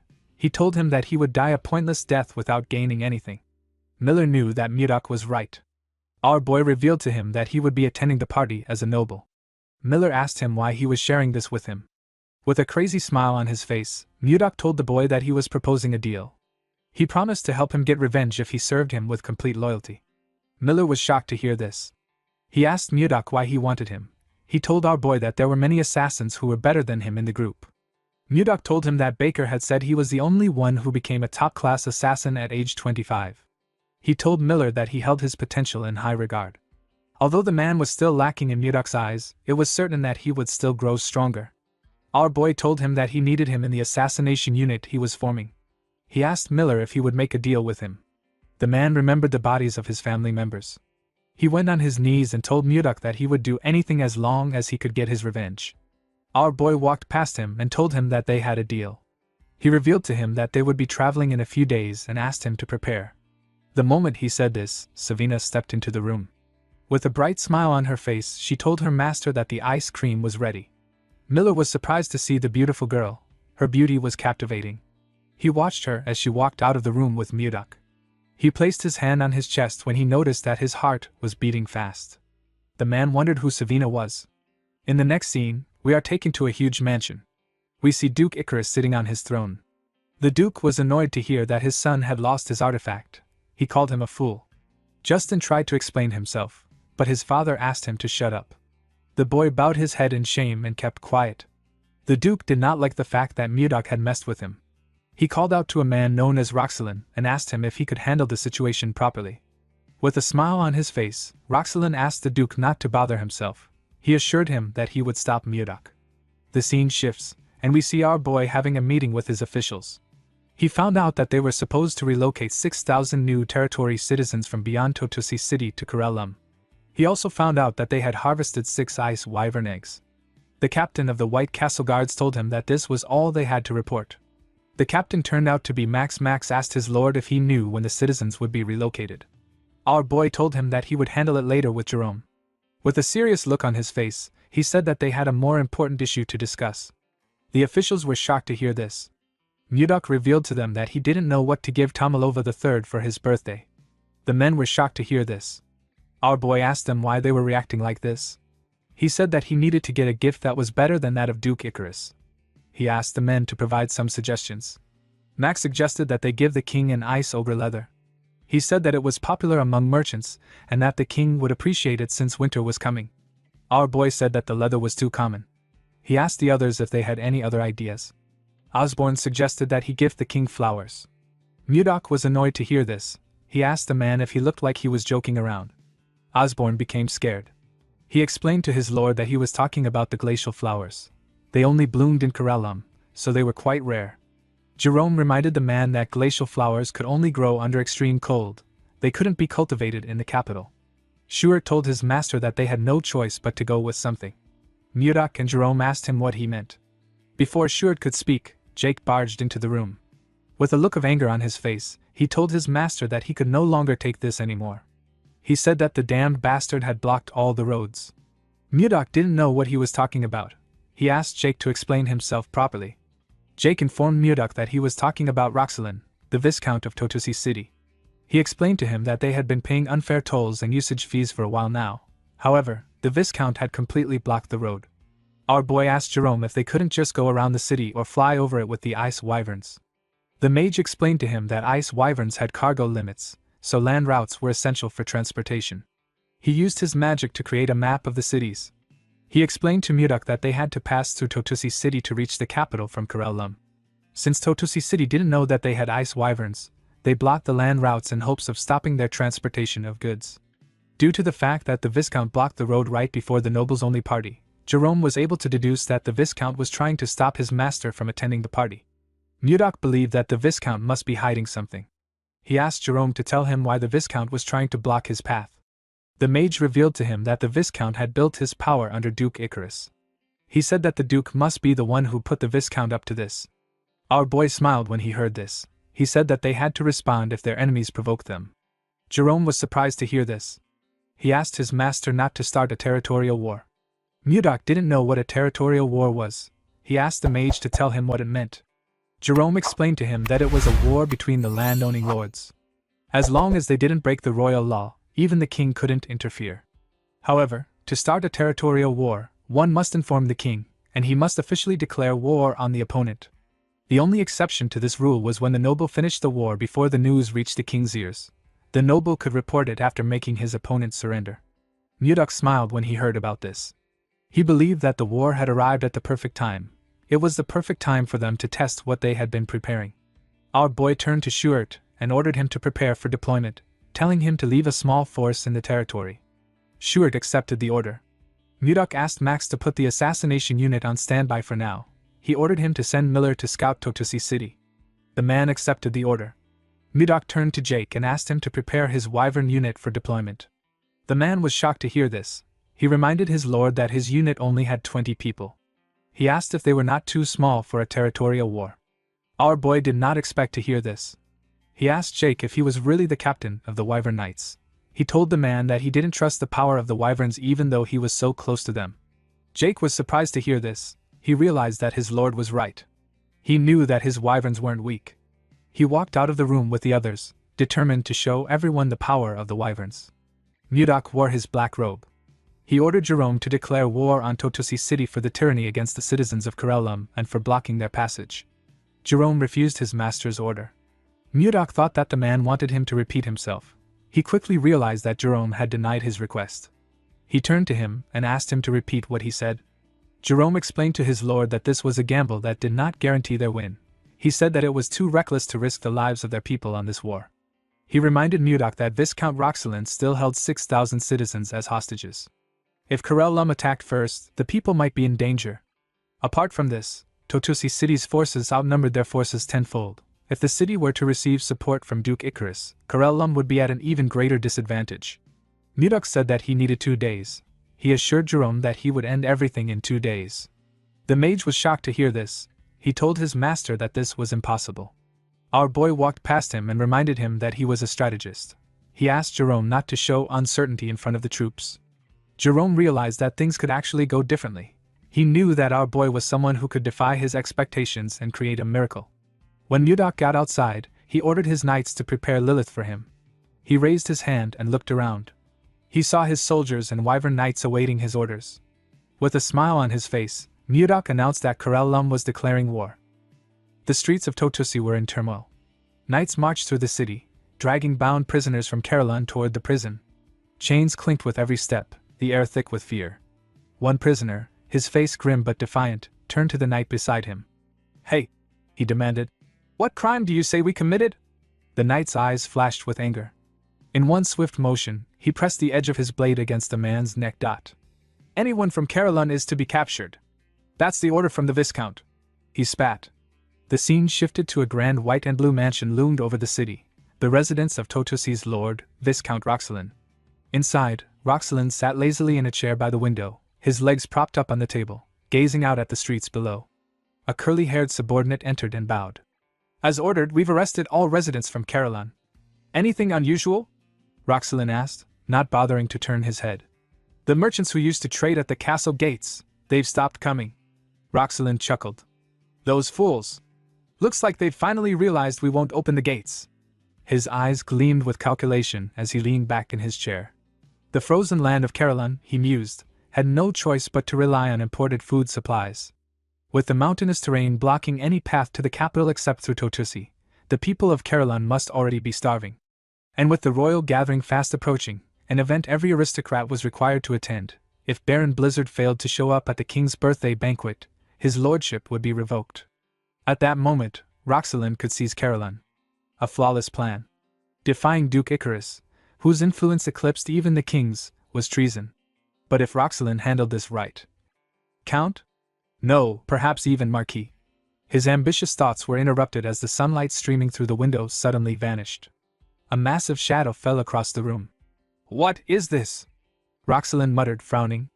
Before anyone could react, a wyvern's enormous head smashed through the glass with a deafening crash, shards scattering across the floor.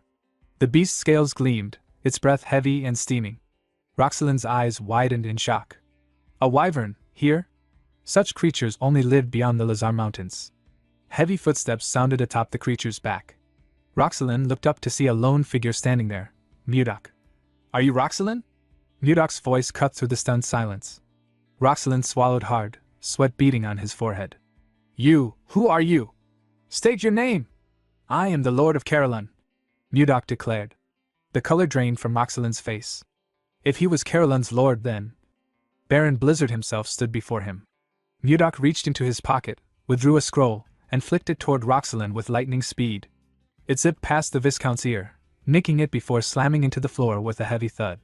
"It's a declaration of war," Murdoch said coldly. "I'll be back in an hour." The sound of armored boots echoed through the hall as knights burst into the room. "Viscount Roxelyn, are you all right?" one shouted, only to freeze at the sight of the wyvern retreating into the sky. Isn't that a wyvern?" another stammered. Roxelyn whirled on them in fury, striking one across the head so hard his helmet clanged as he hit the ground. "You useless bastards! What were you doing while the enemy waltzed in?" he roared, kicking the knight until he lay unconscious. The remaining knights looked away nervously, none daring to intervene. Panting, Roxelyn turned to his curly-haired aide. "Burn it! Dress the Caroline prisoners in Totusi's soldier uniforms, give them weapons." The man hesitated. "You mean military gear?" "Yes," Roxelyn sneered. "Blizzard will kill his own people with his own hands. I want to see the look on his face." Gasps filled the room, but the Viscount ignored them. He stooped, snatched up the scroll Murdoch had thrown, and ripped it to shreds. "How dare he declare territorial war on me? I'll frame that barren bastard!" Shoving his head out of the broken window, Roxelyn bellowed to his men in the courtyard. "From this moment, we declare war on Caroline! To the one who achieves the greatest merit, I will share my wealth and power." Laughter, loud and maniacal, rose from the knights below, mingling with Roxelyn's own. But a knight stood behind Roxelyn, who was no knight at all. Miller, in disguise, had heard everything. A small sound transmission device at his side carried every word to Murdoch. "Lord, did you hear that?" Miller whispered. "I heard it loud and clear." Murdoch replied from atop the wyvern Lilith, his wyvern's unit flying close behind him. An hour later, Viscount Roxelyn had dragged the prisoner before the castle wall, his knights stationed both behind them and atop the castle wall. The prisoners trembled in fear, clutching their shield as though it could protect them from what was to come. From his vantage on the wall, Roxelyn smirked, thinking darkly, "Kill the people of your own territory with your own hands," and despair. It was then that the thunder of hooves and the shadow of wings announced the arrival of Murdoch, mounted on his wyvern, Lilith, and Max, leading a unit of knights on horseback. Without hesitation, Murdoch gave the order. "Start the attack!" The moment the command left his lips, Roxelyn and his men froze in shock. From the skies, an entire wyvern unit swooped down, massive rocks clutched in their talons. At Jake's signal, the wyverns began hurling their cargo at the castle wall. Stones crashed down with bone-rattling force, shattering stone and wood. Yet, to the prisoner's surprise, none of the rocks struck him. A shimmering magical barrier stood between him and certain death, Jerome's doing. Jerome's voice rang out. "Blizzard Knights! The soldiers outside the castle are people of Caroline. First unit, evacuate them to safety. The rest of you, through the breach. Show Totusi the power of Caroline." Max and the other knights surged forward, steel flashing, cutting down Totusi soldiers without mercy. From above, Roxelyn's thoughts raced. How did they know the soldiers outside the gate were prisoners? And since when has Caroline grown this strong? Before he could answer himself, Murdoch descended from the skies, landing heavily on the wall. The Totusi knights stared at him in alarm. "Where did that man come from?" one gasped. "He's alone?" another wondered. "Attack him, all of you!" barked the knight captain. They charged in unison. Murdoch's hand shimmered with icy aura, and in a blur of motion, he cut them down. When the fight ended, their lifeless bodies lay scattered across the wall, pierced through by jagged ice crystals. Murdoch looked down at Roxelyn. "Now, what's left is him." Meanwhile, in the forest near the wall, Roxelyn's personal guard found themselves face to face with Lilith. Her presence alone made them tremble, unmoving. "What are you doing?" Roxelyn shouted. "Fight! Quickly!" Still, they didn't budge. Furious, he kicked one of them to the ground. "You call yourselves my knights? After all this? I've already sent word to Duke Icarus. If we hold until reinforcements arrive, victory will be mine." But his words only fueled their resentment. One knight turned, punched him in the face, and sent him sprawling. "If you're going to die, die alone, you pig! What is the meaning of this?" "That's an order, come back!" Roxelyn yelled. Instead, they walked away. Lilith padded closer, her eyes fixed on him. That was when Murdoch arrived. "Lilith," he said calmly, "your stomach will hurt if you eat trash." Lilith backed off. Seeing Murdoch, Roxelyn's pride crumbled. He pressed his forehead to the ground. "Baron Blizzard, I was wrong. This is my defeat. I acted under Duke Icarus's orders. Please, forgive me. Jake arrived then, descending from the sky on his wyvern, its jaws clamped around a struggling soldier. Lord, I've captured the man heading to the Duchy of Icarus. Roxalin's face strained of color, sweat pouring down his brow. Damn my luck. Mudok's voice was cold. You've worked hard, lying about things you never meant. For the sin of persecuting my people, repay it with your life. Ice bloomed across his hand as he struck, but a shimmering magic barrier flared to life, stopping the blow. Jake stared in disbelief. Why did you block the Lord's attack? Mudok turned to Jerome, his gaze narrowing. What do you think you're doing? Jerome explained to his lord that no matter how heinous the crime a noble commits, the authority to decide his life or death belongs solely to the king. He told Mudok that they will be put in a difficult position if they kill the Viscount Roxalin there. With a nervous look on his face, Roxalin called Mudok a senseless brute and told him that Jerome is right. The moment he said this, the Viscount told himself that someone should have arrived. Immediately, he thought of this. He heard someone's footsteps. He smiled and turned around. He said that the person has arrived. The person turns out to be his administrator. His name is Volmer. The Viscount laughed and called Mudok a fool. He asked him if he really believes that he only sent troops to Duke Icarus. He explained to Mudok that a territorial war must be reported to the king first and must be carried out with a royal observer present. He told Mudok that he sent Volmer to the capital because he didn't report it. He said that the king has already found out about the war before he could force him to surrender. He laughed and told Mudok that his arrogance ruined everything. Jerome couldn't believe what he was hearing. He was certain that they stationed soldiers in the path that leads to the capital. He wondered about how Volmer was able to get through the soldiers. Mudok didn't say anything to the Viscount.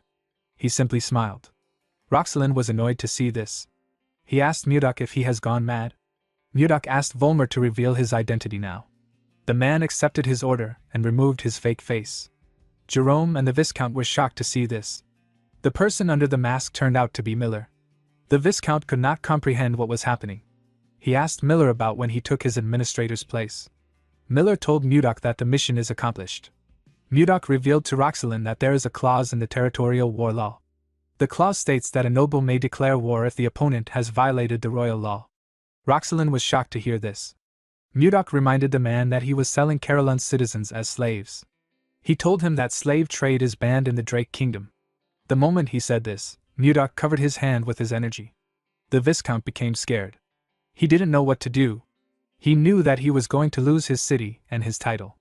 He realized that Duke Icarus will kill him. He quickly turned around and began to run. He said that he doesn't want to die. Before he could get far, Mudok released his ice from his feet. He froze the Viscount's legs. He charged at him and asked him to clench his teeth. Immediately, he said this. Mudok gave the man a bone-shattering punch in his face. The attack sent the Viscount flying. He slammed his back on a tree and spat out some blood. He destroyed the tree with his body. After taking care of the Viscount, Mudok turned around and announced to his men that the territorial war is over. The men smiled when they heard this. In the next scene, we see Mudok announce to his soldiers that Totosi City now belongs to Carolyn. The soldiers began to cheer when they heard this. After the war, Mudok and his people quickly got to work. Roxalin lost everything and got sent out of his territory. A few days later, he went missing. Totosi City was incorporated into Carolyn. Jerome was appointed as the administrator of the new district, but he rejected the appointment. He explained to Mudok that he is already buried in a lot of work. He told him that he will go on strike if he gives him more work. Mudok asked him to tell him who he is supposed to put in charge. The moment he asked this question, Jerome got an idea. He said that he knows the perfect person. Through Jerome's recommendation, Volmer, who was Roxalin's former vassal, was asked to manage Totosi City. Of course, they couldn't completely trust Volmer, so they assigned 2 knights to him to monitor and report his daily movements. After some time passed, the day of the king's birthday arrived. The capital was decorated with different designs. At the entrance of the capital, we see 2 guards on duty. One of them said that he wants to enjoy the festival too. His comrade asked him to suck it up. He told him that they would get a special bonus for taking today's job. While he was talking, the man noticed that a shadow covered him. When he looked up, he saw wyverns coming towards him. His friend told him that it is a monster attack. The man said that he will ring the alarm. Before the man could do anything, someone asked him to wait. The person turned out to be Mudok. He stepped down from Lilith's back. With his new white Michael Jackson drip, Mudok introduced himself as Baron Blizzard. The men remembered him as the magic swordsman that saved the king. Mudok took out his invite and said that he has come to see the king. In the next scene, we are taken to a beautiful ballroom. We see the nobles chatting amongst themselves as they enjoyed some exquisite music. While they were all talking, a man announced that Baron Blizzard is entering the ballroom. The moment he said this, Mudok stepped into the ballroom in his amazing drip. His face and clothes caught everyone's eyes. The noble women were all amazed by how handsome he was. Most of them could not believe that this was the man who saved the king's life. One of them said that he heard that Mudok can use fifth circle magic. Someone walked up to Mudok and welcomed him to the party. This person turned out to be the second princess of the Gaia kingdom. Sylar MacMahon greeted him in a beautiful dress. She moved closer to him and asked him about how he has been. Mudok told her that things have been fine. He didn't say anything else after saying this. Sylar was surprised to see this. She asked Mudok if he isn't going to ask her about how she has been. Mudok offered her a drink and asked her to take it. He confidently said that his aide told him that it is always ladies first in a party. The princess did not expect this. She didn't know how to react.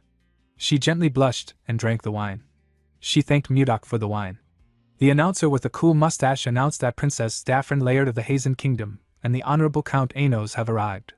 The moment he said this, a tall man and a beautiful blonde woman stepped into the ballroom. The man and the woman were quite beautiful. The nobles were blown away by Princess Daphne's beauty. They said that her beauty remains unchanging. They were also surprised to see Count Anos.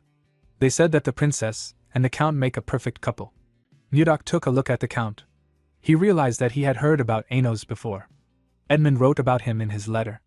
This man is the one who is known as the Grand Sword Master. Sylar noticed that Mudok was staring at the count. She asked him if he knows him. Mudok could feel that Anos was not from this world. He told the princess that he doesn't know the man.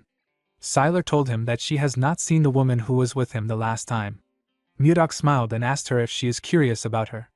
Sylar said that she is not. She told him that she is just asking because she doesn't know many people there. Mudok asked her to wait. He said that she is someone who naturally loves dramatic entrances. Immediately he said this.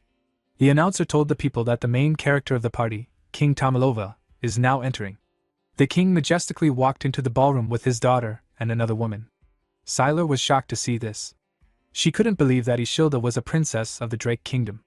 While everyone was clapping, the woman asked Mudok if this is the dramatic entrance he is referring to. Ishilda and her father moved to their seats. Before sitting down, Ishilda saw something shocking. She saw Mudok standing next to Sylar. Mudok gently waved at her. Ishilda sat down and glared at the woman. She didn't know why she was there. She heard that the first princess of Gaia Kingdom was the one who was going to be there. She did not like the fact that Sylar was standing next to Mudok. A while later, we see the nobles bow their heads to the king to congratulate him for his 50th birthday. Tomalova thanked everyone for attending his party. He told them that he appreciates their presence. Everyone applauded him. The king raised his hand and asked the nobles to have a wonderful time. Ishilda turned to her father and told him that she is curious to see the kind of gifts he will receive for this birthday. She said that she is really looking forward to it. Tomalova smiled when he heard this. He told his daughter that they will start right away. Duke Icarus stepped forward and presented a small box to the king. The announcer told the king that this box is a gift from the duke. When Tomalova opened the box, he saw a ring inside. It was a gold ring with a blue crystal on it. With a smile on his face, the duke informed Tomalova that the ring will protect him from now on. He explained to him that the ring can nullify all offensive magic of the fourth circle and below. The king and the people were shocked to hear this. They realized that this was an artifact. They couldn't believe that such valuable things still existed. Mudok didn't know what an artifact was. Sylar explained to him that it is an object with magic in it. She said that it is a very valuable item in this present age where there are no mages of the ninth circle, or higher. The value of an artifact with high nullification magic on it is immeasurable. The king thanked Duke Icarus for his valuable gift. The duke congratulated the king on his birthday again. He turned around and slowly walked away. The nobles in the ballroom were amazed by the duke. They couldn't believe that he brought something so valuable for the king. Some of them wondered if there was any gift that could even surpass that of Duke Icarus. After the duke presented his gift, other nobles presented their expensive gifts to Tomalova, but they were all overshadowed by the duke's gift. The last noble to present a gift was Mudok. He placed a box in front of the king and knelt before him. He asked Tomalova if he has been well. The king told him that he is relieved to see that he is healthy. Mudok told him that it is all thanks to his grace. The announcer opened the box to show the king what Mudok brought. The king took out a long leather material from the box. Mudok told Tomalova that he brought the leather of an ice ogre that he personally hunted. The king smiled when he heard this. He asked Mudok if he is talking about the savage monster that lives in the northern lands. Mudok told him that he is correct. He asked Tomalova to accept his sincerity even though it is lacking. Tomalova thanked him for the gift. He said that he will make a winter coat from the hide and wear it in winter. The duke could not believe that Mudok offered this kind of gift to the king. He said that a pathetic gift is expected from someone of commoner origins. With a smile on his face, Mudok told the king that he brought another gift because the leather alone seemed lacking. A man carried a box into the ballroom and gave it to the king. When Tomalova opened the box, he saw some eggs inside. He asked Mudok to tell him what he is looking at. With a smile on his face, Mudok told the king that they are eggs from a monster, Tomalova, and the people were shocked to hear this. They couldn't believe that Mudok brought something like this to a party. The duke told Mudok that he is an insolent bastard. He pointed at him and said that this is an insult to the royal family. He turned to the knights and asked them about why they are just standing. He ordered them to drag the baron out. The knights quickly walked towards Mudok. Tomalova ordered them to stop. Everyone quickly became silent. With a scary look on his face, Tomalova asked Mudok to clarify his intentions. With a confident smile on his face, Mudok revealed to the king that he is holding an ice wyvern's eggs. The king and the duke were shocked to hear this. An ice wyvern is a wyvern that can only be found in Caroline. It is 1.5 times larger than a normal wyvern. Since ancient times, there have been constant attempts to tame ice wyverns, but their fierce nature made it hard to obtain their eggs, and raising them was extremely difficult. Taming this monster has long been considered impossible. Just ordinary wyverns would provide tremendous military power if they are tamed well. The small nation of the Zeba Kingdom led its wyvern knights to conquer surrounding countries and rose to become the Great Zeba Empire. This story is well known on the continent. Taming an ice wyvern would mean that the military power of the Drake Kingdom would skyrocket. Tomalova completely understood this. He thanked Mudok for his gift. He asked him if he knows that raising an ice wyvern is even harder than acquiring its egg. Mudok assured him that he is well aware. He said that it is not easy to raise an ice wyvern to adulthood.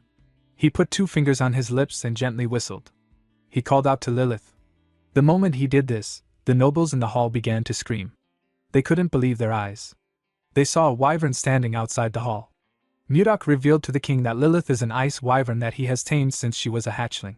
He told Tomalova that he will teach the royal breeders how to raise an ice wyvern. He explained to him that they will imprint his face on the wyvern when it hatches. This will allow the hatchling to recognize him as its parent and obey him faithfully.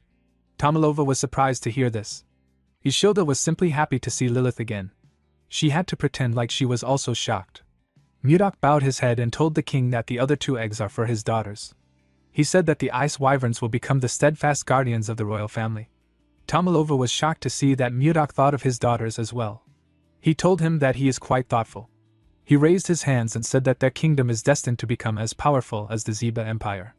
He announced that this was the greatest gift he has ever received in his lifetime. He thanked Mudok for the amazing gift. He told Tomalova that he is honored that the gift pleases him. Ishilda gently smiled when she heard this. She remembered that Mudok asked her to expect something when they spoke a few days ago with a communication stone. Duke Icarus was extremely angry to see how things were progressing.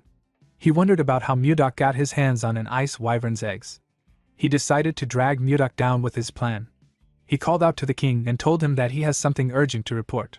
He moved close to the king and asked him if he knows that Mudok sent troops into Viscount Roxalin's territory 2 days ago. Tomalova was surprised to hear this. He asked the duke to tell him why the baron would send his forces into Totusi. Duke Icarus revealed to him that Mudok initiated a territorial war. Tomalova was shocked to hear this.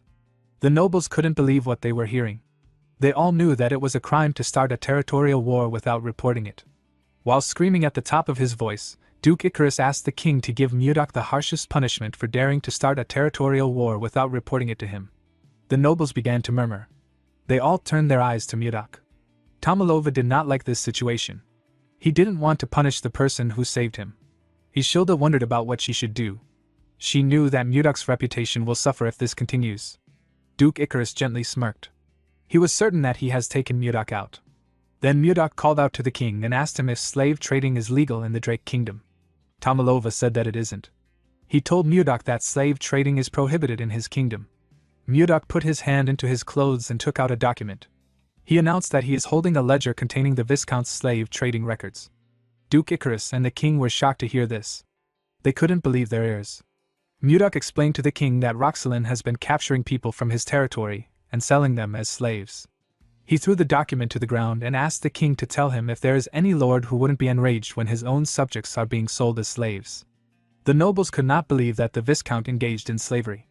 They were all shocked. Duke Icarus couldn't believe that Roxelin got involved in slavery behind his back. He called him a filthy, greedy pig. Isilda reminded her father that those who violate the royal laws can be challenged to a territorial war without reporting it to the king. She smiled and asked him if she is correct. Since Mudok had a valid reason, Tomalova decided to grant him a special exception and not hold him accountable for the territorial war. With a smile on his face, he announced that Totusi will now become part of Carolyn's territory. Everyone began to cheer when they heard this. Count Slave suggested that Mudok should get a title now that his territory has expanded. The king told him that he is right. He asked Mudok to move closer. Mudok moved close to him and went on his knees. Tomalova placed a golden scarf on his neck and appointed him as Viscount of Carolyn. Mudok stood up and thanked the king for his new position. Duke Icarus watched them as they spoke. He glared at Mudok with eyes filled with hate. He promised himself that he will bring him down no matter what it takes. He turned around and walked forward. On the way out, we see Count Anos resting on the wall. He seemed to be annoyed about something. In the next scene, we see Mudok in the balcony. He seemed tired. He felt bad that he couldn't talk to Isilda because of the nobles swarming him. He smiled when he realized that he had finally gotten this far. He remembered the things that happened when he first came to this world. He remembered how he fought, how he took over Carolyn, and how he got a kiss from the princess. He believed that he and the princess will soon be together. Immediately, he thought of this. Someone came to the balcony. Mudok turned around and asked the person to tell him who he is. He saw that the person was Count Anos. Count Anos referred to our boy as Seo Mudok and told him that he has finally found him. Mudok was shocked to hear his name. He couldn't believe that the man was speaking to him with the language of the Central Plains. The Count closed the door and referred to Mudok as the enemy of his master and his sect. He carefully drew his sword. His sword released a pink energy. Anos told Mudok that he has been looking for him for a long time. He placed his hand on his sword hilt. His sword released a scent. Mudok immediately knew that this was the plum blossom fragrance. He now knew who this man was. He remembered the conversation he had with the Manhwa sect leader. While breathing heavily, Zhang Pungjin told him that the outcome of their fight would have been different if his disciple was there. Mudok realized that this was the disciple the man spoke of before his death. This man was known as the greatest prodigy in the Central Plains. His name is Li Jinqing. Jinqing covered his sword with his energy and took a step forward. Jinqing charged at Mudok at a crazy speed. Mudok easily matched his speed and blocked his sword strikes. Jinqing made his attacks faster, but Mudok was still able to match his speed. The two men grit their teeth out of anger. Jinqing made a huge swing and pushed Mudok back. He gathered his energy in his hand and charged at Mudok. He hit Mudok with his palm. His energy pushed Mudok back even more. He hit his back on the wall. When he raised his head up, he saw Jinqing in front of him. The man swung his sword at him with a large amount of force. Mudok dodged it and appeared in the air. He carefully landed behind the man. Jinqing turned around to see him. Mudok said that the rumors about him being the greatest disciple in the Central Plains weren't a complete lie. The man was annoyed to hear this. He asked Mudok not to get cocky. With a look of anger on his face, Jinqing revealed to Mudok that he has been searching for him for 3 years. He was successfully able to get on the same boat as him after he found Mudok's location. He watched Mudok's movements on the boat and waited for an opportunity to kill him.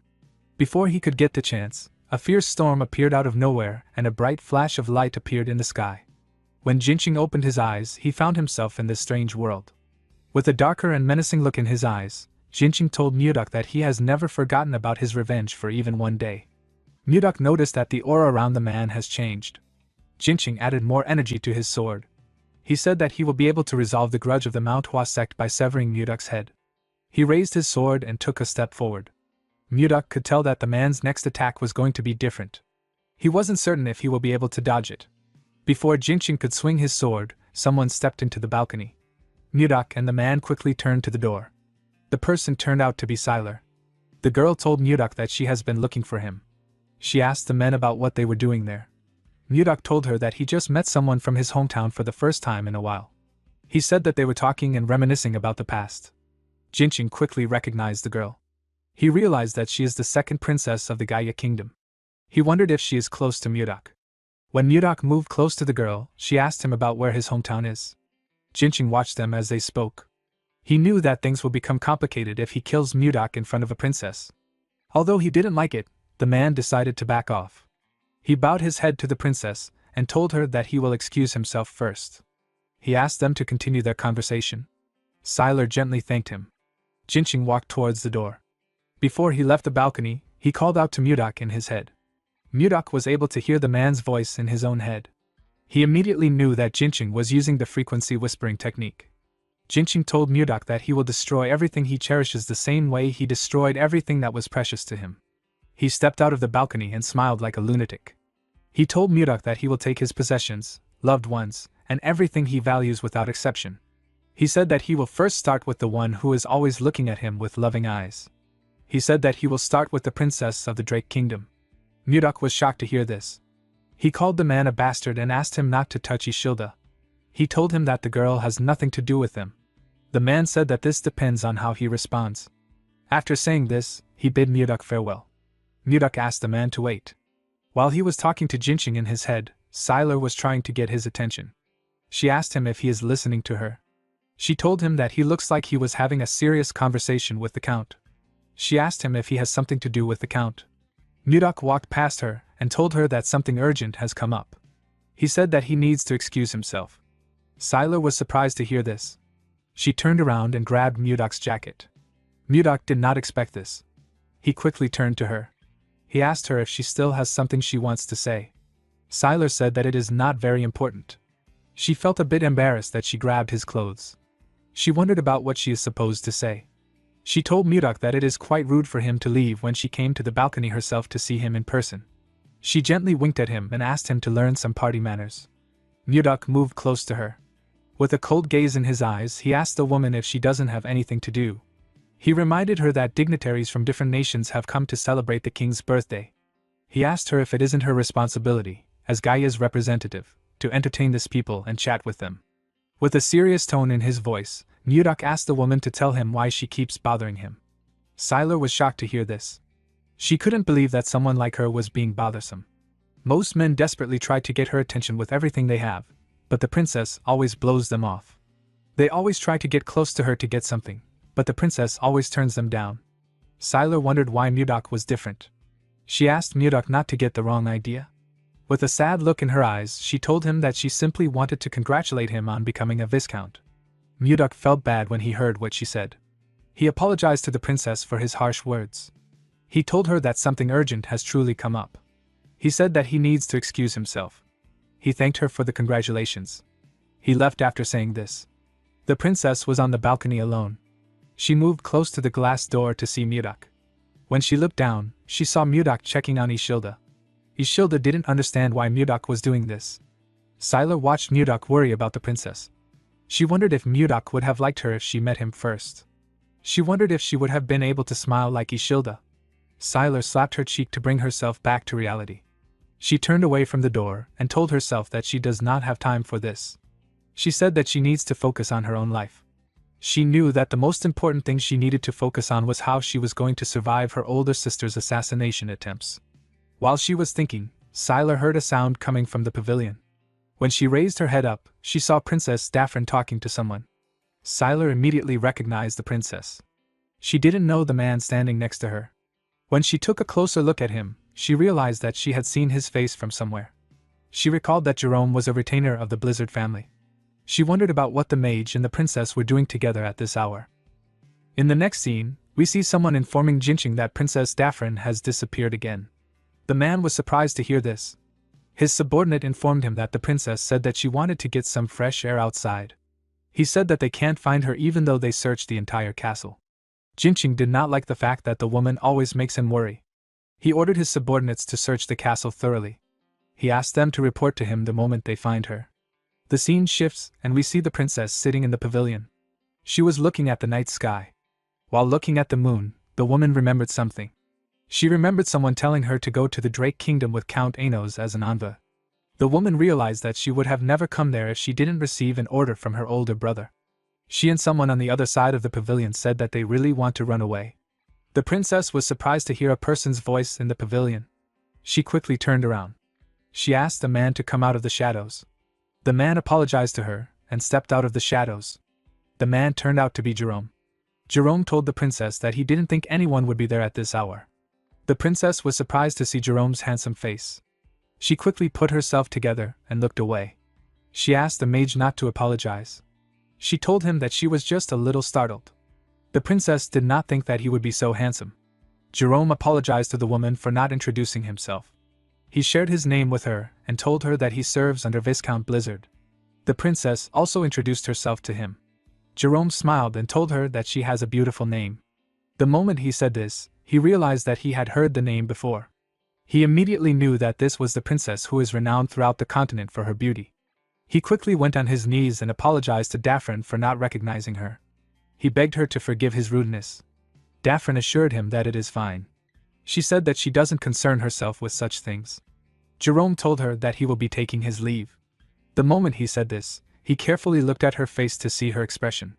He noticed that Daphne looked kind of sad. He stood up and asked her if it is fine for him to stay in the pavilion too. The woman was surprised to hear this, with a smile on his face. Jerome said that he is waiting for his lord who is still in the party.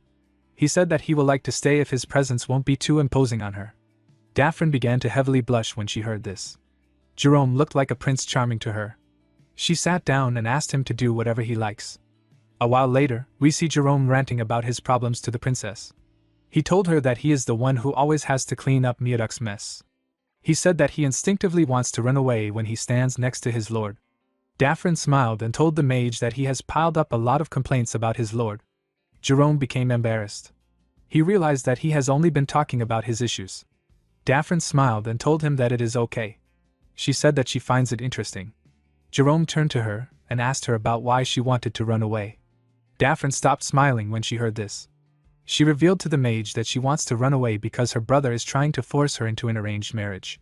She said that she has no desire to sacrifice her life as a pawn of the country. Jerome simply stared at the princess. This made her nervous. She asked him if the topic was too heavy.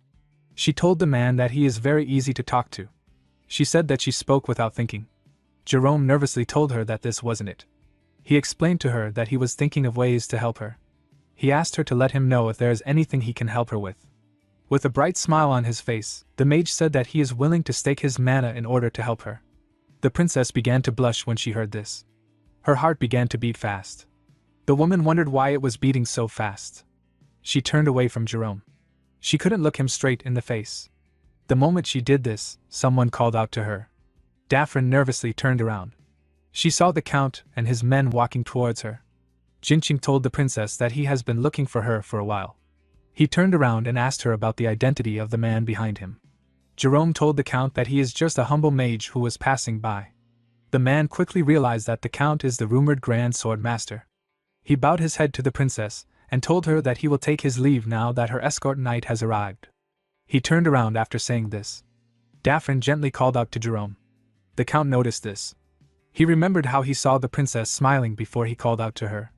He quickly became angry. He asked the princess if she knows that the king has promised to hold a grand engagement ceremony for them once they return to the kingdom. Jerome was shocked to hear this.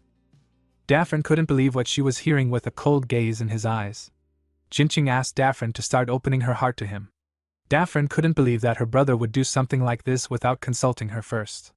She walked forward and said that she will be going inside first. Jinqing followed her. Jerome already guessed that Daphne's arranged marriage partner was Jinqing. Before the princess left the garden, she gently turned. Jerome quickly noticed this. The woman gently moved her mouth to ask the mage to meet her there again 3 days from now. She smiled and asked him to meet her at this hour. Jerome was surprised to hear this. He didn't know what to say. He just watched Daphne walk out of the garden with Jinqing. The scene shifts and we are taken to the hall. We see Ishilda laughing and talking to some women. After they were done talking, Ishilda waved to the women. She took a deep breath and let out a sigh. She found it exhausting to always have to talk to people. She felt a bit tired. While she was thinking, someone stretched out his hand and asked her if she wants to dance. The person turned out to be Miyudok. Ishilda smiled and told Miyudok that she would love to dance. The two of them moved to the dance floor and began to dance in an elegant manner. The king and count's slave watched Ishilda and Mudak as they danced. The king called out to the count. He told him that he feels like Ishilda and Mudak are quite close. He asked him if he is wrong. The count told him that he is correct. Tomalova carefully looked at his daughter. He said that it has been a while since he saw her smile so brightly. He begged the count to answer his next question honestly. Count's slave asked him to say his question.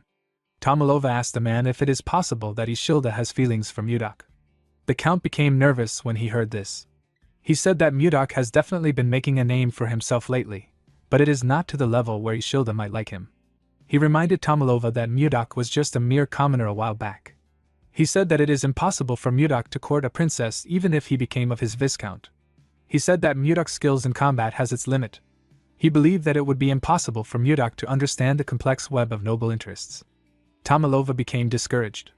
He told the count that he is right. He looked at his daughter's beautiful smile and said that he can't entertain meaningless hope. He said that he can act recklessly. The scene shifts and we see Lilith flying somewhere. When she was about to land, the people below her began to cheer. She landed in front of the roll merchant group. Mudak greeted Edmund when Lilith landed. The man was quite happy to see Mudak. Mudak came down from his wyvern. He asked Edmund if he is making a good living. The merchant said that they are making more than a good living. He revealed to Mudak that they have become the top merchant group in the kingdom thanks to his support. He said that business is booming every day. He asked Mudak to come inside. He poured Mudak some tea and sat down with him. He told him that he heard about how he became viscount after winning the battle. He said that a lot has happened in such a short period of time. Mudak revealed to Edmund that he came to visit him in order to ask him for a favor. The man asked him to tell him what he wants. He told him that he is ready to do anything. Mudak told the man that he needs a mansion. Edmund did not expect to hear this. Mudak told him that he wants a mansion that will be much more grander than Duke Icarus' mansion. He said that he wants something that is on a whole other level. Edmund smiled and said that he understands. He said that he will prepare it as soon as possible. The man was happy to see that Mudak was finally making a move against the Duke. He believed that it was time for him to get revenge against the Akasa merchant group and Duke Icarus. Edmund was certain that he could defeat the Duke with Mudak's help and even rise to a higher position. He knew that the only thing he had to do was to ensure that Mudak never runs out of money. The moment he thought of this, Edmund realized something. He asked Mudak about where his retainer is. He asked him about why he came alone. Mudak smiled and said that he has him walking on a special assignment. The scene shifts, and we see Jerome in another location. He was wearing a hood that covered his face. While looking around, Jerome remembered that his lord asked him to find out who was behind the massacre of the Kramer family. The man was annoyed that he got this assignment. He felt like Mudak was giving him too much work. He let out a sigh and decided not to think about it.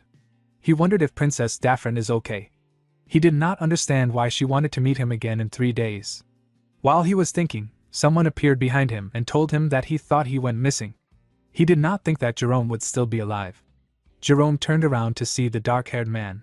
The man whose name is Leon greeted him with a smile on his face.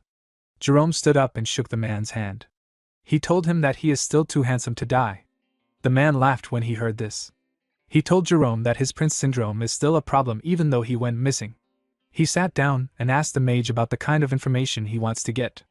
Jerome threw a bag containing a large amount of gold and valuable jewels on the table. The man felt like the money was a bit too much for a simple background check. He asked the mage if it is someone important. Jerome explained to him that he was just asked to look into the person. He said that he is not aware of the details behind it. Leon asked him to tell him who the target is. Jerome said that it is Miller Kramer. Leon's expression became grim. He was quite shocked to hear the name. He now understood why the payment was so high. He stood up and said that someone must want me dead. Jerome stood up and asked Leon about what he means. The man asked him if he doesn't know that everyone who looked into the death of the Kramer family always ended up dead. He walked forward and told Jerome that he hasn't heard a thing about the family. He said that he is not interested in the job. The mage placed another bag on the table and told the man that he will double his pay if gets him the information he needs. Leon stopped walking when he heard this. He said that it has been over 10 years since the incident took place. He told himself that things are probably fine now. He asked Jerome to wait for him. The mage sat down back. He wondered about what happened to the Kramer family. He couldn't believe that even Leon, who is the master of the Information Guild, is scared to get involved in the case. He realized that someone very dangerous is involved in this case. Some time later, within the roll merchant building, Jerome returned to his master's room. Bowing respectfully, he relayed the truth to Mudok. To get straight to the point, he said, the Kramer family was a count's household. Miller was the second son of Count Kramer, a family of great prestige within the kingdom. Edmund, seated beside Mudok, widened his eyes in shock. Kramer, you say? Jerome nodded and continued. 10 years ago, the entire family was poisoned. Miller alone narrowly survived. Mudok leaned forward. So, did you find the culprit? Yes, Jerome replied gravely. They said it was Baron Gideon. At that moment, Edmund spoke up, his expression grim. But Baron Gideon is not the real culprit. Both Mudok and Jerome turned toward him in surprise. With sorrow in his voice, Edmund explained. Baron Gideon was only a puppet. The one who gave the order for the poisoning was someone else. Later that night, under the light of 3 moons above the Roll Merchant Guild building, Miller learned of Baron Gideon's involvement. Rage consumed him. From his hand emerged his secret weapon, a sharp purple dagger that extended like a claw, crimson droplets scattering as it manifested. Seething with fury, he burst from his room, his thoughts ablaze. Today, I will kill Baron Gideon. I will finish my revenge. But as he stormed into the corridor, he encountered Jerome, Mudok, and Edmund approaching. Confused, he turned to Mudok. Lord, what are you doing at this hour? Before Mudok could answer, Edmund stepped from the shadows. I met you when you were little, young master, he said with a faint smile. You've grown so much. I am Edmund of the Roll Merchant Guild. Your father, Count Kramer, once supported us. Let me tell you the truth of that day. Baron Gideon carried out the poisoning, but the one who ordered the assassination of your family was Duke Icarus. Miller's eyes widened in disbelief. What? No way. What benefit would Icarus gain from eliminating the Kramers? Edmund's gaze hardened. The Akasa Merchant Guild, the largest guild in the Drake Kingdom. Its true master is Duke Icarus. If that's the case, Miller muttered. That's right, Edmund interrupted. To expand the Akasa Merchant Guild, Icarus crushed both the thriving Roll Guild and your family, the Kramers. The truth shattered Miller. He fell to his knees with a loud thud, covering his face with both hands, his voice trembling with rage. Then, that means I've been working under the man who killed my family? His grief twisted into madness, and he burst into maniacal laughter. The sound unsettled both Edmund and Jerome. With a sigh, Miller staggered back to his feet and began to leave. Mudok stepped forward. Where are you going, Miller? I'm going to kill Icarus. With your current skill, you cannot kill Icarus, the sword master, Mudok warned. I don't care, Miller snapped. Mudok's eyes glowed with icy light. Miller, do you even realize your actions right now are unwise? Miller's aura flared violently. So what? Are you going to stop me too? Twin daggers extended from his hands, each long enough to rival short swords. Seeing this, Mudok raised his own hand, conjuring a weapon from pure ice. Edmund and Jerome called out nervously, but Mudok pointed directly at Miller. If you insist on going, defeat me first. Miller dropped into his stance. If that is what must be done, I will not back down. In a flash he charged, launching a flurry of thrusts. But to his shock, Mudok vanished and reappeared behind him. Reacting instantly, Miller spun and kicked in an arc, but Mudok bent away with minimal movement. A strike aimed at vital points with no wasted effort, proof of painful training day after day, Mudok thought. But it still isn't enough to defeat me. His finger glowed with icy energy. In a blink, he struck Miller multiple times at precise points. Miller coughed, collapsing to the floor. I struck your vital point, Mudok declared coldly. You won't be able to move for half a day. But to Mudok's astonishment, Miller leaned trembling against the wall. Using his thumb, he tapped several points on his body, undoing the paralysis. Mudok's eyes widened. I never taught you to use your thumbs like that. How on earth did you do it? Shaking violently, Miller rasped. Just now, didn't you show it to me in person? Mudok's shock deepened. He copied it in that instant, after seeing it once. Miller forced himself onto his knees. It's not over yet. But his body gave out, and he collapsed unconscious. Mudok stared silently for a moment, then turned to Edmund. Yes, Lord? Edmund responded quickly. Move the unconscious Miller to a room. Tell him to find me when he wakes. Hesitant, Edmund asked. Will you punish the young master? No, Mudok replied. From tomorrow, I plan to personally teach him the vital points. Edmund blinked in confusion. Pardon? Mudok glanced back at Miller's fainted form, then spoke with certainty. As I suspected, Maya was not wrong. Miller is a raw gem with extraordinary talent. If guided well, he could become a top-tier assassin. Though, the road ahead is long. As he spoke, a light blinked from his pocket. Pulling it out, he revealed a communication crystal. What's going on? He asked. A trembling voice answered. Viscount, it's me, Ishilda. Please, help me. It's too cold here. Mudok's composure faltered. Ishilda? Where are you now? He called her name twice more, but there was no reply. Without hesitation, he leapt out the window, racing into the night. Just wait, Ishilda. I will be there. Far away, Ishilda lay slumped against the wall, unconscious, her hand clutching the crystal tightly as its glow flickered in the dark. With his incredible speed, he quickly arrived at the castle. He grit his teeth out of anger. He wondered about where Ishilda was. He recalled that the princess said that the place was cold. Mudok quickly focused his energy in his eyes. He realized that Ishilda must be in the coldest place in the castle. He used his eyes to examine the castle. He found a building that released a cold energy. Mudok quickly entered the building and called out to Ishilda. To his surprise, he found Ishilda shaking in the building. She had a blanket around her. He took the princess out of the building and asked her about how she got trapped in there. Ishilda revealed to him that she went inside to check on the ice wyvern eggs that he gave to them. She accidentally locked the door on herself when she stepped in. Mudok reminded her that he mentioned that the ice wyvern's tray was enchanted to keep the temperature low. He asked her about why she would act so carelessly. Ishilda apologized to him. She told him that she was able to reach out to him with the communication stone. Mudok let out a sigh. He quickly hugged the princess. While shaking like a scared child, our boy begged the princess to never do this again. He told her that he can't lose her again. Ishilda was surprised to hear this. She gently placed her hand on his back. The moment she did this, they heard a cracking sound come from an egg. Ishilda and Mudok quickly turned to the egg. They stood up and went inside. They saw a baby ice wyvern raise its head up. Its body was covered in mucus. Mudok asked the princess to remove the mucus from the wyvern's body. Ishilda was shocked to hear this. Mudok explained to her that the hatchling will recognize her as its mother if she does this. The princess gladly used her blanket to clean the mucus. She told Mudok that the hatchling's body is so soft. She asked him if he thinks that the imprinting worked properly. The hatchling carefully opened its eyes when she asked him this question. Mudok asked the princess to try greeting it. Ishilda greeted the wyvern with a smile on her face. The hatchling smiled brightly at her. The princess was very happy to see this. She moved it closer to her face. She liked the fact that it was so cute. Mudok told her that this wyvern is a female. Ishilda asked him about how he could tell, just by looking at it.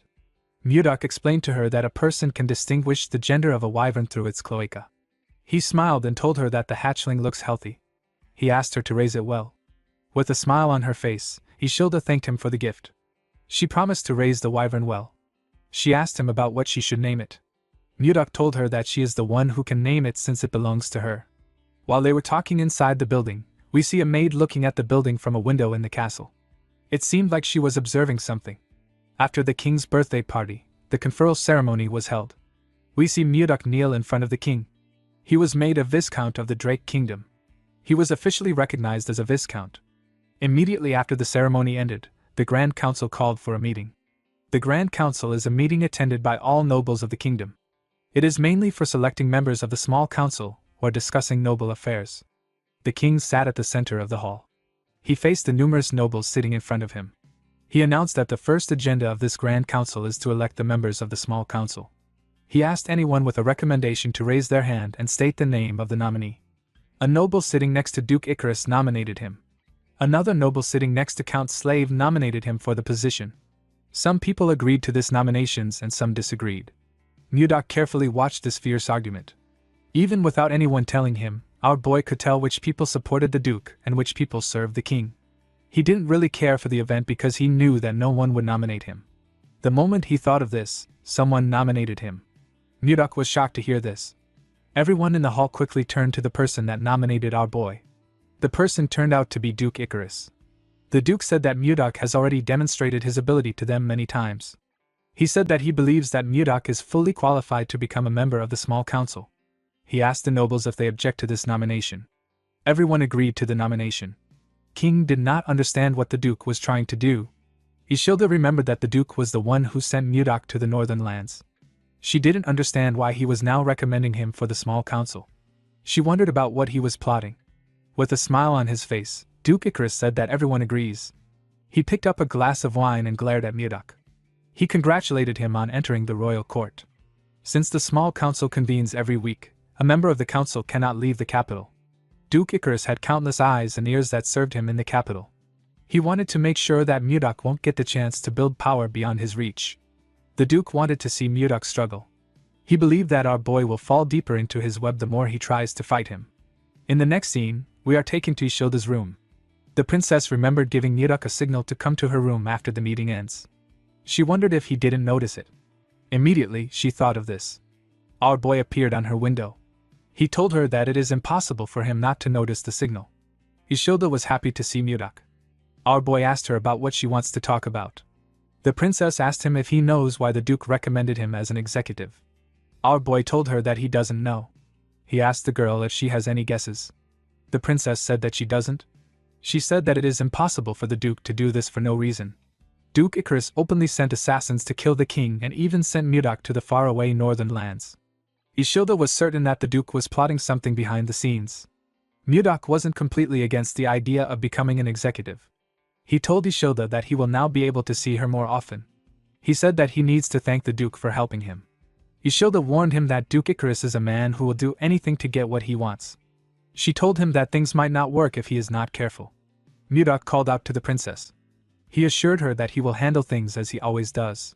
He asked her not to worry too much. Ishilda was surprised to hear this. She gently smiled. The moment she did this, a maid knocked on her door and asked her if she can come in. Ishilda quickly turned to Mudok and asked him to hide somewhere for a moment. Immediately she said this. She noticed that our boy was no longer in the room. The scene shifts, and we are taken back to the past. 10 days ago, we see Princess Daphne and Jerome talking under the pavilion. The princess informed Jerome that she wanted to run away. Jerome was shocked to hear this. He asked her if she is serious. He asked her about where she wants to go. Daphne replied that the place doesn't matter. She asked him if he can take her somewhere that no one will recognize her. The mage reminded her that he is a vassal of Lord Caroline. He said that he can start a war between nations if it is revealed that he helped her run away. The princess asked him if the vow he made to her was a lie. Jerome was surprised to hear this. Daphne reminded him that he swore on his mana that he would help her. With a sad look on her face, she said that this is the first time she has actually been outside the castle of the Hazel Kingdom. It was her first time talking to people outside the castle. After her father passed away, her brother locked her in her room. He only let her out during national events. No matter how beautiful the clothes were or how delicious the food was, it didn't matter to the princess. All she wanted was freedom. When the princess got into a political marriage with the count, she tried to like him, but he was nothing more than her brother's loyal dog. The count is a man who doesn't care about her feelings or thoughts. The princess noticed that the count looked at her the same way her brother did. He had cold eyes that saw her only as a tool. Princess Daphne told Jerome that he is the only person who doesn't look at her with his cold eyes. Jerome didn't know what to say to her. The princess stood up and apologized to the mage for making him uncomfortable. She told him that she was too naive to take his promise seriously. As tears flowed down from her eyes, the princess said goodbye to the mage. Jerome clenched his fist. He summoned his courage and called out to the princess. He asked her to wait. Daphne quickly turned around. Jerome became nervous. He told himself that he can't do anything. He told the princess that he really can't do anything. He called her again and tried to change his words. Daphne became angry with his indecisive nature. She turned around and walked up to him. Jerome was still nervously thinking about it. With a look of anger on her face, Daphne asked the mage if he will help her or not. Jerome told her that he will do it. He wondered why her personality suddenly changed. The princess was happy to see that he agreed to her request. She gently smiled at him and thanked him for his help. Jerome told her that he will share the meeting place with her. He asked her to go to the tavern at the castle's main gates. He said that he will wait on the 3rd floor of the Russian Blue until sunset. He told her that no one must know about this. He advised her to act as if she didn't speak to him today. Daphne smiled at him and told him that she understands. The scene shifts and we are taken to the present. We see Jerome standing in front of a door. He was thinking about the promise he made. While he was thinking, Mudok asked him to come in. When the mage stepped inside, our boy asked him if something is wrong. Jerome said that he wanted to go to Tatsi for an inspection. Mudok asked him if he is going alone. With a nervous look on his face, the mage said that it is necessary for them to check if Volmer is managing things properly. Murdoch agreed that maintenance checks are important. He asked Jerome to go ahead. He told him that he will join him after his next meeting. Jerome explained to his lord that the journey is a 5-day ride on a horse. He told him that it will be difficult for him to attend the small council meeting. He said that he will go by himself and report back immediately. Murdoch asked him about what he means. He reminded him that it only takes a day to reach Tatsi on a wyvern. Jerome nervously laughed. He said that he has completely forgotten about the wyverns. Murdoch noticed that he was acting weird. He asked his vassal if something is wrong. He told him that he has been distracted all week. With a shaky tone in his voice, the mage said that this is ridiculous. Murdoch was still suspicious of the man. He told him that he will leave Tatsi in his hands. Jerome thanked him and walked towards the door. Murdoch watched him as he walked out of his room. After leaving Murdoch's office, Jerome thought about how tomorrow is the day of the operation. He wondered why he was doing this. He would normally refuse this request. He knew that this was a crazy request. He told himself that he needs to stop while he can. The moment he said this, he remembered how the princess looked when she cried. Jerome began to smile like an idiot. He was completely smitten by Daphne beauty. The next day at the castle, King Tomalova and his daughter, Princess Ishilda, walked through the long corridor toward the royal meeting room. Ishilda, deep in thought, could not quiet the turmoil in her mind. Duke Icarus, what could he possibly be thinking? There's no way he invited the Viscount to the royal council meeting for no reason. Still, since the Viscount said he'll handle it somehow, maybe it'll be fine. Lost in worry, she arrived at the meeting room just as the guard loudly announced, "His Majesty the King and Her Highness Princess Ishilda are entering." She stepped inside with her father, and immediately her eyes landed on Murdoch, who was calmly seated and smiling at her. She returned a nervous smile. The count servant struck the table lightly and declared, "Then, we shall begin the royal council meeting. The first agenda concerns Duke Icarus." Duke Icarus stepped forward, bowing slightly. "Your Majesty the King, Her Highness Princess Ishilda, and beloved nobles. The matter I bring forth today is regarding Her Highness's marriage." A sly smirk crossed his lips. Shock rippled through the room. Both the king and Ishilda stiffened, while the other nobles remained silent in stunned disbelief. Ishilda rose to her feet, her voice trembling with anger. "My marriage? What in the world are you talking about, Duke Icarus?" The Duke lowered his head politely. "Please forgive me if my proposal startled you, Your Highness. However, you have already turned 20 this year, and yet, not only is there no arranged marriage, there is not even a fiancé. Such a situation is unheard of in any royal family. If things continue this way, the royal bloodline may be severed. Thus, I formally propose that Her Highness's wedding be hastened." A noble in a red coat, one allied with the king, stood up furiously. "Duke Icarus, how dare you utter such insolence? Have you no respect left at all?" But nobles on the duke's side quickly countered. "Watch your words, sir. Duke Icarus merely speaks out of concern for the kingdom's future." "Are you saying you are unconcerned about the kingdom's future?" Hearing their arguments, Ishilda swallowed in flustered frustration. The count servant banged the wooden hammer on the table repeatedly. "Quiet, everyone! Be quiet!" But Ishilda snatched the hammer from his hand and slammed it down with such force that it broke in half. "Everyone, calm down!" The room fell silent instantly. She handed back the broken hammer. "My apologies. Please resume the meeting." "Yes, Your Highness," the count murmured. Ishilda then turned sharply to her father. "Why aren't you saying anything?" "Sit down, Ishilda," the king ordered sternly. "Do you agree with what he said? Didn't you promise I could choose my own fiancé?" The king's expression hardened. "A child of the royal family must accept their destiny. Stop your foolish talk." Something inside Ishilda snapped. She turned and marched toward the exit. "Your Highness, the meeting is still in progress," the count called after her. She said nothing. The door slammed shut behind her. Later, Ishilda lay on her bed crying, while her maid Lenshia knelt beside her. "What should I do now?" she sobbed. "The only one I like is Viscount Blizzard. Nothing has been decided yet." Lenshia tried to reassure her. "Don't jump to conclusions or give up so soon." Ishilda suddenly stood up, shouting. "Nothing's decided? It's obvious they want me to marry Sir Justin, so that I can inherit the throne. The Tomalova royal family has only 3 princesses, and by law, a princess cannot inherit the throne. Duke Icarus will do anything to achieve his goal." A twisted little smile appeared on her face. "Maybe I should just tell everyone that the only one I'll marry is Viscount Blizzard." "Wait, Your Highness!" Lenshia pleaded. Please maintain your dignity. Dignity? How long must I keep that so-called dignity? I can't take it anymore. Ishilda stormed toward the door. Lenshia grabbed her from behind. No, please. I understand your feelings, but if you act now, the whole kingdom will fall into chaos. Let me go, Lenshia. My mind is already in chaos. What does it matter? At that moment, a furious shout rang from outside. You insolent fool! What do you think you're doing? Both women froze. The voice belonged to none other than Murak. He stood outside the princess's chamber, glaring at a trembling maid on the floor. Eavesdropping on the princess's room? Who sent you? Spy. Not a spy, the maid stammered. I was merely cleaning the doorway. Ishilda hurried out with Lenshia. Viscount Blizzard! What is happening?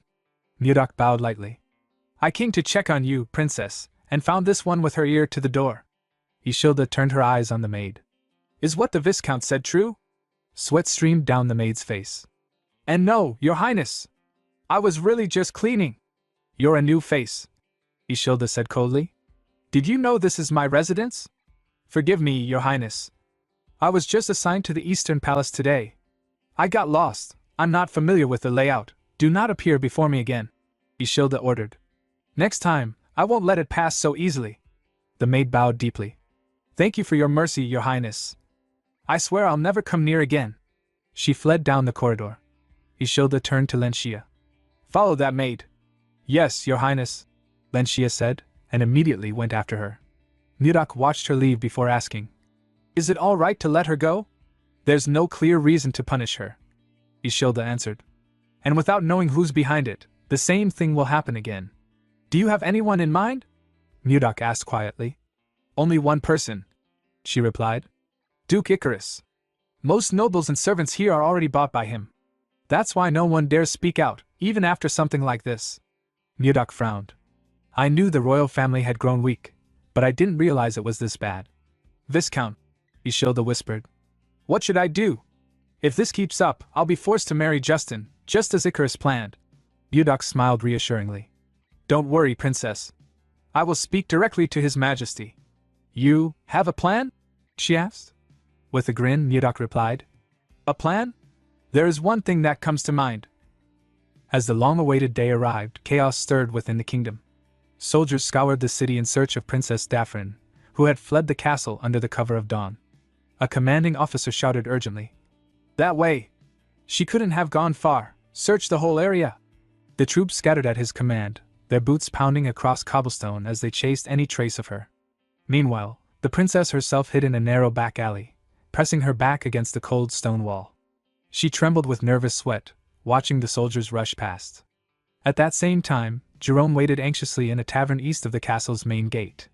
With his elbows planted on the table and his hands buried in his hair, he sat drenched in sweat, unable to stop thinking about the princess. Just then, the tavern door burst open with a loud bang. Princess Daphrin stepped inside, breathless, and called, Sir Jerome! Did you wait long? Jerome spun around, relief washing across his face. You are here, Princess Daphrin. Before he could say more, faint murmurs rose from outside the building. He hurried to the window and peeked out. Below, Hazen Kingdom officers were ordering their men. Search every building. Don't let them escape. Hearing this, Daphrin's voice quivered. What do we do, Sir Jerome? At this rate, we'll be caught. Jerome extended his hand to her. Come this way. He quickly dragged a desk and chairs toward the entrance, barricading the door. Daphrin protested anxiously. Even if we block the door, the soldiers will break in soon. Jerome only replied, I brought something for this situation. At that very moment, fists pounded against the door, and voices shouted from outside. Open the door! You're in there, your highness! Daphrin's breath hitched. They're already here. What do we do? Jerome drew out a scroll, its parchment glowing faintly. Princess, hold on to me tightly. As she clung to him, he began chanting. The scroll shone brighter and brighter before tearing apart in midair as its magic activated. Let's go, to Tatsi, Jerome declared. In a flash of light, both of them vanished. At the king's castle, the scene shifted to King Tamilova's private chamber. The king sat alone, steeped in frustration and shame. That insolent brat, he thought bitterly. To think I'm being swayed by a single noble. If the previous king saw this, he would be furious. I shouldn't have taken it out on Ishilda, pathetic. His shoulders shook slightly as he continued his silent confession. I'm such a pathetic father. A knock interrupted his thoughts. A guard announced, Your Majesty, Viscount Blizzard has come to meet you. The king immediately thought of Mudok and ordered, Let him in. Mudok entered the room, offering a respectful bow. I greet His Majesty, Father of the Drake Kingdom. Have you been well? The king sighed wearily. Peace? You know well I am not at peace. So, Mudok said calmly, you intend to hand the princess and the kingdom over to Duke Icarus? The king snapped, furious. Watch your words, Blizzard. Just because you saved me doesn't mean I will forgive everything. Mudok remained composed. I have a solution. The king shot up from his seat. What? Before speaking further, Mudok gestured to the guards, signaling them to leave the room. Once they were alone, the king demanded. Now speak. What is the solution? Mudok stepped closer, handing him a sealed letter. Your Majesty only needs to announce the statement I have prepared as an official decree. An official decree? The king murmured, scanning the contents. If this happens, the marriage with Justin can be avoided, but this only buys time. It does not solve the problem. I know, Your Majesty, Mudok replied. This is a trap. The hunter sets the trap, and waits for the prey to step into it. As night fell, Mudok returned to his castle in Tatsi. Jerome greeted him at the entrance. You have arrived, my lord. Mudok noticed the princess beside him. You are Princess Daphrin? Jerome stiffened nervously. I will explain, my lord.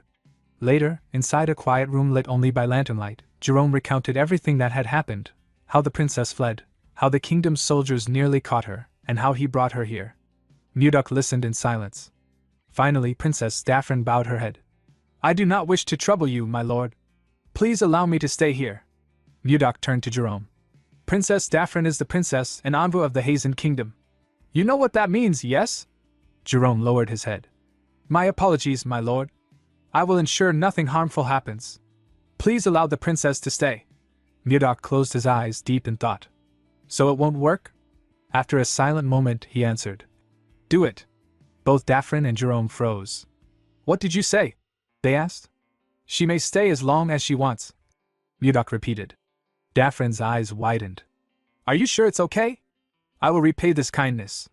There is no need, Mudok replied. I am not so poor as to demand payment from a runaway princess. Jerome risked danger to bring you here. How could I drive you out so coldly? Your relationship will be kept secret, so do not worry. His words made both of them blush. Jerome sprang from his seat. My lord, that is rude to the princess. Why are you angry again? Mudok asked. Just admit it, Jerome. Jerome fell silent, glancing bashfully at the princess. She looked away shyly as well. Princess Daphrin, Mudok said. I need to speak with Jerome alone. May you step outside for a moment? Yes, she replied softly. Thank you for your consideration, my lord. After she left, Jerome bowed his head. I am sorry. Because of my slip of the tongue, I made a promise to the princess and had to bring her here. I will personally escort her back to the Hazen Kingdom. But why? Mudok asked. Why, you ask? Jerome answered. If they find out Princess Daphrin is here, it will start a war. Mudok raised a hand to stop him. I am not asking my vassal Jerome. I am asking the man Jerome. Is that what you want? I don't know, Jerome admitted. Just then, the communication crystal on the table began to glow and beep. Mudok picked it up. Who is it? Viscount, it's Edmund. A voice answered. Something terrible has happened. I hear Princess Daphrin of the Hazel Kingdom has been kidnapped. Count Anos has requested the king's help, and the entire kingdom is in an uproar. I already know that, Mudok said calmly. Pardon? But how? Then I'll assume nothing has happened, Mudok answered flatly. Wait, there's one more thing, Edmund blurted. His Majesty has officially announced the conditions for the marriage of Princess Ishilda. I know that too. Edmund hesitated, shocked. How did you? If you have nothing else to say, I will end the call here, Mudok said, cutting the connection. Jerome stared at him. My lord, what on earth is going on? I am simply setting a trap for the prey, Mudok replied. Now we wait for the prey to bite. In his mind, a single name echoed, Icarus. Until now, you have controlled the kingdom as you pleased, but that will no longer be the case. The scene shifts, and we are taken to the Duke's office. We see Duke Icarus throwing every document on his table. He seemed to be quite angry with the announcement the king made. He grit his teeth out of anger. He couldn't believe that the king wanted Isilda to marry a young noble who will earn his merit within a year. He wondered if the king was allowed to make such terms without consulting the nobles. A man stepped into the duke's office and picked up the documents on the ground. The man told the duke that a rat will attack a cat when it is cornered. The man gathered the paper and placed it on the duke's table. He told the duke that Justin will not even be considered if he fails to earn merit. He told Icarus that his son does not necessarily need to meet this condition. The duke turned to him when he heard this. The man explained to the duke that he simply needs to eliminate everyone who meets the condition. Currently, the ones who meet this condition are John's slave, who is the eldest son of the slave count family, and Murdoch. With a smile on his face, Baron Gideon informed the duke that he will send assassins to take care of John's slave. The duke asked him about what they should do about Murdoch. The Baron revealed to him that he has received a piece of information that he can use to corner Murdoch and Isilda if he uses it well. The Duke was quite interested in the Baron's methods. The scene shifts and we are taken to the castle. We see a small number of nobles seated in the king's office. Count Slave stood up and said that they need to begin the meeting. He said that the first issue is the status of Viscount Blizzard, who has become a new officer. The Count asked the nobles if they have any good suggestions. Duke Icarus raised his hand when he heard this. He said that Murdoch has shown remarkable skill, and right now, the vice captain of the Phoenix Knights, whose name is Baron Logan Famous, is currently injured and his seat is empty. The Duke announced that he wants Murdoch to become the vice captain of the Phoenix Knights. Everyone in the room was shocked to hear this. The Phoenix Knights are the strongest knight order in the kingdom. They are led by Count Torion. The knight order recruits anyone regardless of their race or ranks. They only care about skills due to this. The order comprises of the most elite warriors. Although this was a good opportunity, Murdoch knew that the Duke would never give him a good position. He wondered if there was something in the Phoenix Knight Order. Our boy graciously smiled and thanked the Duke for his consideration. He told him that he will fulfill his duty even though he is lacking. The Duke smiled at him and told him that he is being humble. He assured Murdoch that he will do well. He turned to the king and told him that he has something to report. He asked Tomalova if he is aware that there is a strange rumor spreading around the castle. The king asked him about what he means. Duke Icarus revealed to him that someone saw the princess and Murdoch coming out of a barn. The nobles were shocked to hear this. Tomalova was horrified. He clenched his fist out of anger. Murdoch realized that the Duke was referring to the day he took Isilda out of the freezer.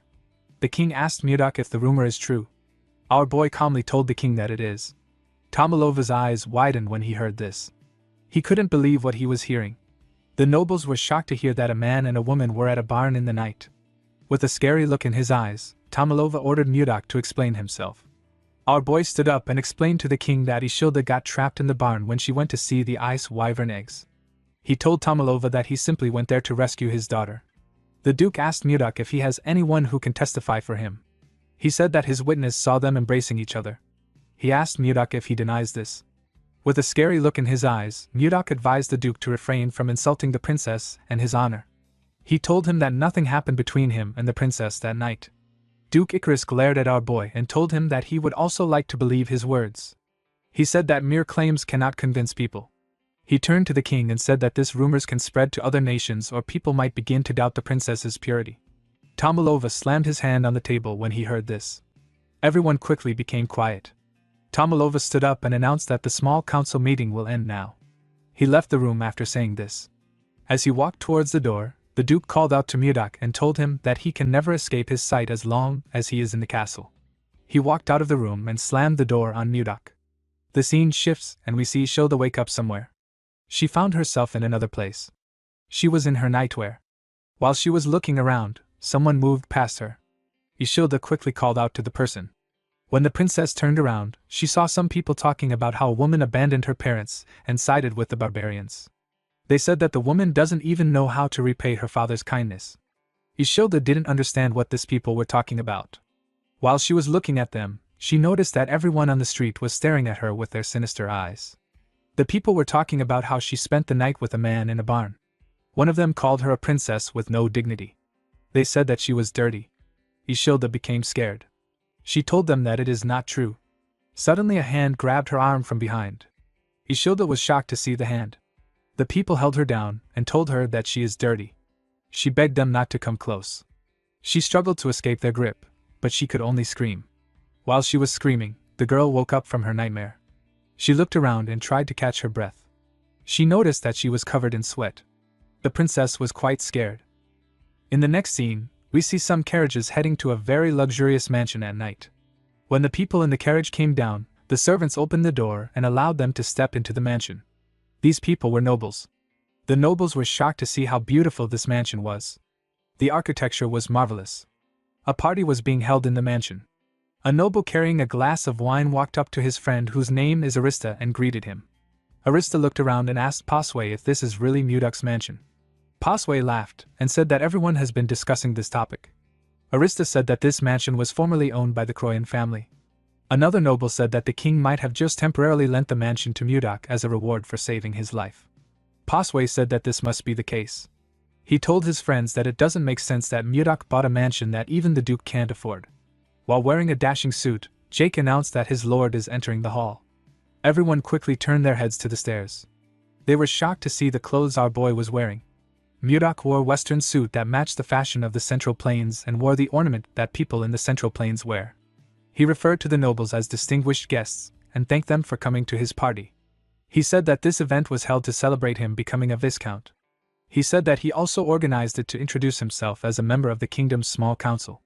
He raised his glass and introduced himself as the Lord of Caroline, the vice captain of the Phoenix Knights, and the master of this mansion. With a smile on his face, Mudok introduced himself as Viscount Blizzard. After his introduction, the party continued. The nobles couldn't believe that Mudok was actually the owner of this mansion. They wondered about how someone who was formerly a commoner was able to achieve this. One of them said that Mudok is the sponsor of the Royal Merchant Guild. Our boy gently smiled at his guests. He realized that he made the right decision by leaving his housing issue to Edmund. The nobles changed their attitude towards Mudok after seeing his mansion. It didn't matter if they belonged to the royalist faction or the noble faction. Mudok knew that he needed to show that his wealth is superior if he wants to change the minds of the noble faction, which is centered around the duke. This is because power, wealth, and authority is what moves them. A noble known as Royan walked up to Mudok with his friend and thanked him for inviting him to the party. Our boy thanked him for attending. Royan told him that he hasn't seen the princess in the party. Mudok explained to him that the princess informed him that she will be unable to attend the party because she is unwell. With a smile on his face, Royan said that something might have happened yesterday for her to be unwell. His friend laughed when he heard this. Mudok glared at the man when he heard this. Royan told him that there has been some rumors about him and the princess. With a disgusting smile on his face, the man asked Mudok if the rumor is true. Our boy crushed his cup with his hand when he heard this question. Before he could do anything, a huge man appeared in front of him and asked Royan to take back what he said.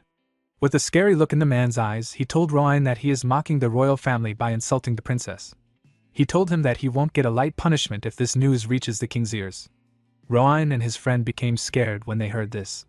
He turned around and said that the man should mind his business and focus on taking care of his territory. The man explained to Mudok that Royan acts this way because he hangs out with Duke Icarus, and he thinks that he is someone important. He asked our boy not to worry about the idiot. Mudok took a look at his hand and thanked Baron Vincent. He told him that he would have lost his temper and shot the men if he didn't interfere. Baron Vincent laughed and told Mudok that he is an amusing person. He believed that our boy was joking. Mudok didn't understand why he was laughing. Baron Vincent explained to him that he cannot stand idly by and listen to words that insult the princess as a member of the kingdom. Mudok smiled when he heard this. He asked the Baron if something happened in his territory. The Baron realized that Mudok was referring to the comment Royan made. He revealed to Mudok that monsters have been attacking his territory for several months now. Even with the fences and the preparations made, the damage has not stopped. Baron Vincent said that he can only feel bad for his people. Mudok asked him if he has tried requesting for help. The Baron smiled and said that even the kingdom's soldiers can't defeat the monsters. He said that he is the one who should solve the problem since it concerns his territory. Mudok told the man that his first mission as the vice captain of the Phoenix Knights has been decided. He informed the Baron that he will help him subjugate the monsters in his territory. Vincent was shocked to hear this. He couldn't believe that Mudok wanted to help with the monster subjugation of a small territory. He believed that our boy might be able to do it with the support of the Phoenix Knights. Vincent bowed his head and thanked Mudok. Our boy told him that it was his goodwill that moved him. The moment he said this, something in his clothes began to blink. Mudok turned around when he saw the thing. He told the Baron that he has to leave since something urgent has come up. He told him that he will see him later when it is time to leave. Mudok moved to a corner and took out a communication stone. He asked his subordinate about what is happening. Jerome informed him that they have captured someone. He said that the first target was truly the eldest son of the slave family. Mudok asked the mage to tell him where they kept the assassin. Jerome revealed to him that the assassin is in the basement of the annex building behind the mansion. In the next scene, we see Mudok walking down the basement. When he arrived there, he saw Miller and the assassin. The assassin was tied to a chair. Mudok removed the sack on the assassin's head. Miller informed his master that he has paralyzed the man with the technique he taught him. He assured Mudok that the assassin has been properly restrained. Our boy asked him if he removed the assassin's poison sac. Miller told him that they took out the man's suicide poison from his molar. Mudok covered his hand with a unique energy when he heard this. He placed his hand on the assassin's head. The man began to shake. He looked like he wanted to scream. A minute later, our boy let go of him. The man's eyes turned red. He went on his knees and referred to Mudok as master. He asked our boy to give him his command. Miller was shocked to hear this. He asked his lord about what just happened. Mudok let out a sigh and asked the assassin to tell him his name, the name of the person he served, and any useful information he possesses. The man introduced himself as Sis. He said that he received orders from Duke Icarus to kill John's slave. Mudok let out a sigh. He already expected this. He released a dark energy and ordered the man to tell the Duke that he successfully assassinated John. He ordered him to report the Duke's every move. The man accepted his orders. Miller asked his lord if he is using brainwashing magic. Mudok revealed to him that he used the demon's soul arts. He said that it is a soul-controlling technique. Miller was surprised to hear this. He begged his lord to teach him the technique. Mudok told him that he can't teach him. He explained to the boy that the demon's soul arts is a brainwashing technique used by the demon cult to recruit new members. If the user isn't at an overwhelmingly stronger level than the target, the technique won't work. Mudok told Miller that he won't be able to use the technique on anyone even if he learns to use it. Miller was sad to hear this. Mudok turned to Sis and asked him to leave. The man disappeared the moment he heard the order. Our boy decided to start his counterattack against the Duke. In the next scene, we are taken to the Duke's mansion. We see a man enter the Duke's office. He asked Icarus if he wanted to see him. The person who entered the room was Sis. The Duke asked him if he finished the job well. Sis assured him that he dealt with John's slave. Upon hearing this, Duke Icarus asked the man to leave. Sis bowed his head and turned around. Before he could leave the room, Duke Icarus asked him to wait. He asked someone known as Curson to check whether the brainwashing spell has been undone.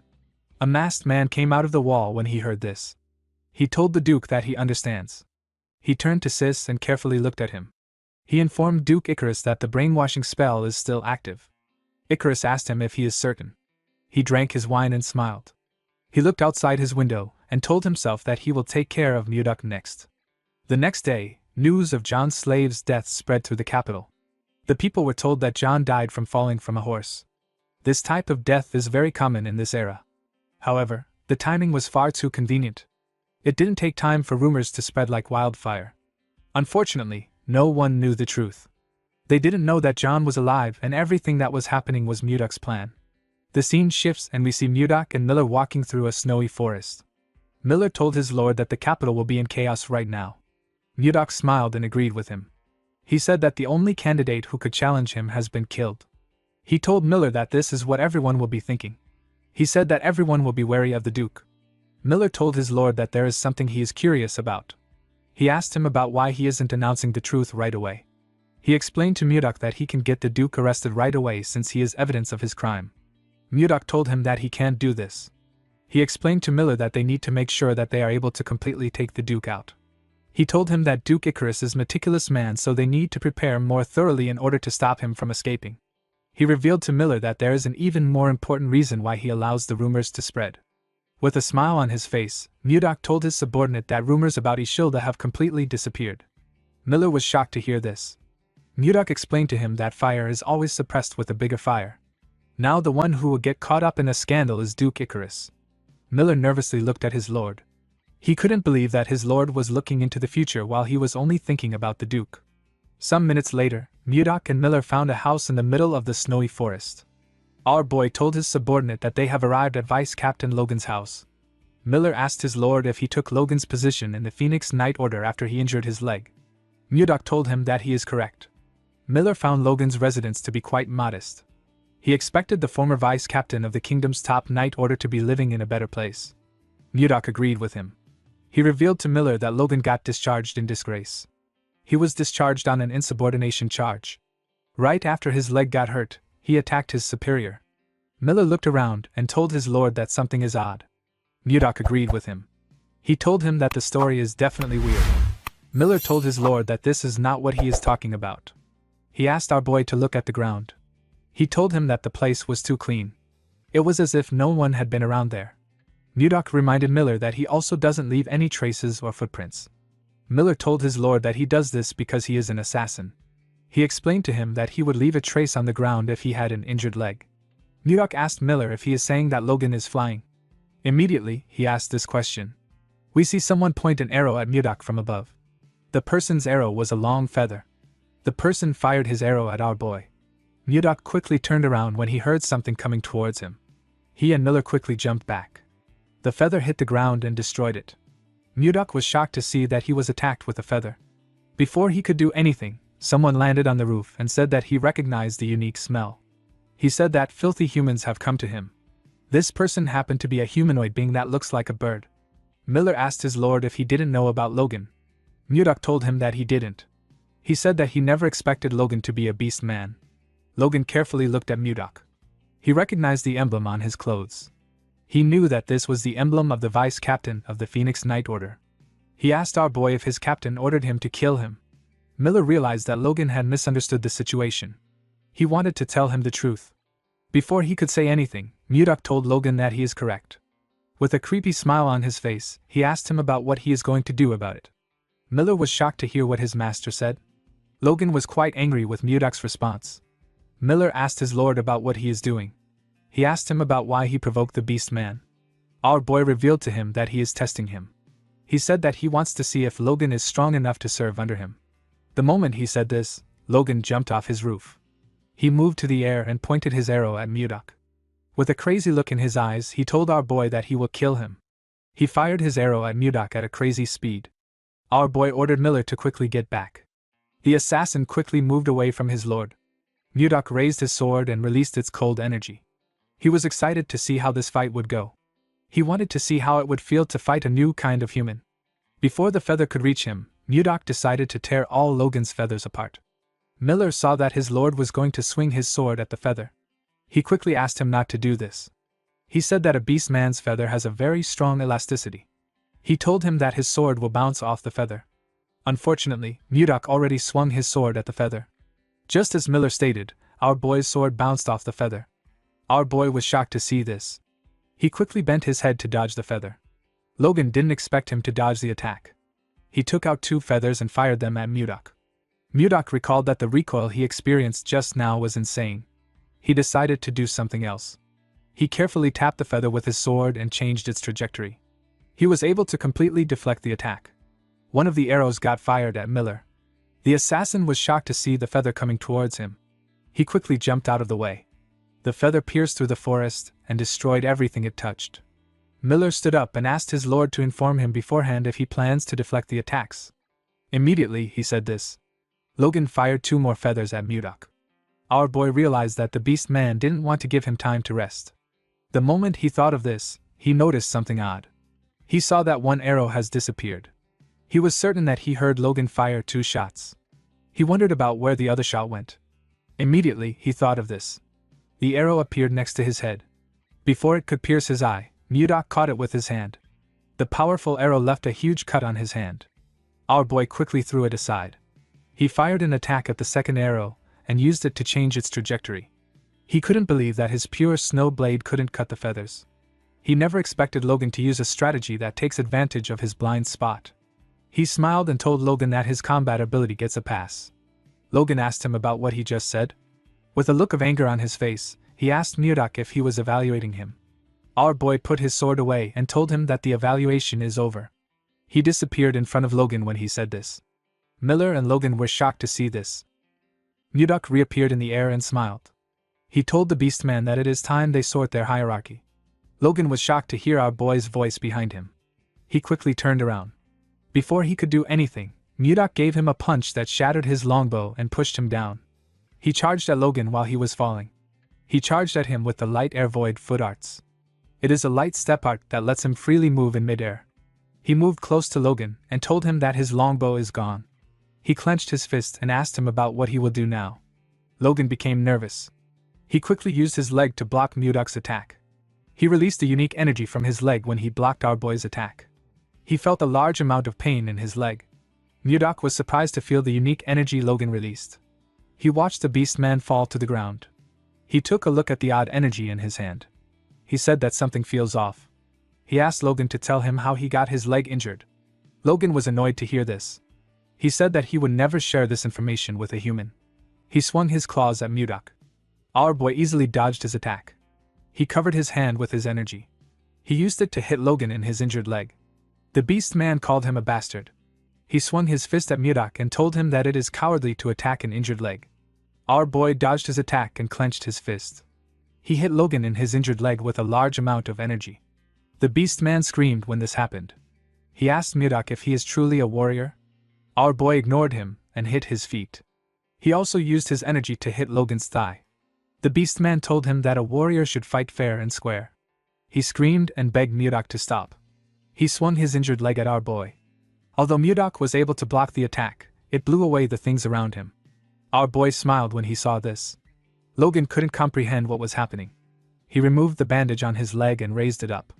He couldn't believe that his leg was healed. He wondered about how it happened. He knew that his injury was something no doctor on the continent could cure. Mudok told him that it would have been impossible for a doctor to resolve his problem since he wasn't injured. He revealed to Logan that he was cursed. The beast man was shocked to hear this. Our boy explained to him that there was some ominous mana wrapped around his leg. He told him that he used his energy to disperse it. Logan couldn't believe what he was hearing.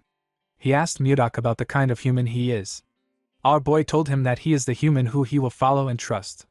The scene shifts, and we are taken inside Logan's house. We see a well-roasted boar placed in front of Mudok and Miller. Logan asked Mudok to dig in. He revealed to him that the dish is a traditional dish in his tribe. Miller was very excited to eat the boar. He said that he has been starving for some time. He stretched out his hand and said that he will enjoy the meal. Before he could grab a piece of meat, Logan hit his hand. With a look of anger on his face, he asked Miller to tell him why he wants to eat the food. He told him that the dish is only for his benefactor. Mudok grabbed a piece of meat and told Logan that Miller is one of his people. He asked him to treat Miller well. Logan reluctantly accepted our boy's request. Miller smiled when he heard what his lord said. Logan gave him a dead rat and asked him to get lost. Miller was annoyed to see this. He told Logan that he is so mean. He asked him about why he is treating him and Mudok differently. Logan told him that this is the best he can offer a mere human. He asked Miller to go hunt for his own meal if he doesn't like the dish. While they were arguing, Mudok was enjoying his meal. He didn't expect the meat to be so delicious. Before Logan and Miller could start fighting, Mudok called out to Logan. He asked the beastman to tell him how his left leg got hurt. He revealed to him that he heard he confronted the captain of the Phoenix Knights about the cause of his injury. He asked Logan about why he confronted his captain. The beastman told Mudok that he will explain everything. He said that he will tell him about the day he lost everything. According to him, Torion secretly came to see him on the day he got promoted as vice captain. The captain was acting friendly that day. Logan found this strange because Torion is a race supremacist. He had always seen Logan as a thorn by his side. The captain made a shocking proposal to Logan. The beastman couldn't believe what he was hearing. He threw his glass of wine at the wall. He stood up and walked towards the door. He asked Torion if he believes that he would ever accept such a proposal. Torion advised him to choose wisely. With a creepy smile on his face, he told Logan that there will be no chance to turn back once he leaves this room.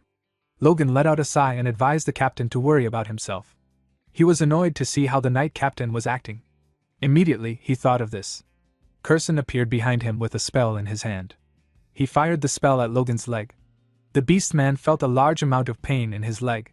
His eyes turned red. He instantly passed out. When he came to his senses, he found himself lying on a bed in the infirmary. At first, he thought that everything that happened was a dream. But when he took a look at his leg, he saw that his leg was truly injured. Logan couldn't comprehend what was happening. He screamed his captain's name out of anger. A while later, we see Torion walking in a hallway. He turned around when he sensed something behind him. Before he could do anything, Logan used his claws to scratch his face. He landed a huge cut on Torion's face. The scene shifts, and we are taken back to the present. Mudok told Logan that he understands what happened. The beast man bowed his head and thanked Mudok for helping him. He didn't expect our boy to heal him and tell him that he was cursed. He said that he will find the person who did this. Mudok asked him not to bother. He told him that he already knows who it is. Miller and Logan were shocked to hear this. Miller asked his lord about how he knows this. Mudok explained to him that he doesn't know the curse user, but he knows his employer. He asked Miller if he remembers Sis. Miller assured him that he remembers the assassin who tried to kill John's slave. Our boy revealed to him that he felt something foreign when he casted the soul harvesting technique on Sis. He told Miller that this was the same energy he felt in Logan's leg. Miller was surprised to hear this. He said that the injury must be connected to Duke Icarus. Logan was shocked to hear this. He asked our boy if he just said Duke Icarus. Mudok asked him about why he is reacting like this. Logan revealed to him that the proposal he declined was related to the Duke. Mudok asked him to tell him what the proposal was about. With a nervous look on his face, Logan revealed to our boy that the proposal was about rebellion. He said that the Duke wants to overthrow the current royal authority and establish his own dynasty. Miller was surprised to hear this. Our boy smirked when he got this information. He realized that the Duke has finally stepped into his trap. He knew that this information was going to change the game. The scene shifts, and we are taken to the Duke's mansion. We see Icarus standing in his office. He welcomed the captain of the Phoenix Knights and asked him about how his injury is. Torion told him that it is getting better. The man was now wearing an eye patch. He asked the Duke about why he called for him. Icarus turned to his wall and reminded Torion that Mudok has recently joined his Knight Order. He stabbed the map with his dagger and ordered Torion to lure Mudok to the location he hit. He told the captain that he will become the next Duke if he can lure Mudok to this place. Torion was shocked to hear this. He bowed his head and assured Duke Icarus that he will complete the mission. Icarus was happy to hear this. He believed that he had set the perfect trap. He promised to make the place Mudok's grave. Then the scene shifted. Blood dripped from Mudok's hand, but it was not his own. A beast man lay on the ground nearby, gravely injured and barely conscious. At that moment, a figure approached Mudok from behind, his face hidden in shadow. In a cold voice, he questioned what was happening, calling the scene ridiculous. As the man stepped into the light, his identity was revealed. It was Torion, the captain of the Phoenix Knights. He addressed Mudok directly, calling him Blizzard, the vice commander of the Knight Order. Mudok turned to face him, anger burning in his eyes. About an hour earlier, before this incident, Mudok had arrived at Baron Vincent's territory. The Baron bowed deeply and thanked him for coming, respectfully addressing him as Lord Blizzard. Mudok dismissed the formalities, reminding the Baron that he had already promised to resolve the problem plaguing the territory. He explained that urgent matters had delayed him slightly and added that, as a temporary measure, he had sent the Phoenix Knight Order a week earlier. Vincent acknowledged this, saying that thanks to the Knights, the immediate crisis had been resolved. However, Mudok noticed the worry etched on the Baron's face and asked why he still seemed troubled. Vincent hesitated before explaining that although they were grateful to the Phoenix Knights, something deeply disturbing was happening within the Order itself. Cruel acts were being carried out internally, acts that resembled hate crimes aimed at excluding other races. Upon hearing this, Mudok rushed to the quarters where the Phoenix Knights were stationed. He forcefully pushed open the door, only to be met with a horrifying sight. Human members of the Phoenix Knights were mercilessly assaulting beast men, laughing and reveling in the violence as blood stained the room. Torion sat calmly on a chair, watching the brutality unfold. Rage consumed Mudok. In an instant, he surged forward at incredible speed, appearing before one of the assailants, who was lifting a beast man into the air and beating him senselessly. Mudok raised his hand across his face and released his cold aura, sending the attacker flying backward as blood sprayed from his nose and mouth. Without hesitation, Mudok caught the falling beast man and gently placed him on the ground. The beast men who had been bullied and the humans who had been assaulting them froze in confusion.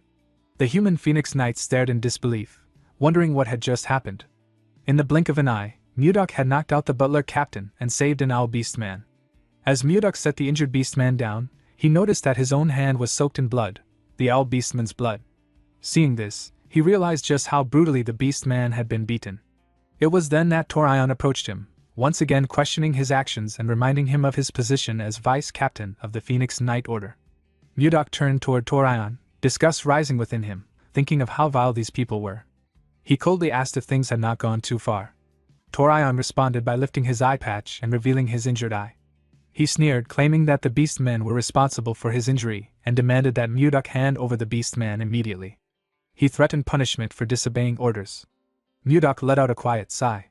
He lifted the injured beastman and began walking away, supporting him as he moved. Without looking back, Mudok told Torion to go ahead and try, if he wanted his schemes with Icarus to be exposed. Torion froze. Cold sweat ran down his face as panic filled his mind. He wondered how Mudok could possibly know about the treasonous plot. Struggling to maintain composure, he demanded to know how Mudok had learned the truth. Mudok continued walking and warned him to stop persecuting the beastmen unless he wished to die on the execution grounds. The fierce aura radiating from Mudok silenced Torion completely, leaving him shaken and unable to respond. As they walked through the corridor, the owl beastman left a trail of blood with every step. Weakly, he asked Mudok why he had helped him. Mudok explained that he, too, had suffered discrimination. In his homeland, he had been scorned and branded a barbarian, never acknowledged by others and ultimately separated from the one he loved. Understanding that pain was the reason he had intervened. He then asked why the beastman had chosen to endure such abuse, questioning why someone with the strength of a beastman had not crushed such weak opponents. The beastman replied that while he could have fought back, doing so would have erased any chance for dialogue or negotiation forever. Hearing this, Mudok recalled Wayan's words. She had once said something very similar. Acknowledging the difficulty of that path, Mudok promised to support the beastman's dream. He extended his hand, and the beastman grasped it firmly, saying that it would not take long. Mudok silently hoped the same, wishing to see the future that Wayan had dreamed of. The next evening, Mudok led a group of armored phoenix knights into a nearby forest to hunt monsters. Among them was the butler captain, his face still bandaged from the injuries Mudok had inflicted earlier. As they moved, the butler captain glanced at Mudok from behind, seething with resentment. He recalled the humiliation he had suffered in front of his subordinates, and remembered confronting Torion in his office, demanding action against Mudok. Torion had calmly unrolled a map and pointed to a specific location, stating that there was no need to dirty their hands. Orders had already come down to lure Mudok to that place. When asked what awaited him there, Torion replied that it was unnecessary to know, their only task was to lure him in. Back in the present, as the knights advanced through the forest, the butler captain thought to himself that they would soon reach the designated location. He wondered if even a grand sword master like Lord Blizzard could face a threat there. In the distance, a monstrous figure feasted on the flesh of other monsters, its eyes glowing with an ominous purple aura. In front of Mudok stood Torion, the captain of the Phoenix Knight Order, who was leading the entire unit. As Mudok observed the surrounding, he sensed an unusual energy, one he was certain he had felt somewhere before. At that moment, Torion raised his hand and ordered everyone to stop, warning that a group of monsters lay ahead. Several wolf-like monsters with multiple eyes stood in their path. Torion turned toward Mudok and addressed him as Vice Captain Blizzard. He remarked that he had heard rumors claiming Mudok was a grand sword master and suggested that he demonstrate his skills. Mudok calmly refused. Torion cursed inwardly, wondering if Mudok had sensed something. The location where the monsters stood matched the place Lord Icarus had mentioned. Just then, the butler captain mocked Mudok, questioning whether a great grand sword master was afraid of such creatures. He assumed a fighting stance with his dagger, surrounding himself with aura. With a smirk, he told them to watch closely before charging forward. In an instant, he slashed through several wolf monsters, severing limbs and heads with ease. Laughing triumphantly, he turned back toward Mudok and boasted about his sword skills. However, one of the wolf monsters whose head had been severed suddenly bit into the butler captain's neck. The sight shocked Torion and the Phoenix Knights. Mudok noticed something strange. The monster's severed body parts were regenerating. Moments later, the monsters fully regenerated their limbs and turned their attention back to Torion and the surrounding Phoenix Knights. As Mudok observed them, a realization struck him. These creatures resembled jiangshi, undead beings known in Chinese legends as reanimated corpses, often referred to as hopping vampires. Too late, Torion began sweating nervously as he clenched his teeth. Several members of the Phoenix Knights were being overwhelmed and defeated. Confusion filled his mind as he struggled to understand what was happening. Some knights cried out for him to save them, shouting that no matter how many times the monsters were killed, they kept coming back to life. Torion realized that while he had expected danger, he had never imagined facing undead monsters. Lost in thought, he was jolted back to reality when Mudok called out to him. Monsters rushed forward, but Mudok stepped between them. He released his ice aura, forming sharp ice crystals that shot forward and pierced through the advancing monsters. Mudok coldly remarked that Icarus was truly cruel. For the sake of capturing him, Icarus had abandoned an entire Knight Order. Hearing this, Torion ground his teeth as cold sweat ran down his face. He muttered in disbelief, wondering if he had truly been abandoned. Glancing at the fallen Phoenix Knights, he refused to accept that he shared the same fate as them. Without hesitation, Torion turned his horse around and fled. Seeing this, Mudok cursed him, wondering how someone who called himself a general could abandon his subordinates and run away alone. Mudok resolved to chase him, as he still did not know the full story behind Icarus. As Mudok prepared to pursue, the leader of the wolf monsters appeared, releasing a dense, murky aura. Sensing the threat, Mudok immediately turned to face the leader. With a growl, the creature charged toward him. Mudok recognized it as a formidable opponent. Meanwhile, someone poured a healing potion onto the butler captain, who lay on the ground on the brink of death. The potion worked just in time, causing him to cough weakly. Laughing faintly, the butler captain expressed gratitude, saying he had survived thanks to Captain Torion. When he looked up, he saw that the one who had saved him was an Owl Beast Man from the Phoenix Knight Order. The Owl Beast Man informed him that Torion had fled. The revelation shocked the butler captain. Grabbing his hand, the Owl Beast Man pulled him up and urged him to stand, saying they still needed his strength. The butler captain asked him to wait and examine the Owl Beastman's condition. Blood dripped from the Beastman's wounds, yet he had still used his only healing potion. Remembering how he had bullied and beaten the Beastman the previous day for no reason, the butler captain asked why he had done so. The Beastman replied simply that they were comrades in arms and needed no other reason. Moved by those words, the butler captain tightened his grip on his dagger and cut down several monsters that rushed toward them. He vowed that he would survive and spend the rest of his life atoning for his sins. The Beastman let out a sigh of relief and replied that it was something to look forward to, even as more monsters approached. Meanwhile, the battle between Mudok and the monster leader continued. The leader swung its clawed arm, and Mudok raised his sword to block. To his surprise, the impact sent him flying backward. To stop himself, Mudok drove his sword into the ground. He immediately rose to his feet, muttering about the creature's persistence. He realized that no matter how many times he slashed it, the monster kept regenerating, and prolonged combat would only drain his internal energy. With that in mind, Mudok charged forward, severed one of the leader's arms, and before it could regenerate, concentrated his ice aura into his right hand. Smiling, he released his ice attack. The leader leapt away to dodge, but the severed arm froze solid before it could regenerate. Mudok observed the frozen limb, noting that it did not regenerate. He muttered in realization that while he had intended to freeze them merely to limit their movement, the frozen parts were not regenerating at all. With that discovery, Mudok rushed forward, kicked the leader, and sent it crashing into the ice wall he had created. Chuckling, he declared that ice was their weakness. The next day, Baron Vincent arrived with his knights, riding hard toward the site where Mudok and the Phoenix Knights had fought the monsters. He recalled the urgent report he had received late the previous night, which claimed that monsters that could not die had attacked the area.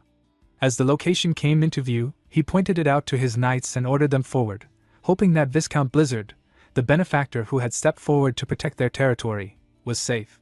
Baron Vincent shouted that reinforcements had arrived, but the moment he took in the surroundings, he froze in shock. Monsters lay scattered across the area, all of them encased in ice. Mudok stood atop the frozen corpse of the monster leader, holding its severed head. He remarked calmly that Baron Vincent was late, adding with a smirk that he had only just finished dealing with everything. At the sight of him, Baron Vincent began to tremble uncontrollably. It was neither fear nor cold that caused it, but a deep shudder that ran through his body. From that incident onward, Mudok was given an epithet, the king who froze everything, even death. He became known as the Ice Lord. Within the Drake Kingdom existed 3 royal knight orders: first, the Phoenix Knight Order; second, the Giant Knight Order; and third, the Storm Knight Order. As soon as Torion returned to his residence, he summoned the captains of the Giant and Storm Knight Orders to his mansion. Watching their arrival from his window, Torion recalled Mudok's earlier words, that Icarus was so ruthless he had abandoned an entire Knight Order just to capture one man. Cold sweat trickled down Torion's face as he resolved not to be discarded so easily. No matter the cost, he would prove his worth. Soon after, Torion sat in the meeting room with Gordon, the captain of the Giant Knight Order, and Roberts, the captain of the Storm Knight Order. Torion apologized for calling them out so late at night. Gordon brushed it off, stating that he would answer the Count's summons at any time. Roberts, however, impatiently demanded that Torion get to the point. Torion noted Roberts's cold demeanor, understanding that he was a staunch royalist who had sworn loyalty to the king. Even so, Torion believed that starting that day, Roberts could be brought into Icarus's faction. Just as he had done with Logan, Torion intended to make him an offer he could not refuse. With a smirk, Torion produced a bottle of wine and told them to relax. He brought up the case of John's slave, describing the man as pitiful for covering up the failures of an incompetent king and losing his beloved son as a result. Torion claimed that such a fate would never have occurred had John followed Lord Icarus. Both captains were visibly shocked. Gordon leaned toward Torion and whispered, questioning whether it was truly wise to speak so bluntly. Torion quietly assured him that everything had already been thought through. Roberts clenched his fist, his body trembling, and demanded to know what Torion was trying to pull. He accused Torion of threatening him and implied that Torion was suggesting death would follow disobedience to Icarus. Torion denied making such a claim outright, saying that those were Roberts's own words. However, he admitted that it was indeed a threat. Splashing wine onto the table, Torion declared that a rebellion would soon erupt, the current royal dynasty would be overthrown, and Lord Icarus would ascend the throne. He revealed that both he and Gordon had already been promised positions and warned Roberts to choose wisely, emphasizing that the current king held no real power. Torion knew that Roberts wielded considerable influence even among the royalists. If Roberts joined their side, many others would follow. Seeing Roberts's expression, Torion believed he had succeeded. He declared that Roberts had made the right choice and promised to speak favorably of him to Lord Icarus. Suddenly, Roberts slammed his fist onto the table and rose from his chair, furiously rejecting the claim that the king lacked power. He declared that as long as he and the giant knight order stood, the throne was not defenseless. Kicking open the mansion doors, he prepared to leave, but before stepping outside, he warned them to surrender before dawn and beg for their families to be spared from annihilation. Once Roberts departed, Torion grew visibly anxious and cursed under his breath. At that moment, laughter echoed from behind them. Both Torion and Gordon turned around. In the corner of the room, a strange red fluid seeped up from the floor. From it emerged a woman who mockingly remarked on how pathetic Torion was, noting that he had failed yet again. Torion immediately trembled, dropping to his knees before her and begging forgiveness from Lady Curson. Gordon, seeing her for the first time, realized that she was the black magician who served as Lord Icarus's closest aide. Desperate, Torion pleaded for one more chance, swearing that he would meet her expectations. Curson extended her hand toward both men, saying that it was perfect timing, as she needed them now. With a sinister smile, she unleashed her mana. The room filled with visible pink energy that could be seen even through the windows, while both men stared at her in confusion. Through her spell, Curson reported to Duke Icarus that Torion had been dealt with. She then asked about Baron Roberts. Icarus coldly ordered her to eliminate him. Curson acknowledged the command. Meanwhile, Icarus reflected that his plans were gradually unraveling. Ever since Blizzard had appeared, everything had gone awry. At that moment, Blizzard was a more troublesome existence than the king himself. However, from another perspective, it meant that aside from Blizzard, there was no one capable of standing against him. A sinister smile formed on Icarus's face as he gazed out his window at the knights awaiting his command. With Blizzard away from the capital, he believed the timing could not be more perfect. Genius protagonists, overwhelming growth, and legendary battles, this is your battlefield. We're just steps away from 20,000 subscribers. Subscribe now and rise with us.